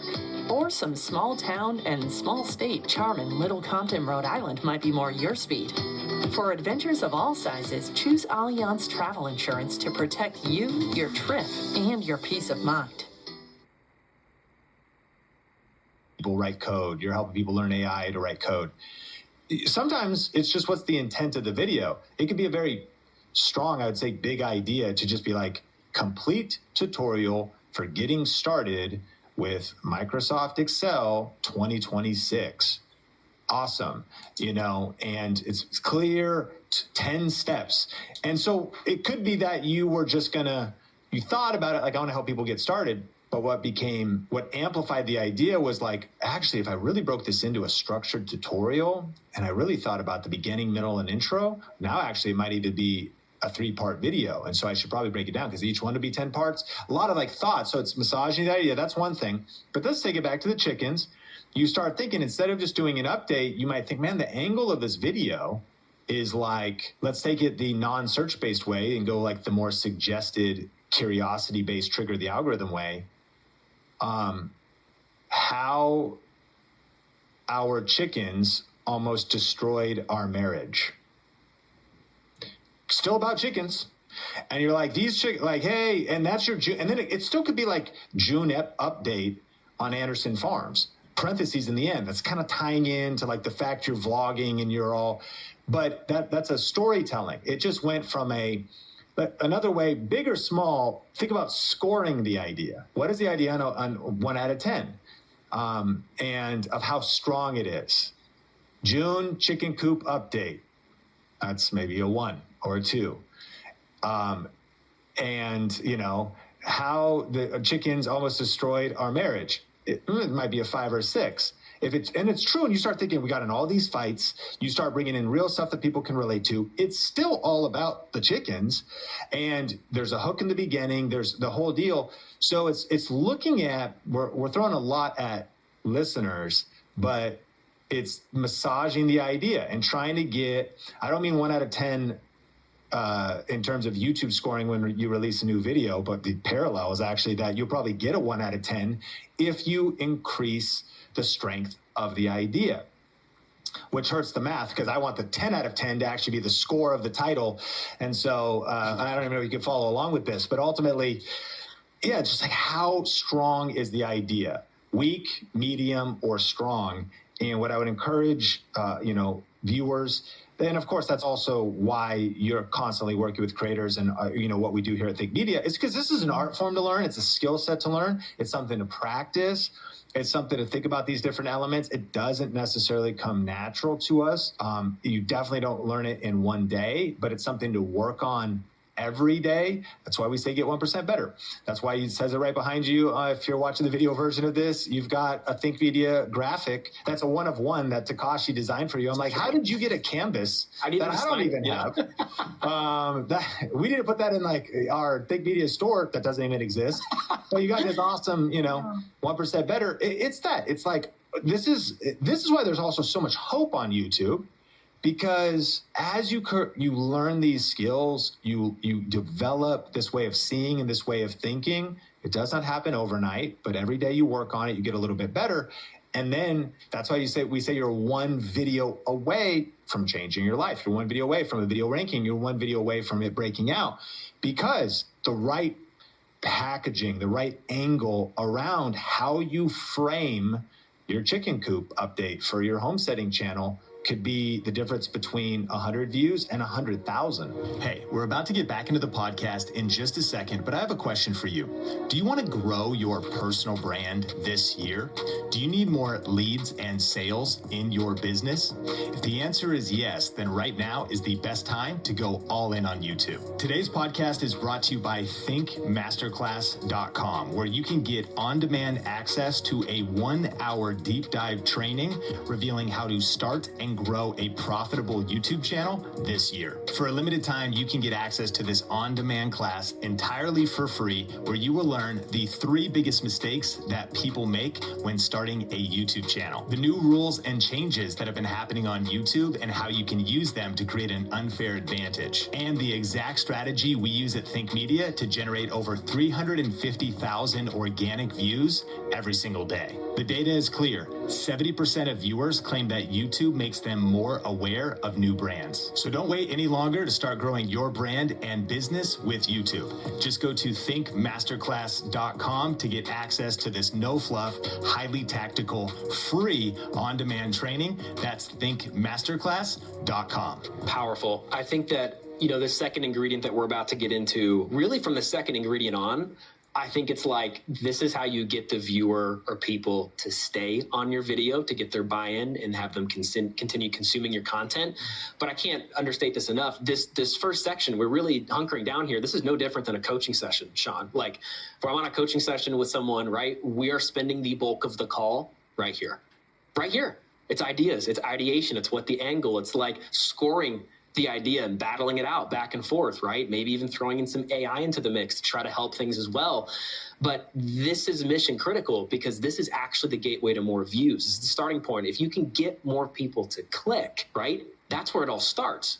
Because I hear this all the time. You could have epic content at like minute 4 or whatever. You're like, okay, so we're going with chickens today, I guess. Like, the chicken stuff that I'm talking about is so good. The story I have about my wife and I, whatever, is so good.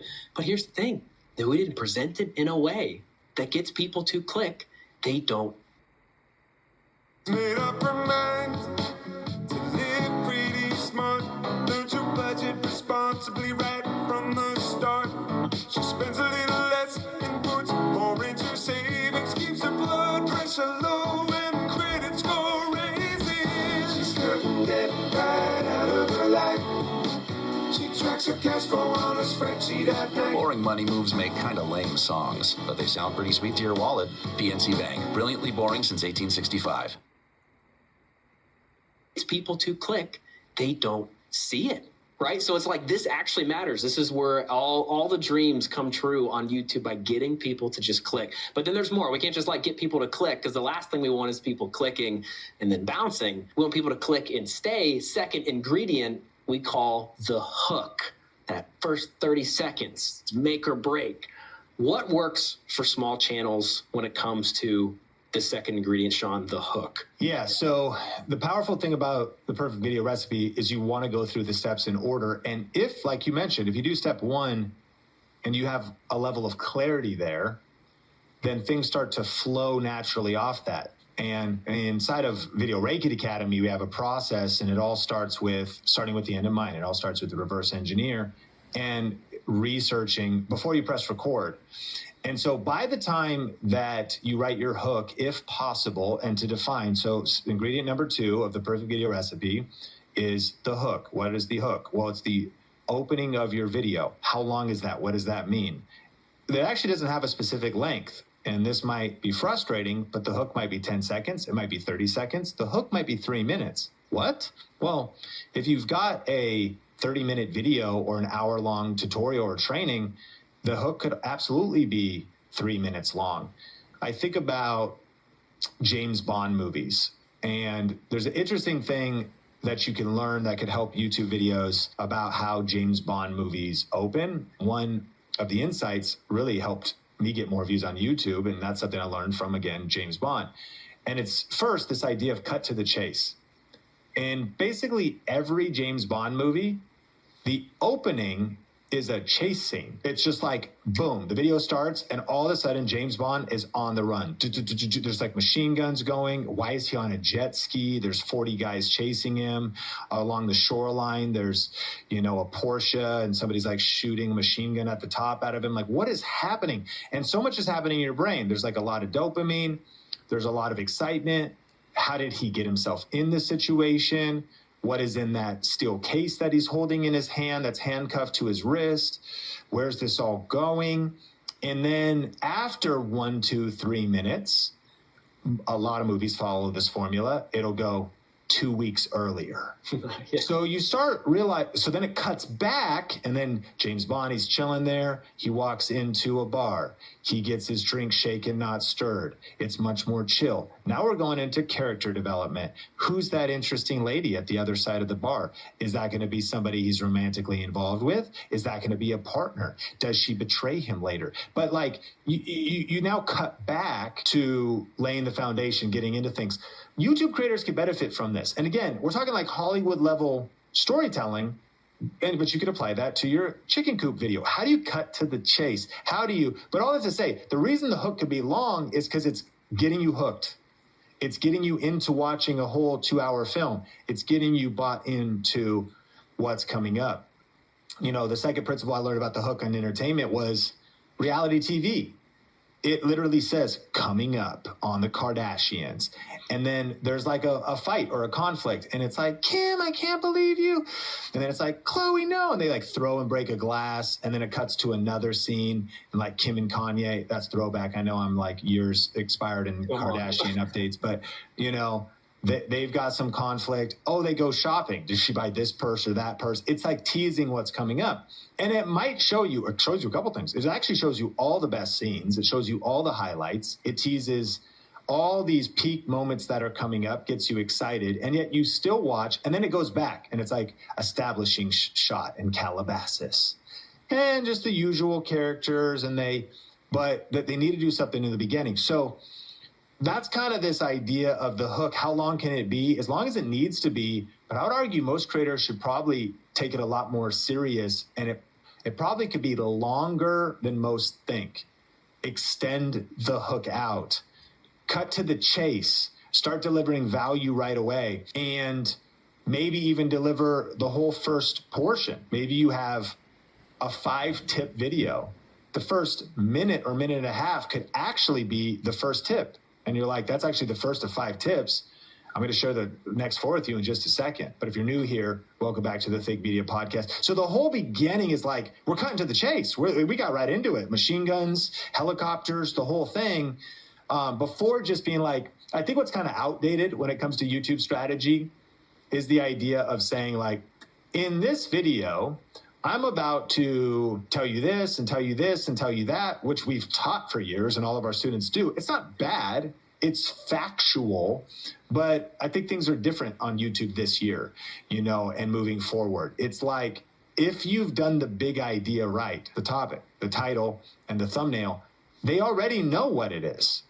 They've clicked on knowing what it is. Like you're getting straight into it. If you're doing an Excel spreadsheet, tutorial or beginner guide for the newest edition, you might just go, All right, we're going to open up Excel and get right into this with step number one. You might just get right into it because they clicked on the right packaging, then the right in it. But the big idea of the hook, not to be confusing, the main principle of the hook is that now that we have thought about what our topic is, what the exact title is going to be, what the promise of the video is, which we're defining in step one.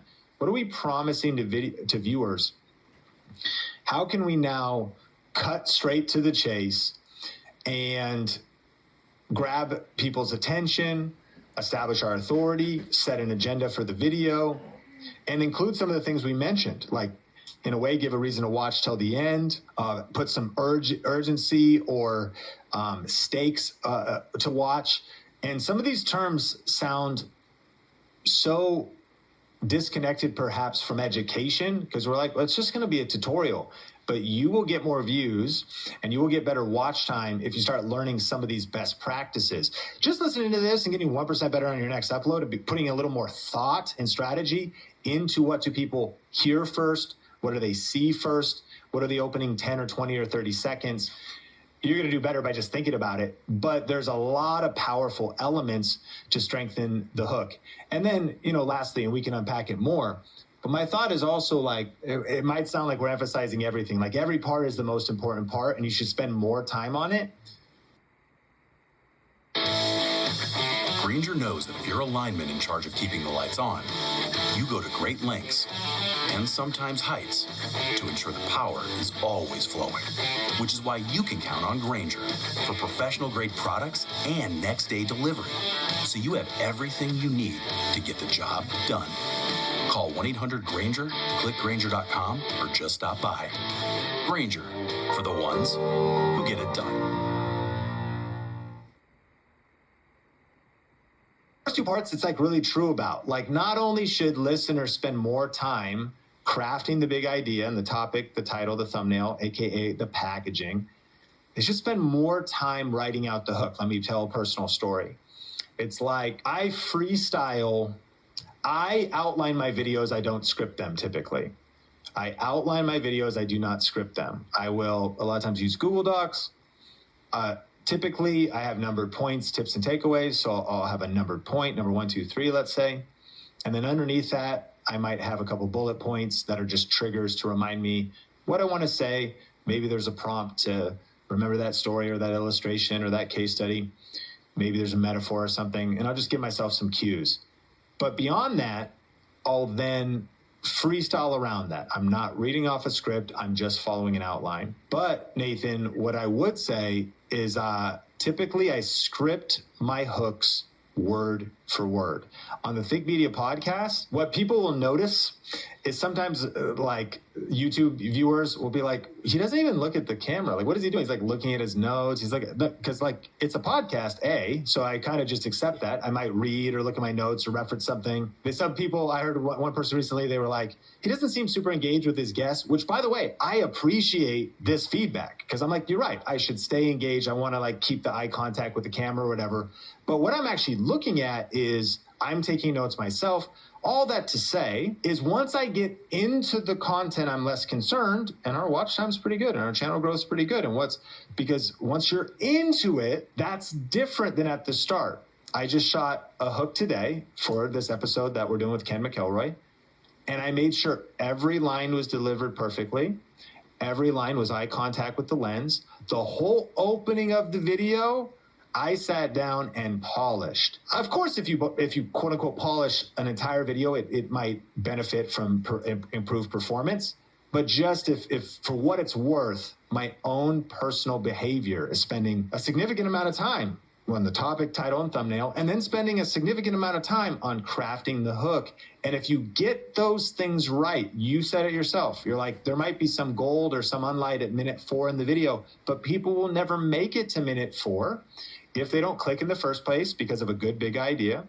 And if they don't stick around and actually feel a reason to watch until minute 4 because of what you craft inside of the hook. So I think these first two are stacking, but they're disproportionately important because they're what are getting people to actually stick around with your video, know what's coming up, and increasing your watch time overall.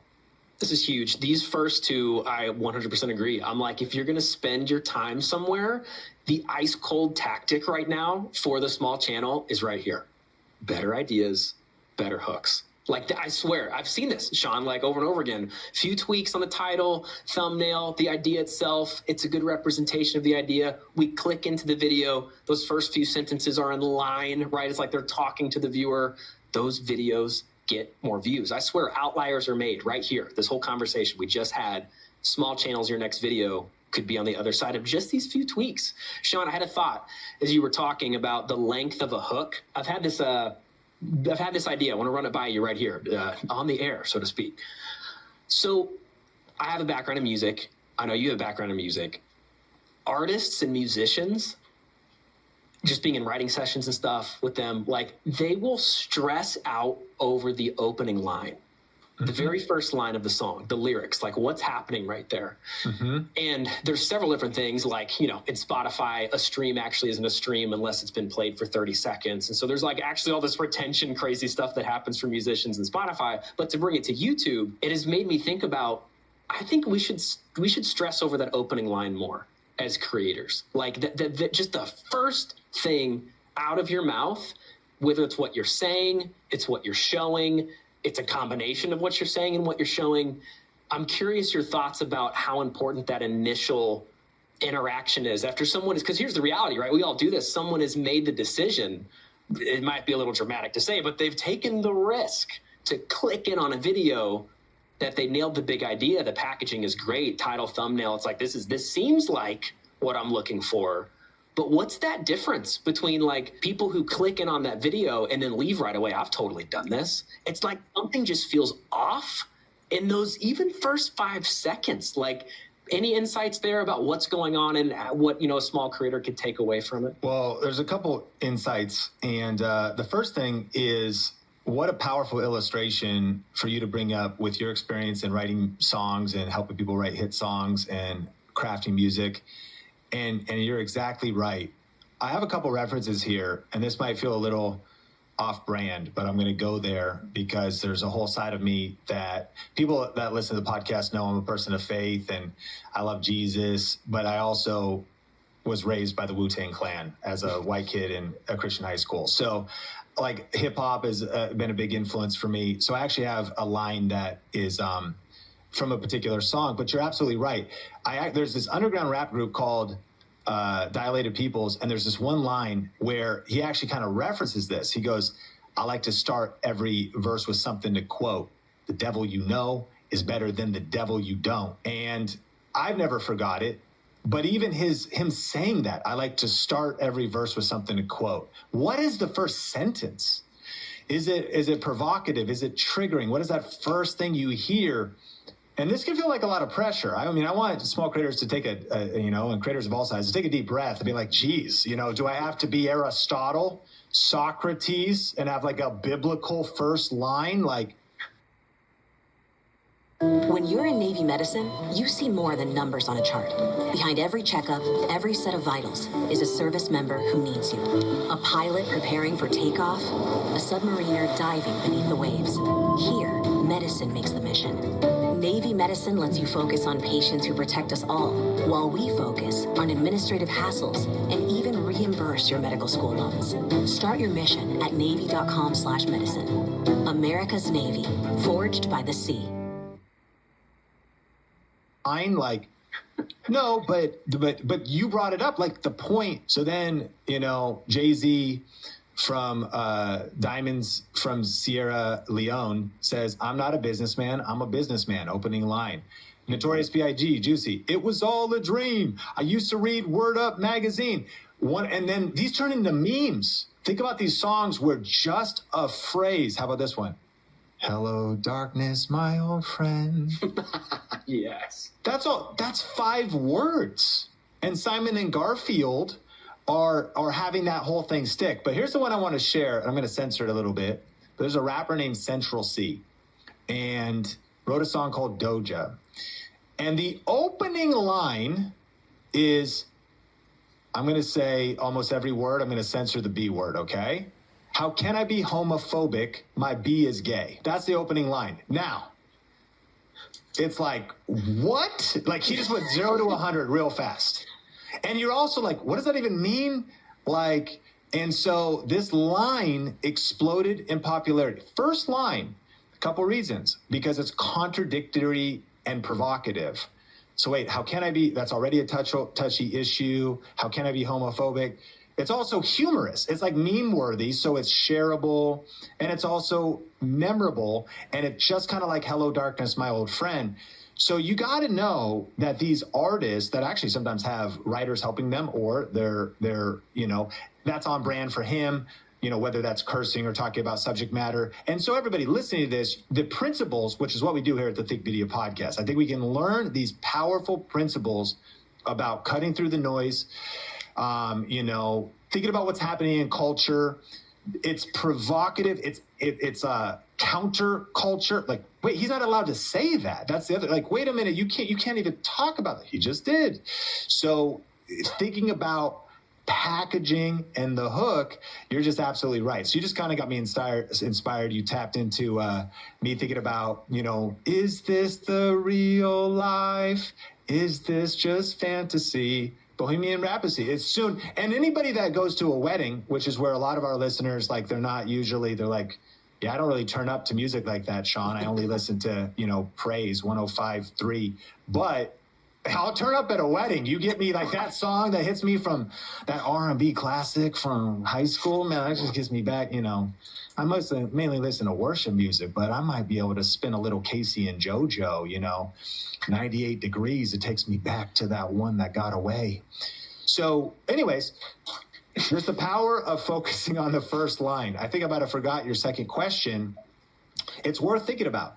And it's worth, we're taking a lot of side quests here, but this particular side quest is interesting. Creators need a point of view.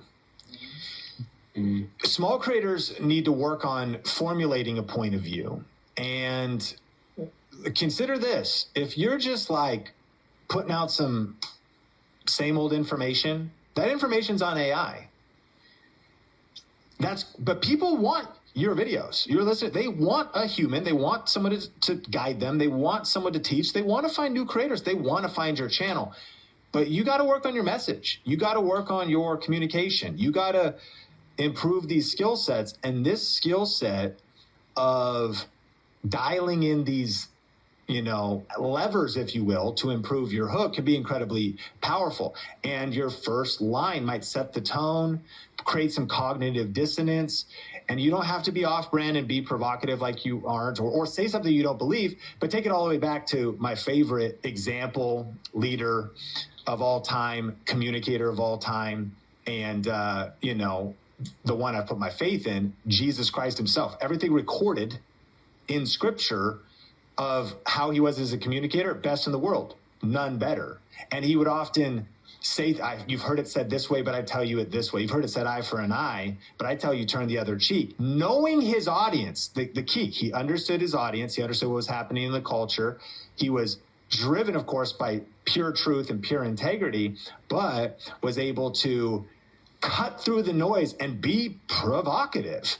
And what people be like, or they would flip their mind. Wait, we've never heard it said that way. How does he teach with such great wisdom? That's the area we want to grow in as communicators. How do we inject some wisdom, some point of view, some perspective in this? And what's waiting for you on the other side is, in Central C's case, it ended up being a massive hit. Whether he got views from people who were offended, people who shared it. What did he just say? People who thought it was funny, people who thought you're on to something. If you're, of course, staying true to yourself, you're being in alignment with your own integrity, but you're cutting through the noise in such a way. I don't remember the next question, but that idea of how long an artist spends on the first line, I think is a powerful thought about how important the hook is. Oh, that was it. Just the idea, the thought of, what is that initial encounter? And if we're already putting so much work into the big idea, we're going to put that work into the hook. Thinking about that, I love that. And I love actually bringing this hip hop energy into the Excel spreadsheet tutorial space. I just not that you have to go crazy, but even just flipping conventional wisdom in your niche right on its head in that opening line, something that gets attention, that stirs things up, even your vibe or how you come across. I think there's an opportunity there that probably doesn't get talked about enough. So I'm happy with the side quest right there, but we will keep it moving. We've talked about getting them to click small channels. How do you get people to click? How do you get a better idea, bigger idea, not necessarily in terms of scope, but in terms of angles, right? After they've clicked, we got to get their buy-in. The buy-in happens in that hook. We talked about a pretty cool strategy. Think about that first sentence, setting the tone. Okay, Sean, someone's clicked. They've got the buy-in. These last two ingredients, if it's cool, just want to combine them a little bit. Because again, like we spent a lot of time on the parts that matter the most, but we don't just want to get to people to click and stay for 30 seconds. We'd like the rest of the video. Let's talk about the content. That's ingredient number 3. And then the transition, which is ingredient number 4. Yeah, that's great. And I think for defining terms, the 4 ingredients of the perfect video recipe are the big idea, number 2, the hook, number 3, the content, number 4, the transition. And I would include, this might sound counterintuitive for some, I would include in the content the CTA. I would include in the content the call to action. For those that are maybe more advanced in online marketing, or those that want to achieve a result, they want to get leads, they're trying to think about how do I grow my business, or how do I give a reference to even an affiliate link or make money on YouTube. Notice that the final ingredient of the perfect video recipe for YouTube is the transition. What does that mean? We'll come back to content. It means that the way you end a YouTube video would be familiar to most, is that you should be pointing to another YouTube video. But the way that a lot of people would talk about how to make a video in video marketing circles is they're like hook, content, call to action. Like first thing, grab attention, do the content in the middle, and then tell the viewer what to do next. Or give a call to action, which would be to a website or somewhere else. And that's just not what you want to do at the end of a YouTube video.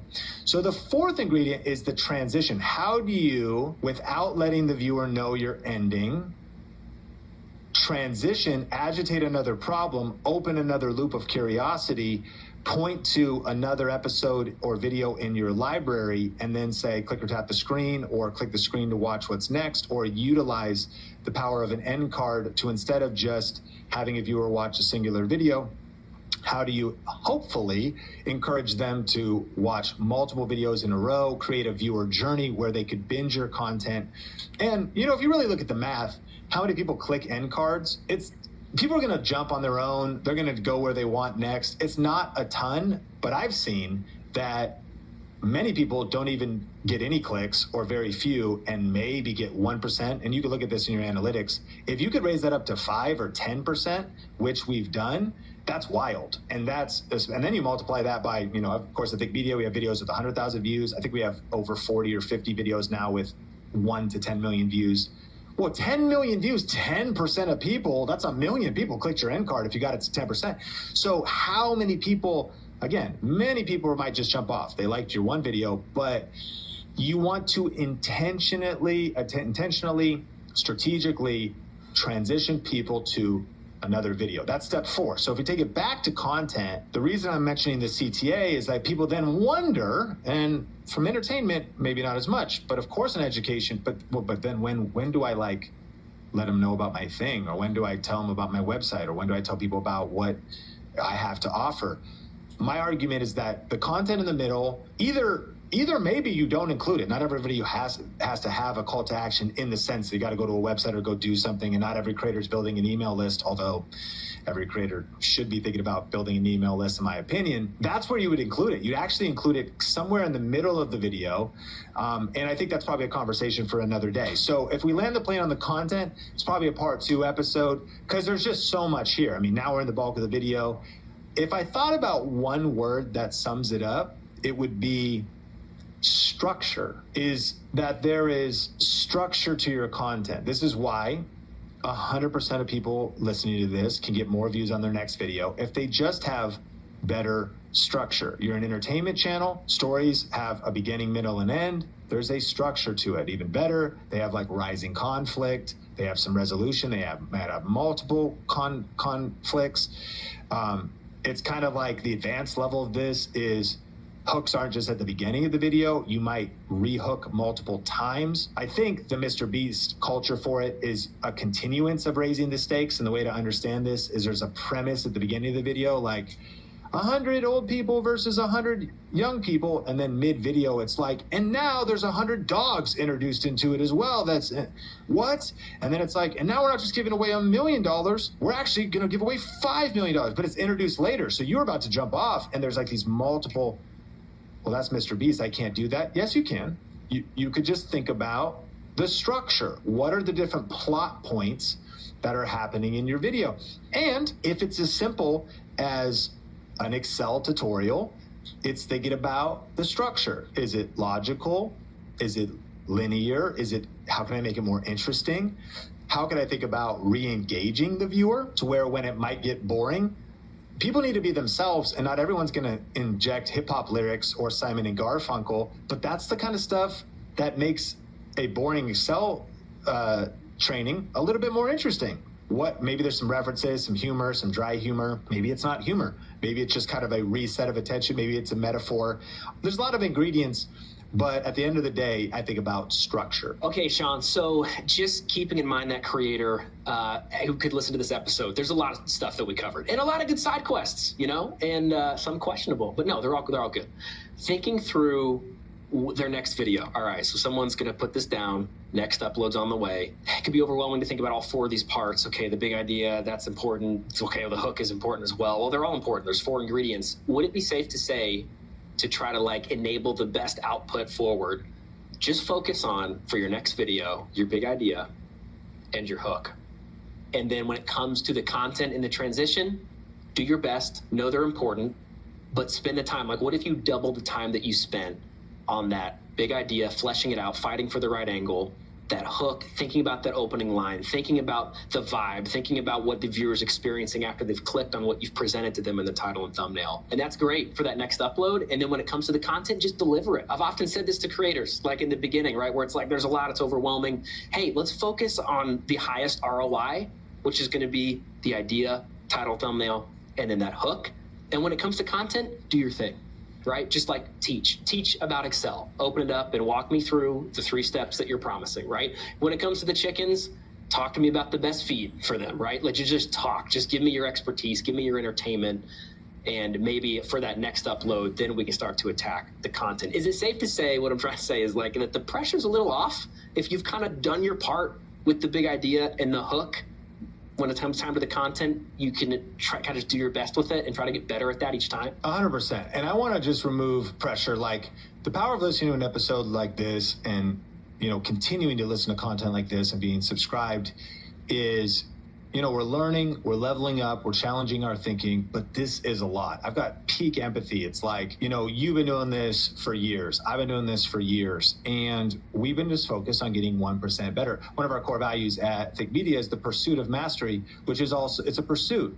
And perfectionism is an enemy too. Being stressed of getting everything perfect leads to paralysis.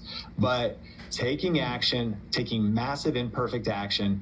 And I also like what you said, if you doubled your time, because Nathan, a lot of times people might spend 1 minute on thinking about the idea for the next video. So guess what? We're asking you take 2 minutes this next week. Double your time to take a whole nother minute to review, maybe more practically, maybe you plan out your video for about 5 minutes. You'd be shocked that if you spent 10, how much of a difference that could make. And then, yes, I would agree with you.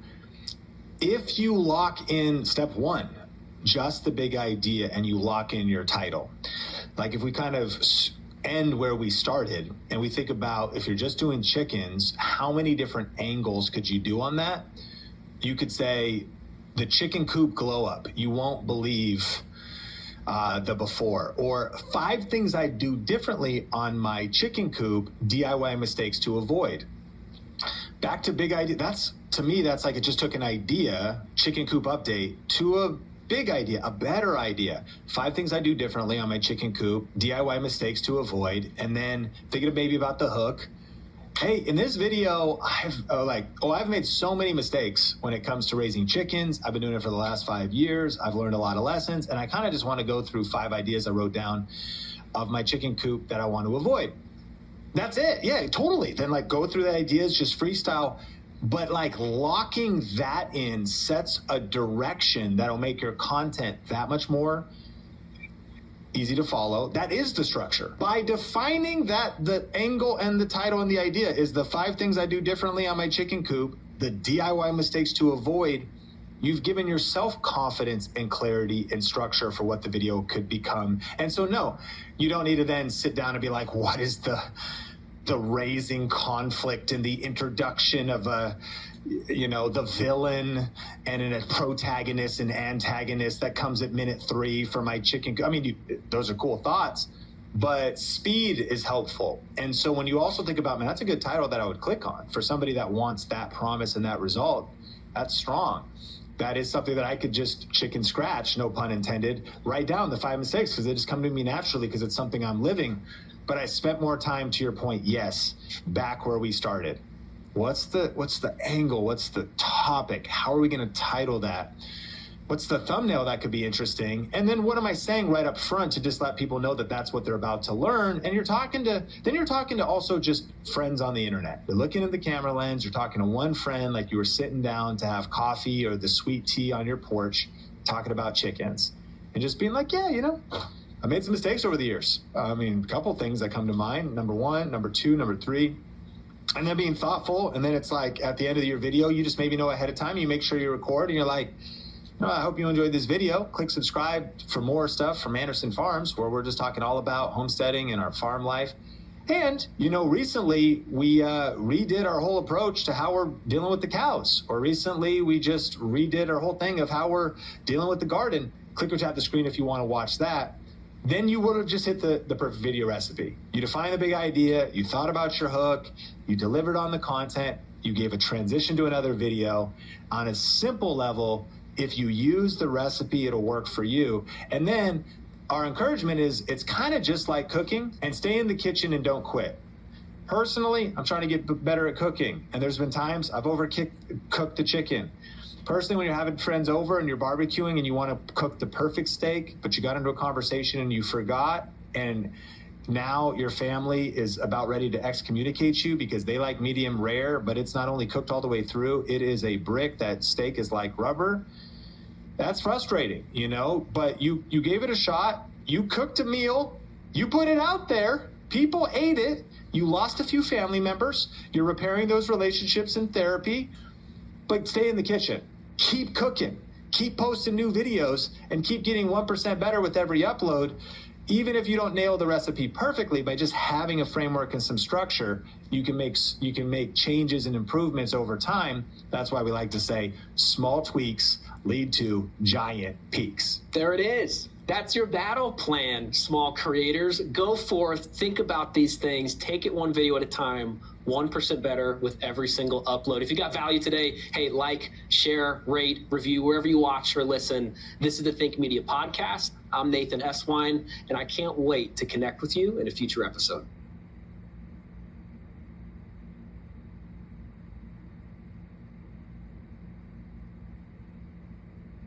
Summer's not over yet. This Labor Day weekend, save big at Bob's Discount Furniture. At Bob's, you can refresh every room in your home without breaking the bank when you stock up on the Consumer Reports recommended Treasure mattress for only $7.99 and Bob's Real Marble Elm Dining Set for only $9.99. So stop in or visit mybobs.com this Labor Day weekend for hot styles at everyday low prices. Oh my Bob.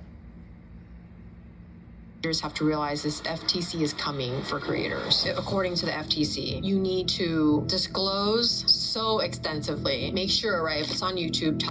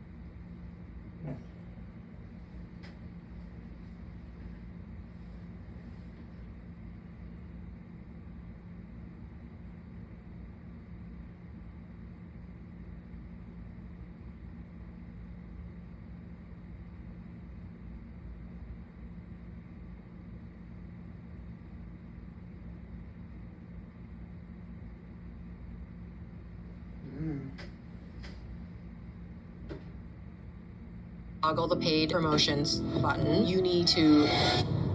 And in this episode of the Think Media Podcast, we're going to be talking about the legal side of YouTube. We're going to be talking about some things that every creator needs to know so that they don't get sued and don't get in trouble.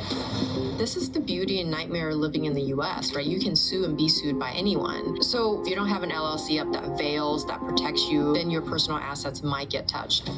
What do creators need to know about brand deals? So usage means that brands can use it however they want. I think usage rights is really important for creators to understand. What are the most important legal agreements or contracts that YouTubers should have in place if they're starting out? Your YouTube channel might be at risk. And in this episode of the Think Media Podcast, we're going to be talking about the legal side of YouTube. We're going to be talking about some things that every creator needs to know so that they don't get sued and don't get in trouble. We got to go help people customize and save hundreds with Liberty Mutual. Maybe where's the golf cart? There it is. Only pay for what you need. Liberty, liberty, liberty, liberty.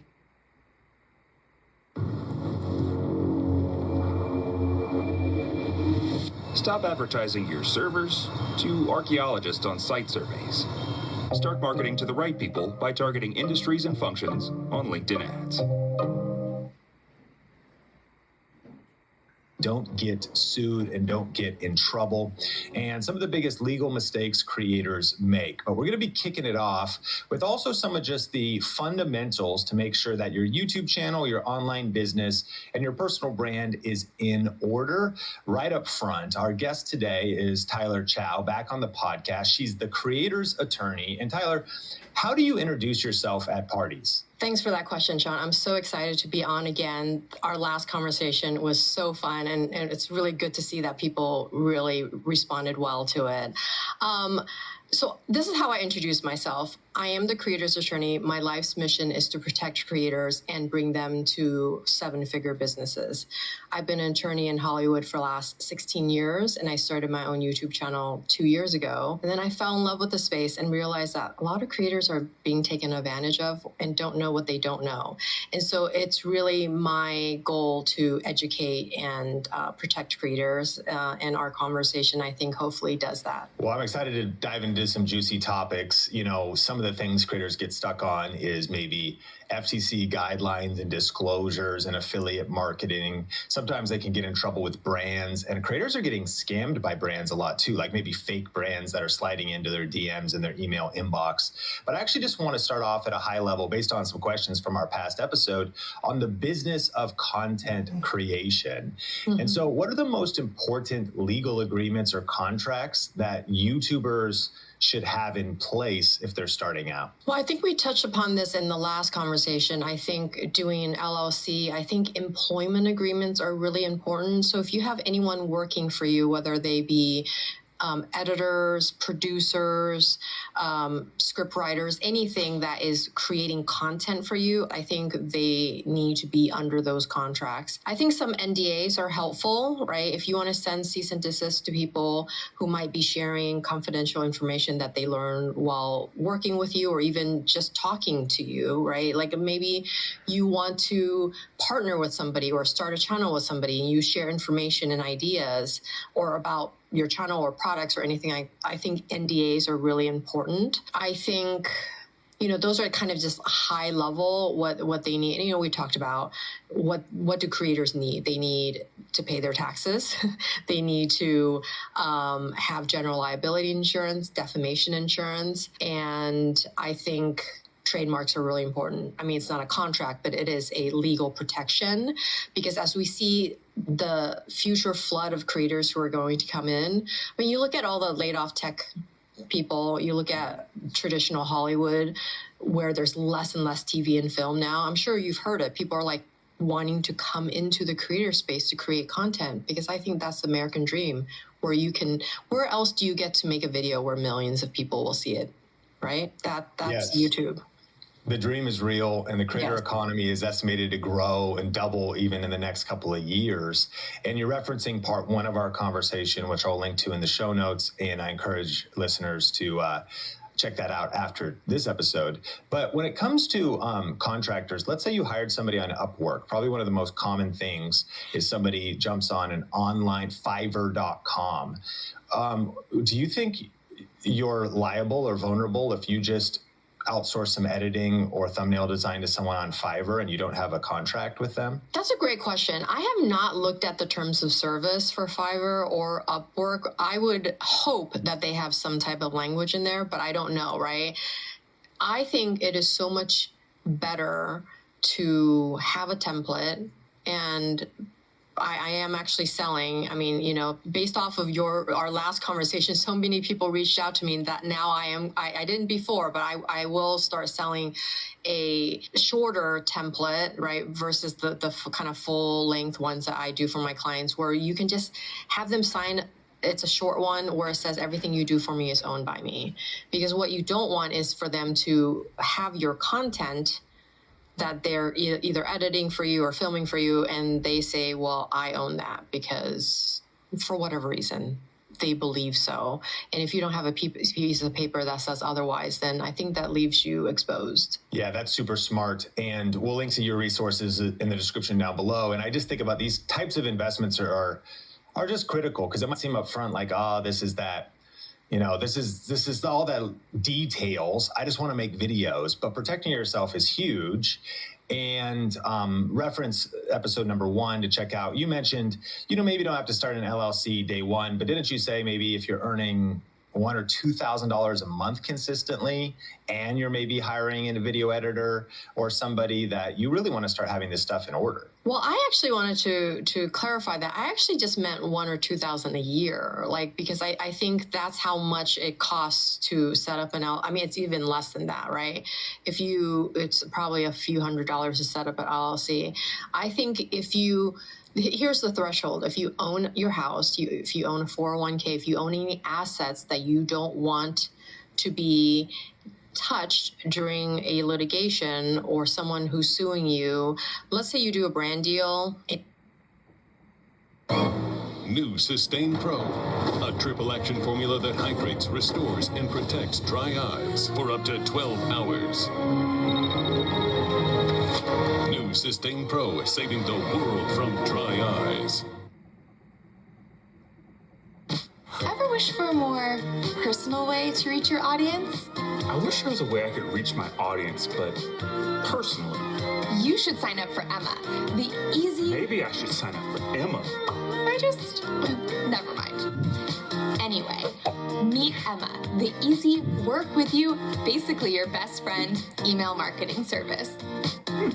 I do like friends, but I really don't have time to learn email code. Don't sweat it. Making emails only takes minutes with Emma's drag and drop builder, so you can spend time making balloon art.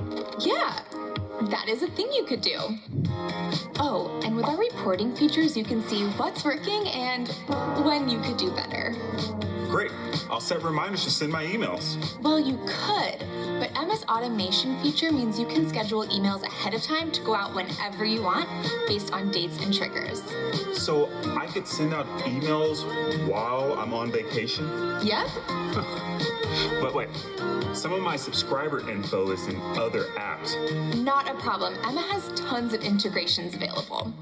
Or you can build your own integrations with our open API. And with sign-up forms and segmentation, Emma makes list building and personalized journeys way easier than you'd think. Okay, but what if it's not way easier than I think? Don't worry, you're covered. Our super friendly support team is here to assist at every step via phone or email. Hey, buddy. Hey. Cool. Wow, well, thanks. You're welcome. Emma, easy, work with you.